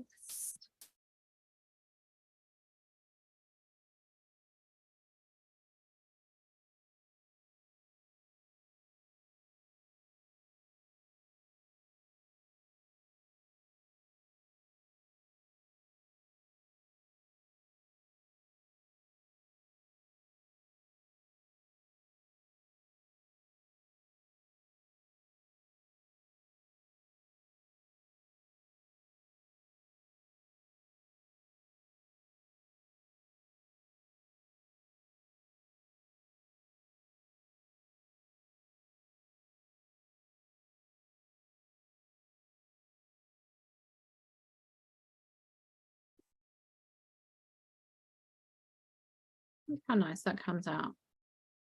That lovely background on it too. And then, so this is just kind of a quick and easy idea. So you can take any bold sentiment, any time of the year, and then we're just going to put it on a card base like this. This has a slightly rough finish, but yeah, I mean, I'll hold it up to the camera in a minute. You can't really see that. It just adds texture because those chunky crystals still melt and go down.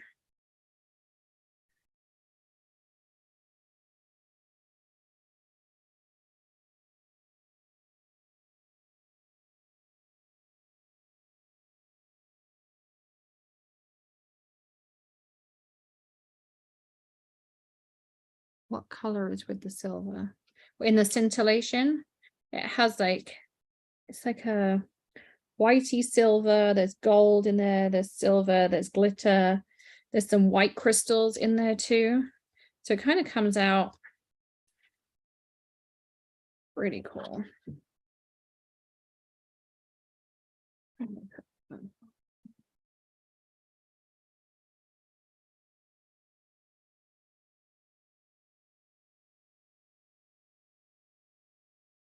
And I put it in front of me, I can't see it.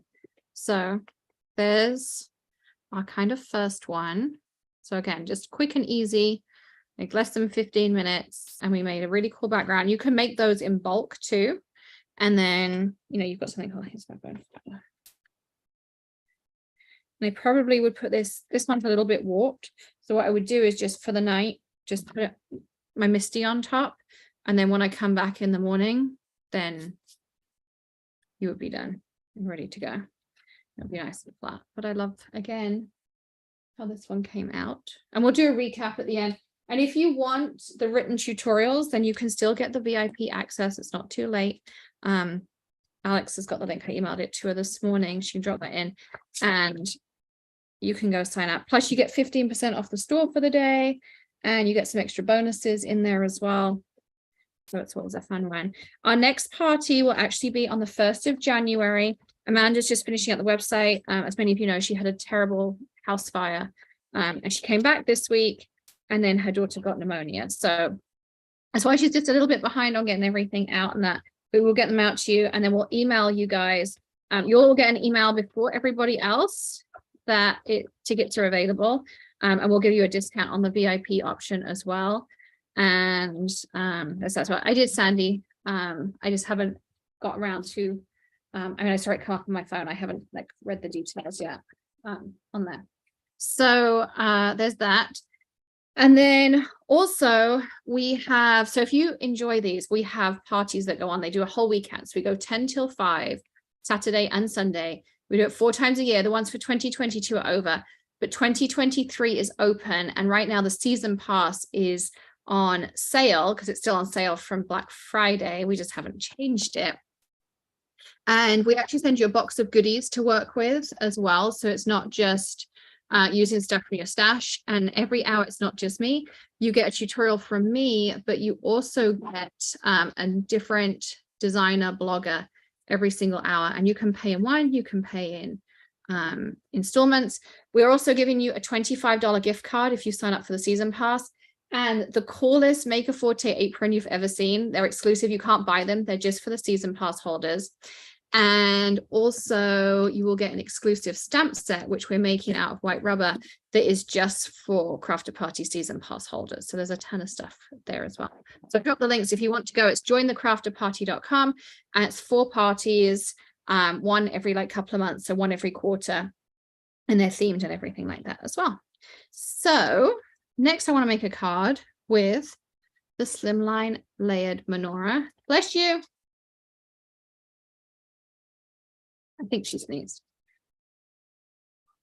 Huh? Oh, it was a cough.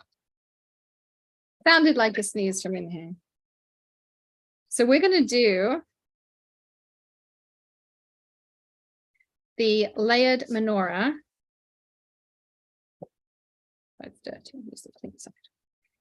And then I'll cut it out afterwards. So I'm just going to start off here. Just thinking what colors I want to do.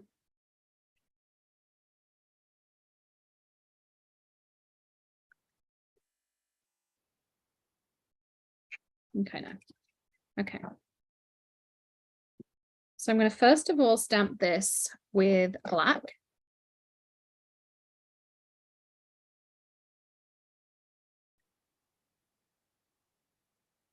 So the January 1st party bow, you'll get an email invite once the tickets are ready to sign up for. Amanda needs to do just a couple of things still to the site. As I say, we didn't know that she was going to have this week. So as soon as Vera is well enough, she'll be back again and she'll get the wrap-ups done and she'll get the January 1st party info out and ready for everyone. So watch your emails and you will all get emails first before everyone else too.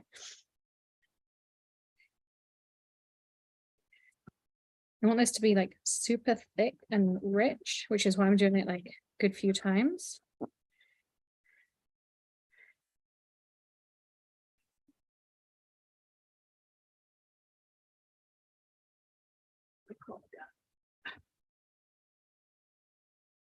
Close.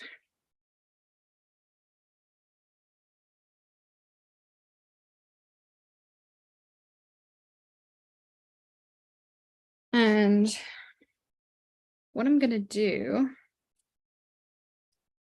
is I'm kind of do loose embossing with the moon dust powder. Okay.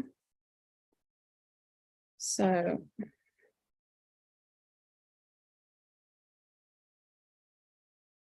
I'm doing clear all over, and then I'm just going to take my cloths and dab it because I don't want too much embossing powder on there, like enough that some sticks, but I don't want it like totally covered.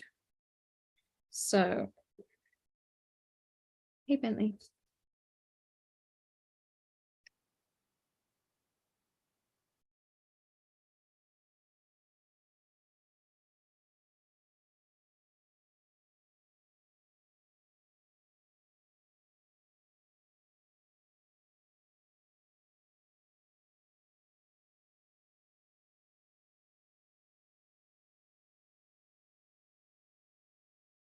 So you see, you can still see the black through it. It's nice and strong.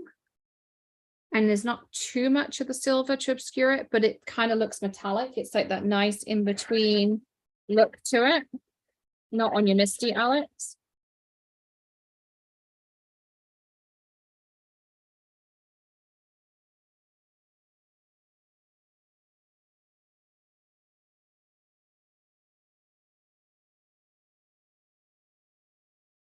So you see on that.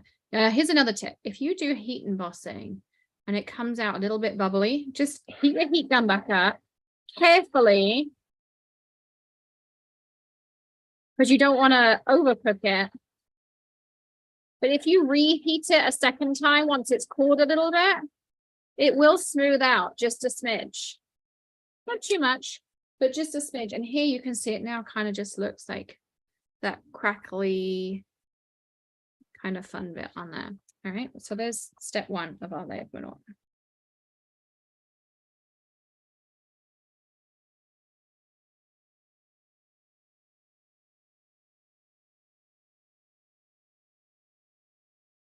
I have found since my house got flooded, all of my papers are warping a lot more when I heat emboss them. Anything that was in obviously near where it got flooded, luckily nothing went near the garage, so everything we send you is okay. But everything that was in my craft room, that's a nightmare. What's going on? So then I'm going to put my words on here.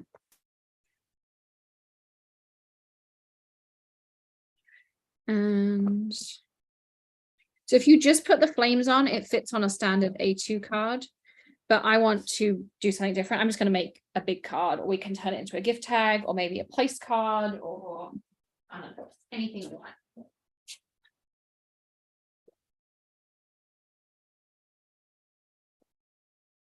Here's some Vegas strip. The embossing powder was moon dust.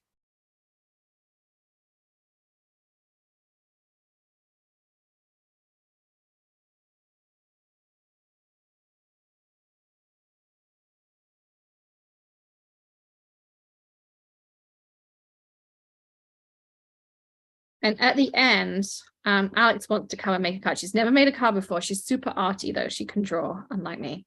But she wants to come make a card. So I said, I'm sure it'll be fun for us all to craft together. And we're all going to make one together. So that's that. And then I'm going to take some flames. Should fit right on the top here.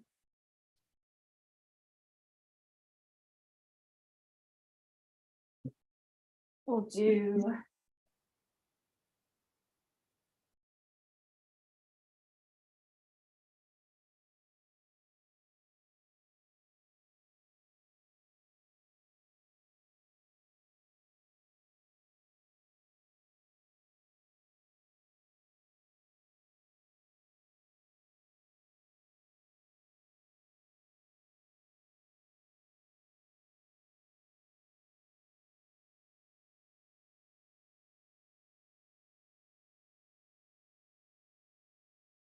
some English mustard and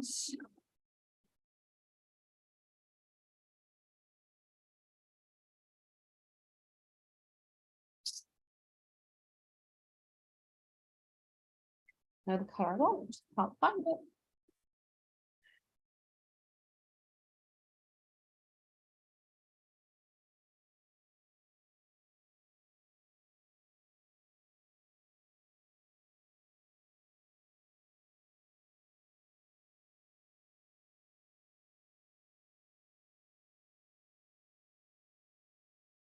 Some red luster.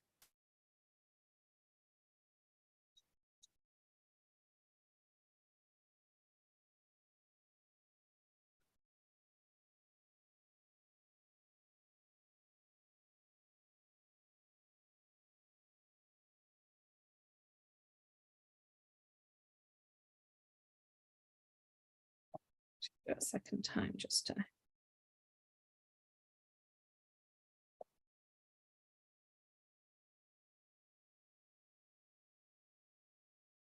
And then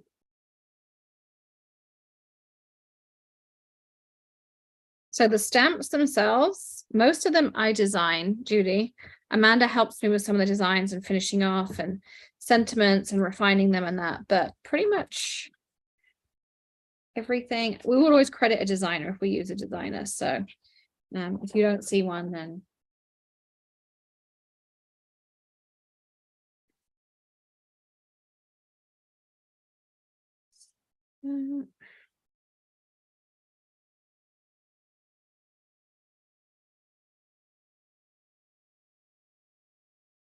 a bit of English mustard.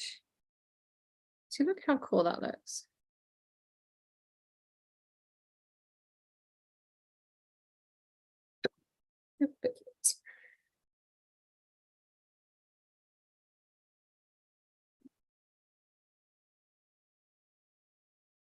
All right, now we need to figure out some sizing.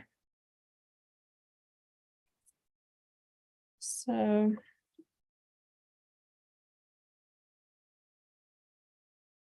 it's about 3¼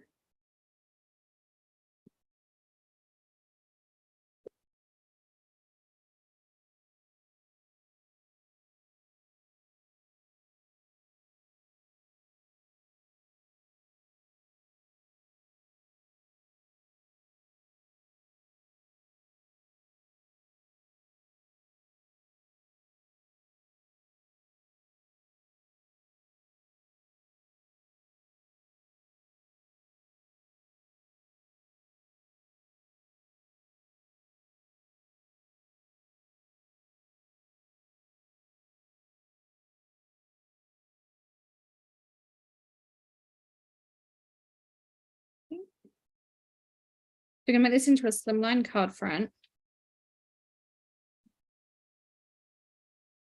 Going great. So this little paper trimmer doesn't go quite as far out as I need. So what I do is I cut myself a little 1/2-inch strip. This is the little Tim Holtz one. We tried to get them the other day and we couldn't get one. So I'm me cut it off this end.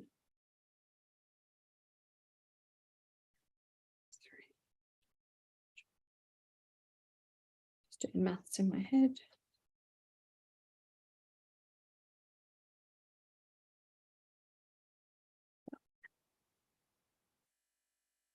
So this will fit perfectly on a slimline card.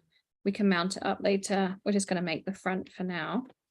But one thing I want to do is I'm going to take a Copic, colored pencil, marker, whatever you want, something light blue because of the silver.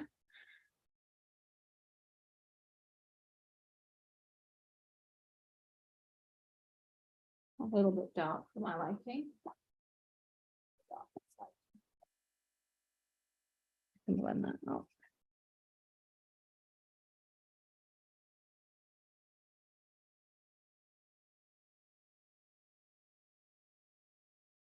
Yeah.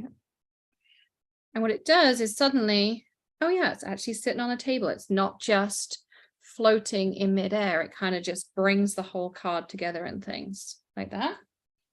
Then we need a sentiment. So let's finish that off.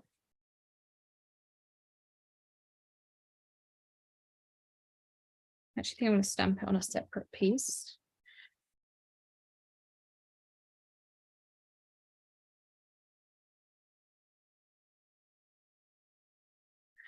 And these are the blue in between.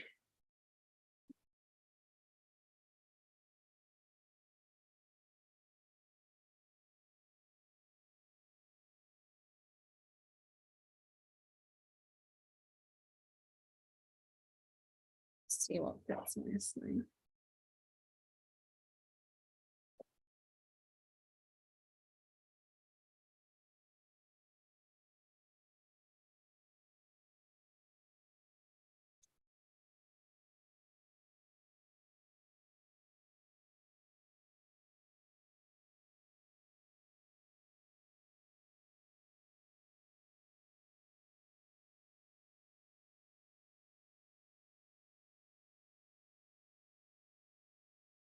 So we're going to take the credit block. There's a trash piece of white I just had in my hand here. Some neon lights would be good, please.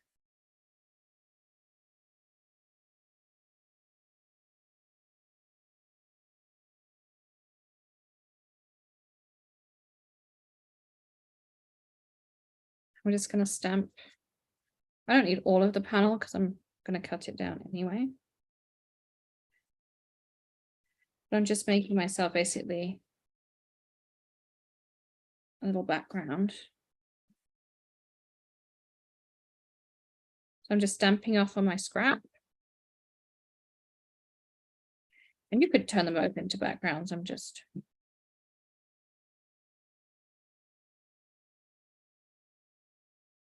Yep.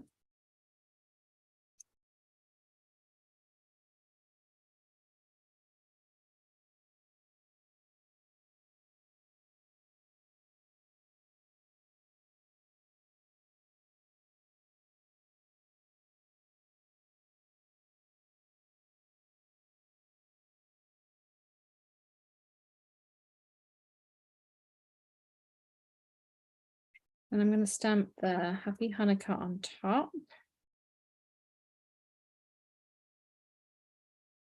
Using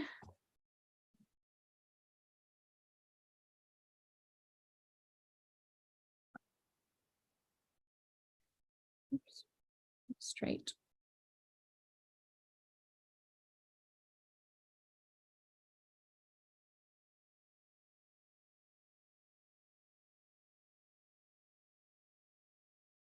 We just used Vegas strap. It kind of walked off already.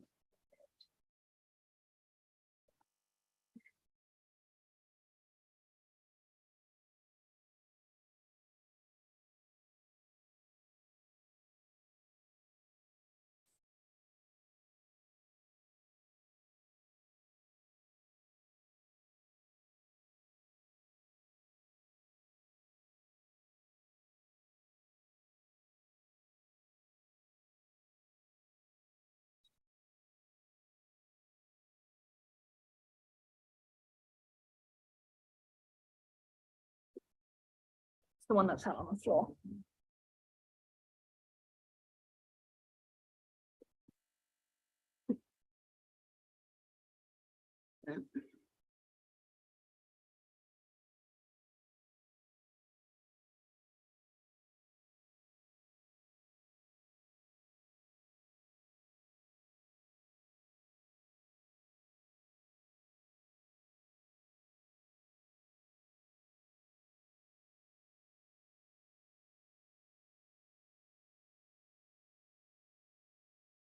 Yep.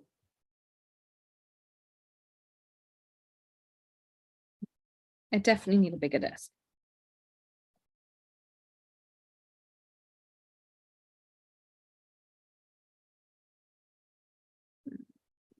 Yeah.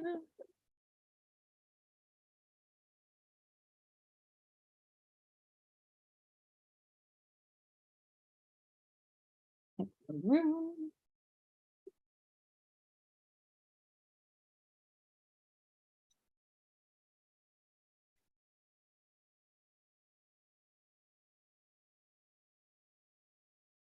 And then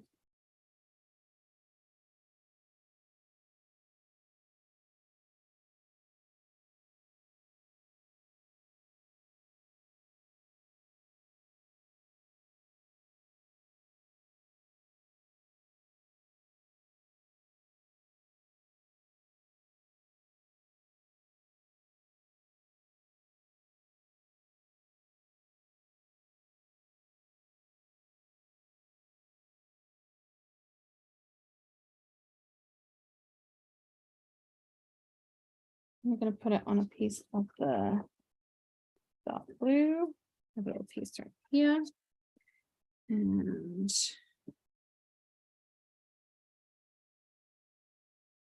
I do, Bo. I still love my Dreambox.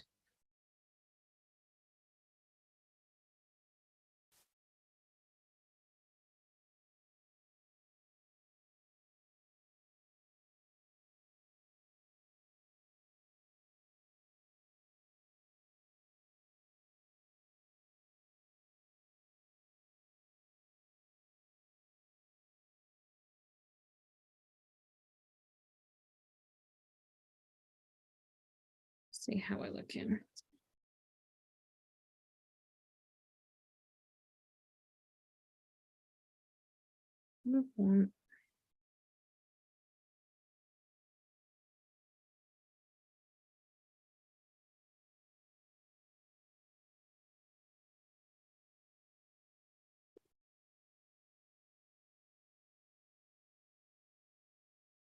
All right, I need some color in this, so I'm gonna grab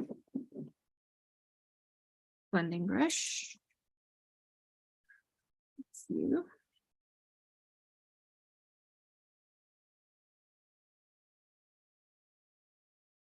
Some lemon, some English mustard.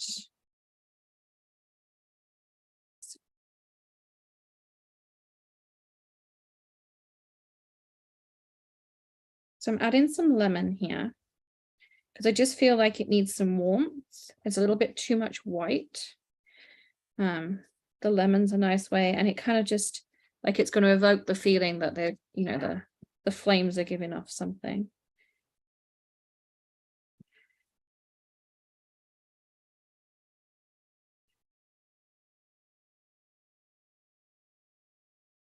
So I'm just blending it down this far.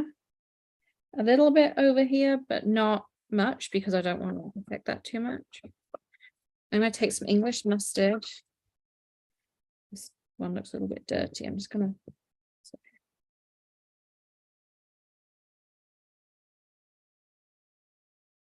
sticking to the edges.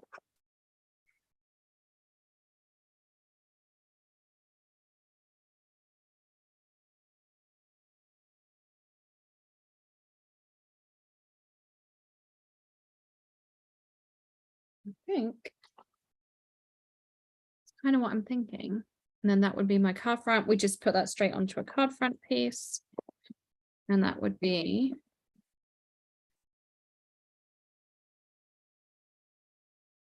like that. I'm going to put this on a little bit of foam.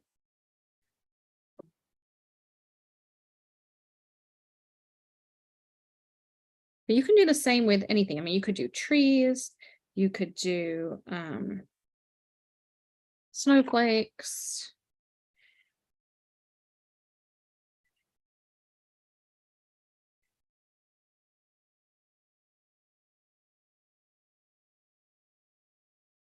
Kind of how I feel, yeah, like it's glowing. It's not too much white, it's nicely grounded down here. So it actually looks like, you know, it's the scene and you've created that, you know, the light and the love for Hanukkah. And I made my own pattern paper. And there is our slimline, or slime line, as Alex likes saying. I knew it was going to come out somewhere. I nearly said it. So I was like, I'm just going to say it out loud. She came and she's like looking at the names of the stats. She goes, slime line. I went, what? I said, did we spell it wrong? We realized it was slim line. So now it's the slime line card rather than the slim line card. But anyway, that's a whole nother thing. So there you go. So there's that one. So there's another card done. So we did 2 cute ones. And you can see, like, you know, you can take any bold stamp and turn it into that. You can take any stamp, any of these stamps or a similar stamp and turn those into a similar to what we had on the holiday cards as well. So hopefully if you're looking to make Hanukkah cards, you can now see how you can switch backwards and forwards using these stamp sets. We made last time we used the Hanukkah for the floating front, that same one, the muzzle tough, how we did that one, which is what we're going to be making next. But I do need to clear a little bit of space. And that wasn't good. I just had Alex laugh from the other side of the wall. That wasn't good. It's fine. Absolutely fine. Maybe a minute when we break. Yeah, we'll fix it. There's kaleidoscope powders everywhere. Anyway. Oh, shoot. Anyway, let's do some winners. Then we'll take the quick break. We'll do a floating front. I'm going to recap how to do the floating front because, of course, you can do it this way or you can do it this way. And I'm going to do that with this. And then I'm going to show you can also do the floating front with slimline. It's just, there's a little bit more to it, but it's absolutely doable. So I'm going to grab all the supplies we need to be able to do that. And then we'll get Alex to come in and we'll make something fun as well with that too. She needs to pick out a stamp set to use. So let's do our winners. So our Zoom winner, first of all, this time is Missy Neff. So congratulations, Missy. I'm going to type the notepad. And then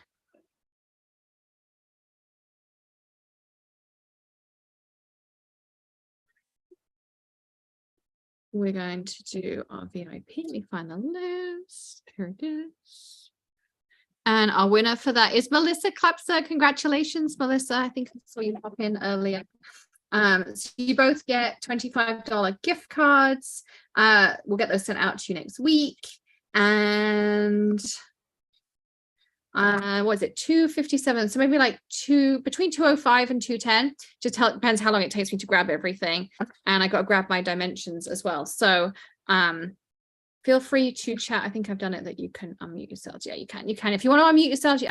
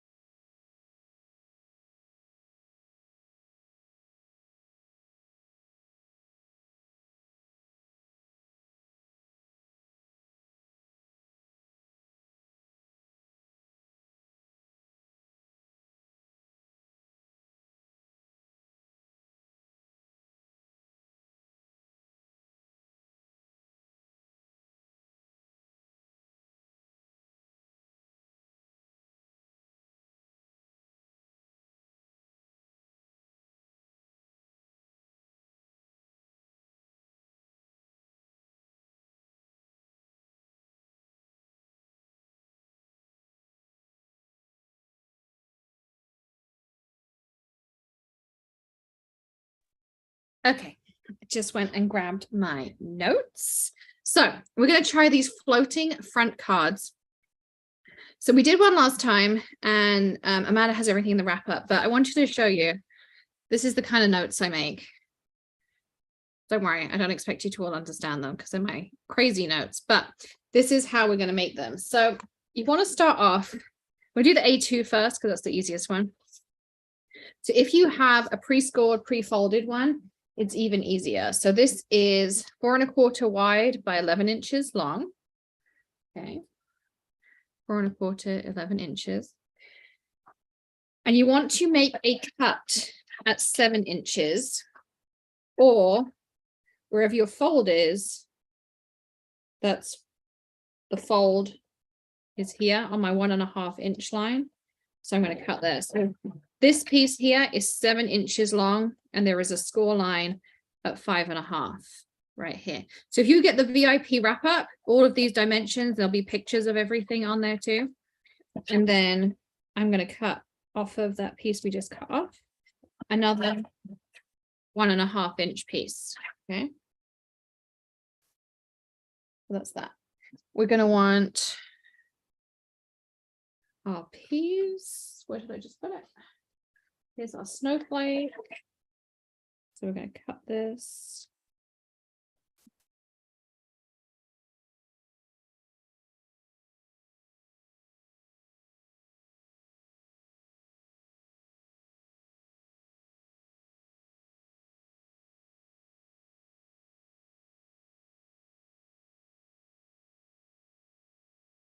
Happy with it? Now, the only thing I do like to do, particularly on these central pieces, is I like to double cardstock them. So I'm going to just add a little bit of blue accent, not a huge amount, just an accent, just because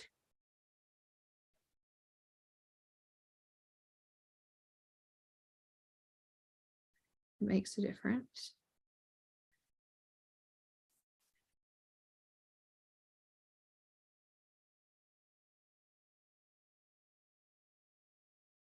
Just that little bit of extra thickness makes all the difference.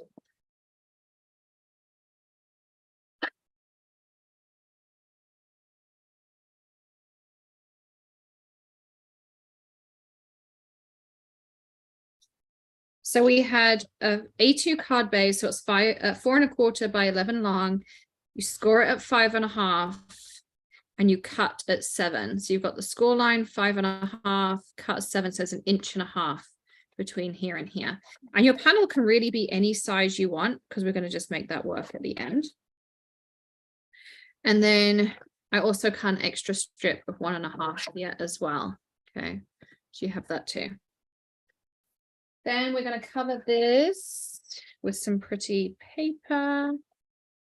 So let's do something cute. Maybe we make it all match. So we could do, let me cut this at 1 1/4. And then 4. So these blue pieces, 1 1/4 by 4. Assuming I can do the maths right in my head. 1 1/4.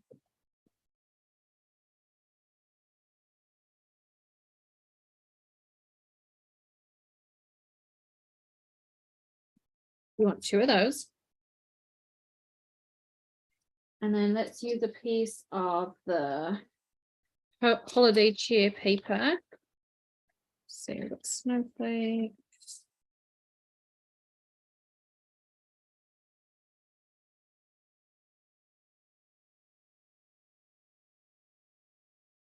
If this paper really matches, but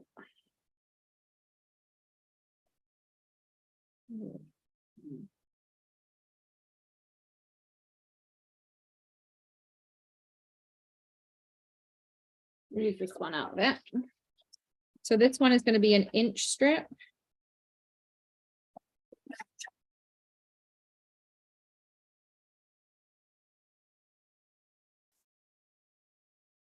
By 3 3/4.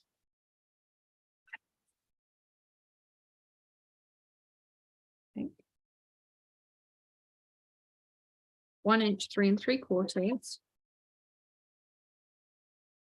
This is the holiday etchings we did earlier, and I did kaleidoscope powders with clear, and I used the Pluto around the edge and then the snow flurries and the English mustard on this one. So we're just going to mount these pieces together.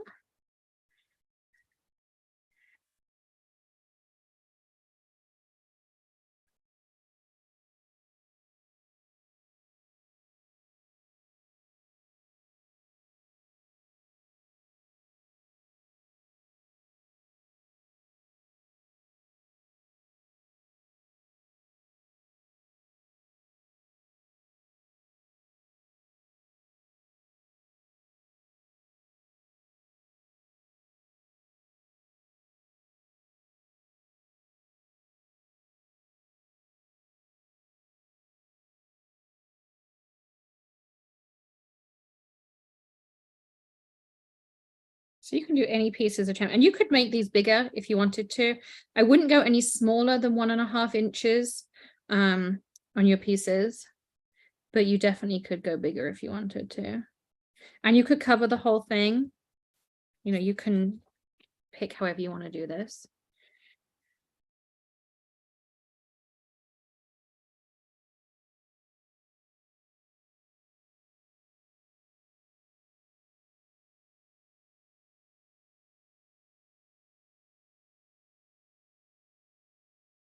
Okay. Now we just get to assemble it, which is super simple. So we take our fold, we're going to burnish that in really well.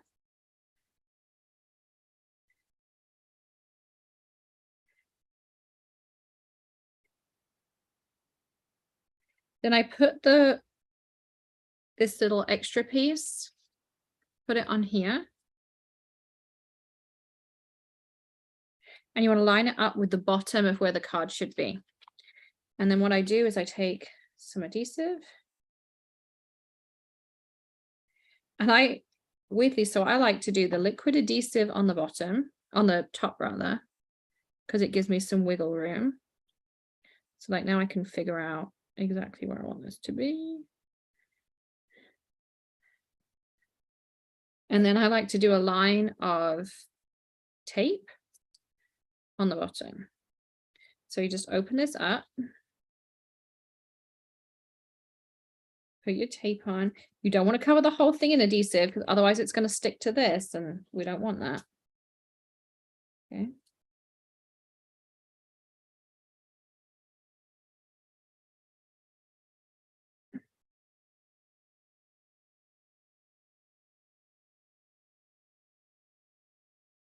Okay, so I'm going to hold that bit in place, press down. And the reason I do that is because it's just instant stick. And then there is your floating front A2. So you can actually put it this way up, or you can do it this way up. So you can have a side one, or you can have a top one. Okay. So that's how you do that. And the same principle, you could put a circle on here. You could have a hexagon. You can have any shape you want in the middle, and it just makes the front float. You can then put, you want to put colored paper inside or anything like that. So isn't that a cool idea though? So that's the floating front A2. Now I'm going to do the slimline. Now I'm hoping my dimensions are right. I sketched it all out. All my dimensions add up. We're going to see how this goes. So it's a little bit harder with the slimline. Not a lot, but it's just a little bit more to think about just because not everything is even. So you want to take, when your prescore pre-folded would be great. If not, you want a piece that is 7 inches wide. I think this is 8, so I have to cut an inch off of this one. These ones got mismade. Okay.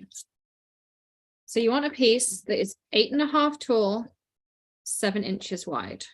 Okay.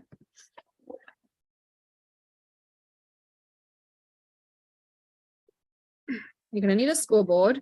Doesn't have to be a massive one. Just grab this one out the warehouse because we use it out there. I'm just getting my dimensions too because I'm going to get this wrong otherwise.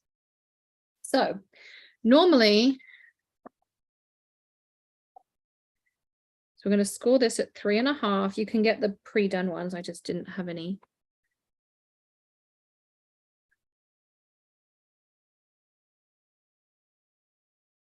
This way I don't like their tools. Always move. Do it with our, there we go.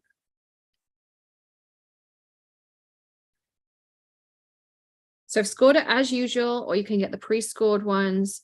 So this is 3.5 inches. So there's your 7, your 8.5, and it's scored at 3.5.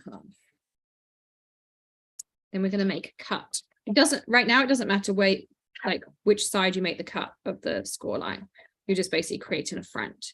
And you want to make the cut at 3 7/8. Okay, so you're going to make the cut at 3 7/8.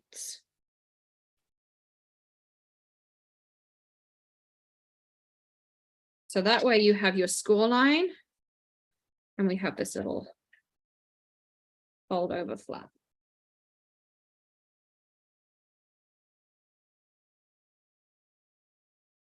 This is right. Isn't it right? No, ignore me. You're going to cut it at 3.5. Sorry, I misread my directions. Sorry, my apologies. So cut this one at 3.5. Don't score it. This one you cut 3.5. So you have a 3.5 by 8.5 piece. Okay. Your next piece, this is where you want the piece that is 3 7/8. Okay. So 3.5 by 8.5, 3 7/8 by 8.5. Okay. They're the pieces you want. Ooh. Now we get to do the scoring. So you can see I did do all the maths over here. So on your piece that is 3 7/8, that's the one you want scored at 1.5, at 3.5. So I was right, there is a piece. I just had myself back to front. Okay. So if it's 3 7/8, you want it scored at 3.5. Lengthwise like this.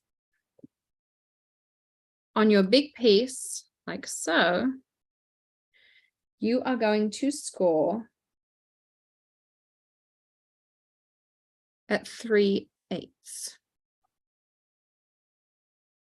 So your card is going to be 3/8 shorter than a normal slimline would be. But you need that little fold over to do the floating front. Okay, so we're going to fold that one down.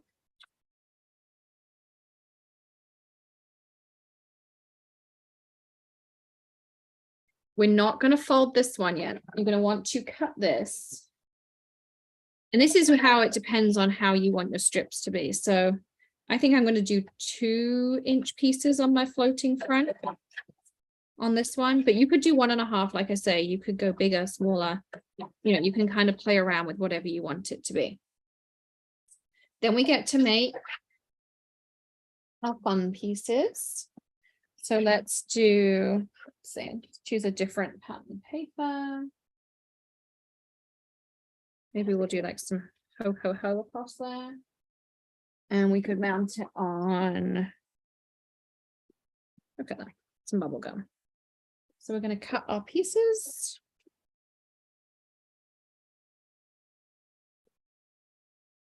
I'm going to cut, so because I did a 2-inch strip, I'm going to go 1 3/4. So if you have the VIP, all of this will be in your wrap up. And of course, you can come back and rewatch this. I just got myself in a pickle in the beginning. And your card front is 3.5. So you're going to do 3 1/4, 3 1/4, 3 1/4. So I'm just going down a 1/4 inch each time. Okay. And so you can see that just fits on here like that. Maybe we'll do.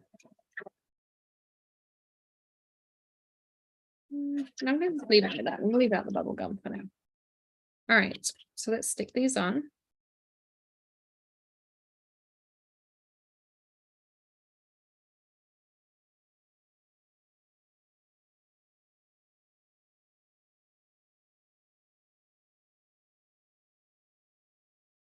I did make a mistake, but it's one that's very easily fixed.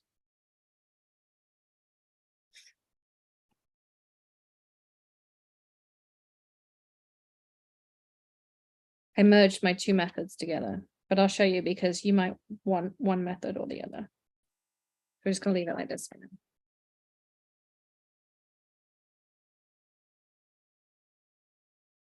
And then we need something to go down the center.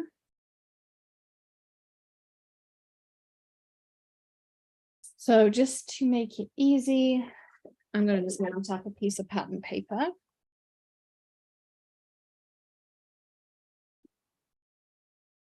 So if your card front is 3.5, maybe we'll do a piece that's like 2.75. And we'll cut off like,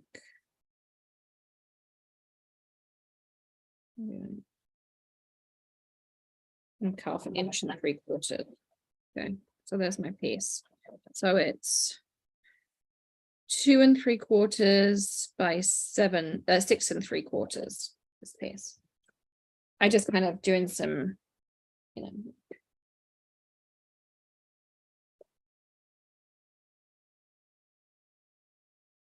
I'll take a piece. I hope any of the trees left in here. Trees. We could just do this. Candy canes. What are candy canes? Okay. So your piece of candy cane is going to be 2.5 wide. And it's going to need to be 6.5. So if the paper is 8.5, so I've got to take off 2.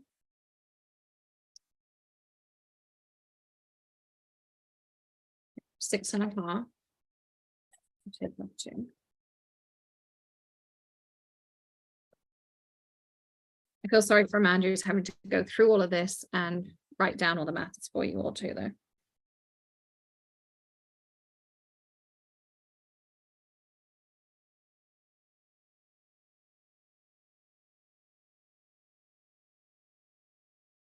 Yep.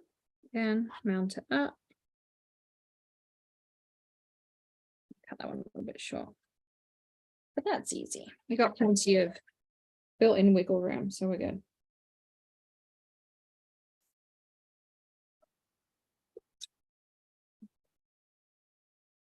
Okay, so here's where I made the boo-boo, and I'm going to show you because there are 2 methods to do this. So with the fold over top, you can do a top hinged floating thing like this. And you don't need those score lines. Okay, do you see what I mean? So if you fold over the top piece, you're going to do a flip fold up and down. But I'm just going to unfold that for a second. If you do my little side hinges, we can stick those on here like this. And you just stick the hinges down. And then your slimline piece opens like that. So Amanda, when you do this, let me know and I'll give you the instructions both ways. I'll do it on the phone with you. And so Amanda in the handout will do it. So you'll have the option to do a fold, side fold, floating card front slimline, or you can do a top fold, floating slimline card front. Okay. Now, because I already did this, I'm going to do it as a top fold. So what I'm going to do is just trim these side pieces off because I wrote down the directions and the measurements for both. So, but you'll get in your handout for VIPs, you'll get the options to do both. So you can choose. But if you did follow me the whole way along, all you do is cut off those scored pieces and you're done. So I'm going to do the same thing again. But I'm actually going to do, we'll do liquid. So we'll do some liquid here.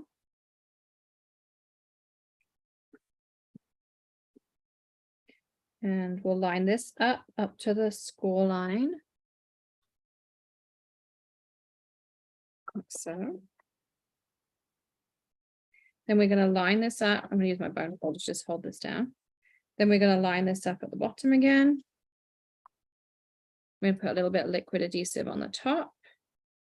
You see, I only do like the top, I don't know, like 1/4 of an inch, 1/3 of an inch. You can always go back and add more after. Trust me on that. And then we're just going to use a little bit of tear tape. Not that much, probably. On our bottom piece. So again, open it up. Put your tear tape on. Or any kind of like permanent tape, like red tape or tape run or whatever. You just want something that's going to dry instantly, because otherwise you get wiggle room on the bottom, and you really only want wiggle room.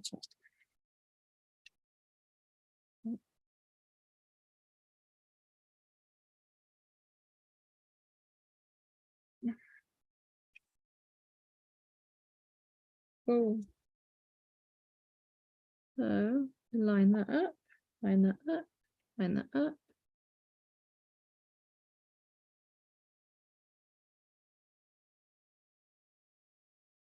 That's it. So there is my floating front slimline top fold option. Of course, you can also put it on its side and do it that way if you want to, but I wanted to show you like a proper side fold just because, you know, sometimes you want to be able to open your card like a book and things. So there's that. And then you can decorate your panel or decorate your panel however you want to do it. And you have another floating front. Again, you could put an oval in here. You could use your stacked slimline dies. They work really well. And you can do some cool stuff with that. Like there's tons and tons of different options to do that. But that is how you do the floating front card slimline and A2. So hopefully that was fairly self-explanatory. As I say, VIPs, you get a handout. There'll be a little, you know, diagram and everything on there, and we'll do all the different ways you can fold for like the book side fold and the top fold on that as well. So I'm going to make a card with Alex now, and she's going to choose the stamp set. Hopefully she's picked one out. Have you picked a stamp set, Alex? I lost her. Let me text her. She might have gone into another room.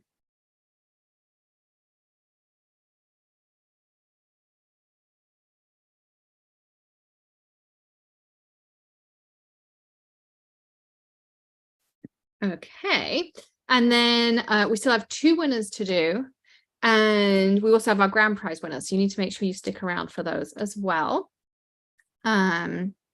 Pamela says, very excited, just enrolled for the Year of Crafter Party Readings. Yay, welcome.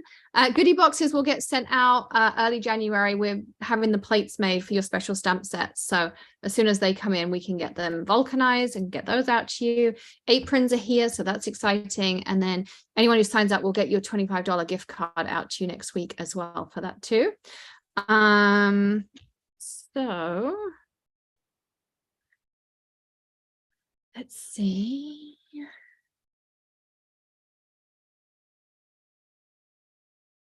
So Joan, also we have something called Prime Time. Let me get you a link while I'm waiting for Alex. And she just went to the restroom. So Prime Time removes all that manufacturing residue and everything. You just spray it on, you do it once, and your stamps come out super clean and everything. So Prime Time.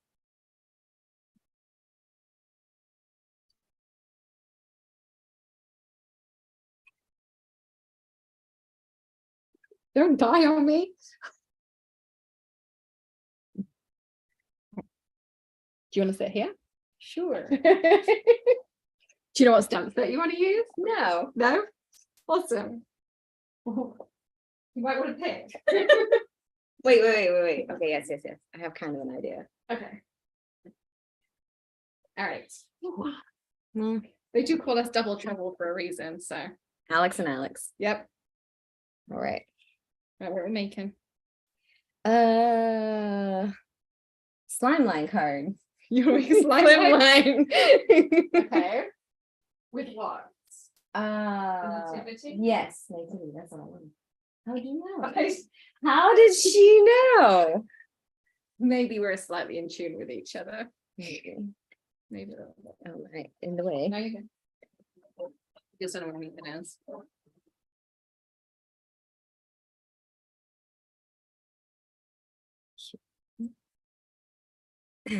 We need more space in here. Just a little bit. Right, the hair is going up. Oh, it's serious. Oh, it's serious.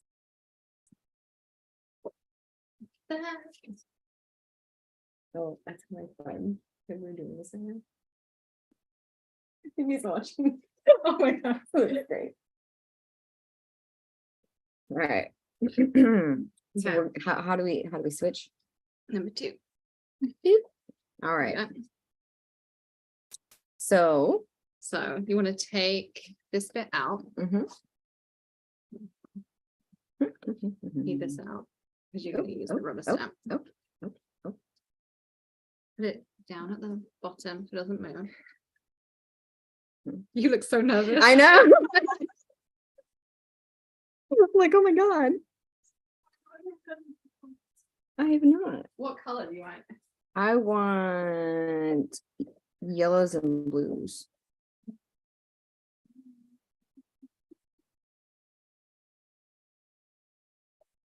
I would stamp it with Vegas strap. Maybe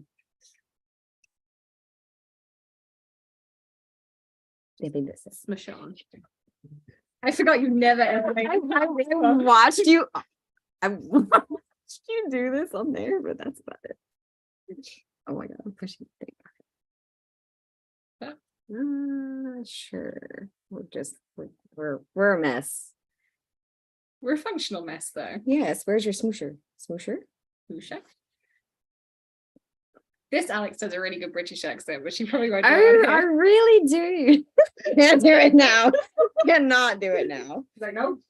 Not today.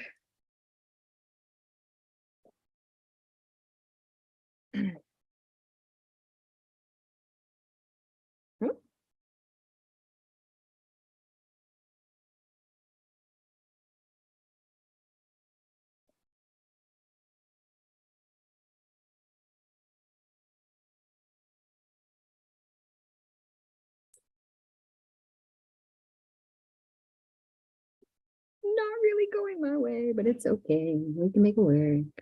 That's good. Yeah. Okay, so I'm just having a hard start. We're actually just going to switch that out. Hand you these. Oh, thanks. I'll put it in the bucket. In the bucket. In the bucket. Okay. Put the lid on your ink before you make a mess like I do. Because I will definitely put my sleeve on that. Me both. Ooh, lemon and English mustard. So I would do ink blending like I did earlier. Ink blending? So Oh, with can you pick it up? All these nails and they're useless. So yeah. So Yeah, dip that's it what I in want to there. do. Okay. And I watched you. You kind of went like, oh, Yeah. that's not- okay. I want it.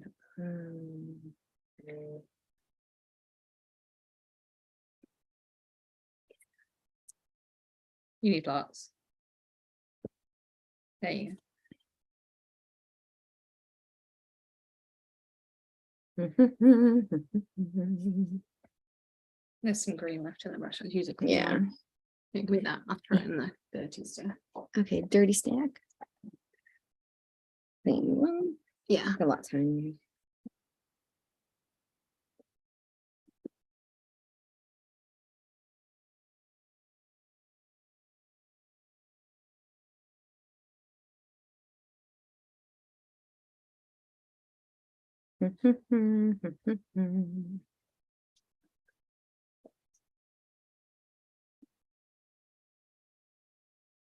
You having fun? Yeah. Having lots of fun.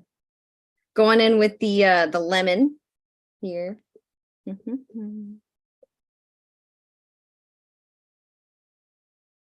Sandy says OMG to be a try on her side. You have no idea at all. You have no idea. It's a great time. It really is. Do they know how we met? Playing pool.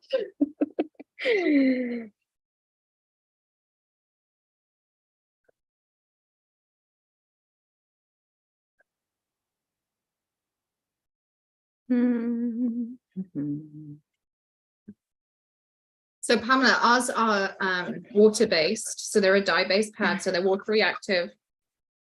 They're on a silicone foam. You can heat emboss with them. You can do all kinds of different things with them. And if you get one, you can scan the QR code on the bottom. Pink. And it will take you to a guide of lots of different ways and ideas of how to use them too. Your good. I wonder why.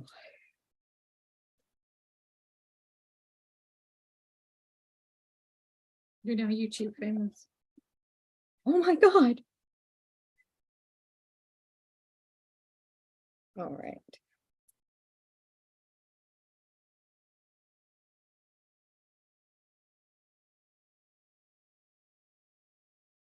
I love this.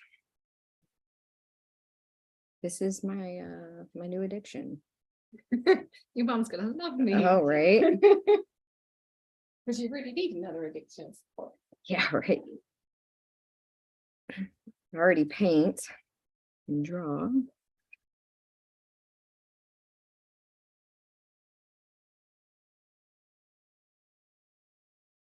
There we go. Coming together.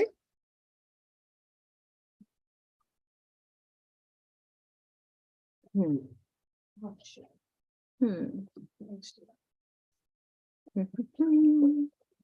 I think I need a little bit of blue in here. A little bit of blue.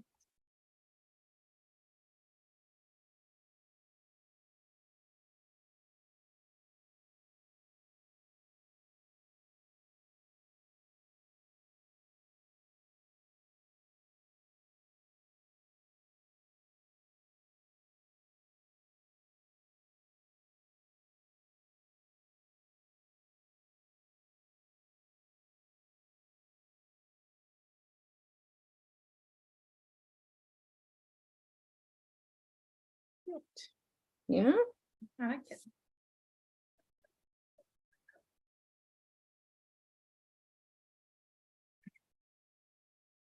Oh, it says this is going nicely, Alex. Oh, thank you, thank you, thank you. Okay, we're getting somewhere with our slimline cards. Slime line. Slimline. Okay. I need to cut it down for you. Oh, we're gonna do some cutsies. Yeah, you're trusting me to do the cuts. Oh, she's doing all the cutsies.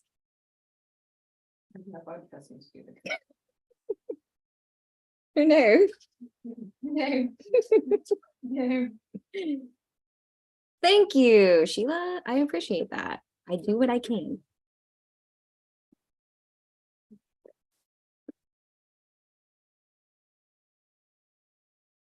Perfect. Perfect. Huh. Oh yeah. Your glue's here. I glues. Oh, how? Doesn't matter what you're doing. Okay. All right. This is called Away in a Manger, this stamp. Yes. Yeah, stick that onto the white. No, stick that onto the white. Whatever you put the glue on, stick that onto the next piece. What am I doing? So I always do it so I keep it flat. Mm-hmm. And then you want to center it in like this bit.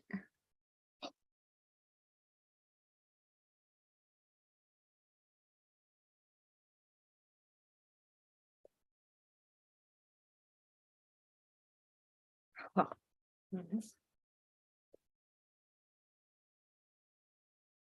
Okay. Can the inks be used? Can the ink be used together, or do you need both sets of colors? I don't know what that means, but Pamela, oh, Hive Color Hive. Yeah, you can use them together. They just do different things. So the hybrid, they just have different attributes, but we have an ink guide. I don't have a link to hand, but if you email ecom, ecomm@makerforte.com, Pamela, we can point you in that direction. But you don't necessarily have to have both. They just do different things. Like hybrid inks are not going to blend as well, and they're not going to be as water reactive as hybrid ink. Oh, sorry, a hybrid is not as water reactive as a Color Hive or a dye-based ink. And then you take that. There you go. There you have it.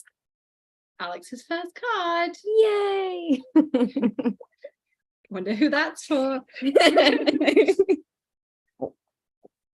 Oh, grandma, obviously. Yeah, it's for grandma. Yeah.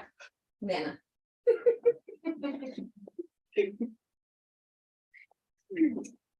So, what did you all think? Look at all the compliments you got. Oh, did I? Did I get compliments? Oh, yeah, thank you. Look at that. You can do the next video on your own. She's running. All right, guys. You're gonna see a glitter bomb go off next time. All right, let's do a quick recap of all the cards we made today. We met playing Bulbo. Yeah, at our local bar here that we go to. It's like right down the street from me. And I was playing pool one night and she was playing pool, and that was it. It was a match made in heaven. So we have some, Jean, but any number 10 envelope, that's what you're looking for, is a number 10 for a slimline. Okay, so I think all the cards here that we've made. I mean, look, we have a whole stack of cards. I will add some bling with her later. We will work on that. So we did the 2 Hanukkah cards and the techniques on there. We did the nativity card. We did the holly berries. We did the deck the halls. We did the trees. We did the sketch cardinal. We did the postcard and the tote technique. And then we did the floating fronts here. And then Alex did her card here. I feel like there's one missing, but I'm not sure. So tons and tons made today. Hopefully, what's everyone's favorite? What's everyone's favorite? We will be working on the 7th. We will be working with, is it something called Mountain? Shoot, what's it called? Can you remember the Lift Your Spirits name? I'm total brain blank right now. Still the Trees. Ornament. Look, you got Nativity. Yeah, Nativity was picked too. Well, I'm going to say it's yours.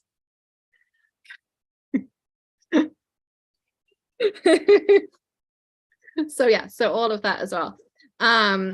So all of those we made today. So, you know, we've crafted all day and we made a ton of stuff, and we took lunch breaks and mini breaks to reset and stuff. So it doesn't have to take forever, definitely, to make a card. Card for Nana. There you go. Alex's Nana is like the best painter I've ever seen. She showed me some pictures when we were at her house and stuff she'd done. She's really talented. So they're an arty family, so it's in her blood for sure. We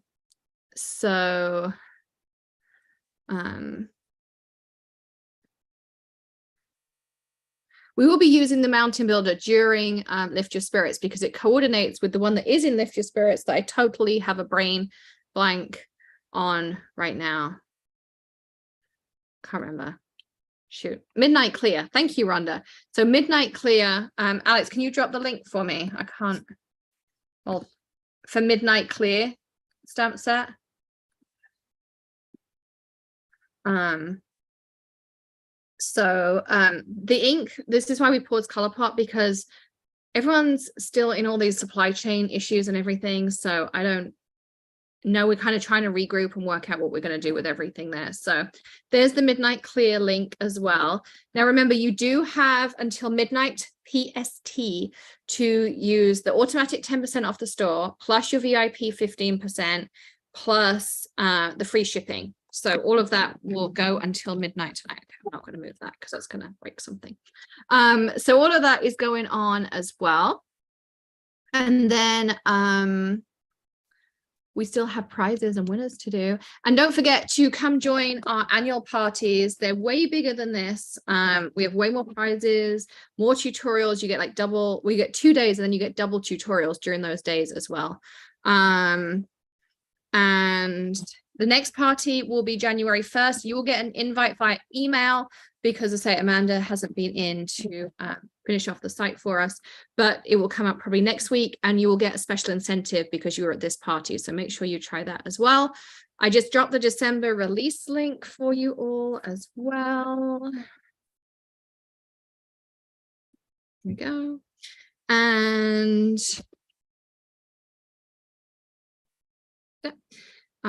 so yeah, so there's that as well. Okay, so let's do our last two. I'm going to do the Zoom one first, and then I'm going to do everyone to draw the final drawing. So the winner is Patricia Kryzan. Hopefully I said that right, Patricia. I always hate the idea that I butchered someone's name. So you will get a gift card. And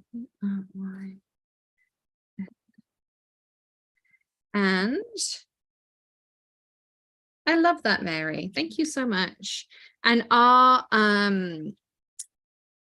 VIP winner is Linda Gray. Congratulations, Linda. Cancel. Thank you, Excel. And then we have our grand prize winner. So you have a choice with the grand prize, always. So your choice is you can take a Cricut Joy machine, or you can take a $250 Maker Forte gift card. So you can pick which one you would like. And you can let know. Lisa will or Alex will reach out to you early next week. And you can take your pick on which one you would like to take. Okay.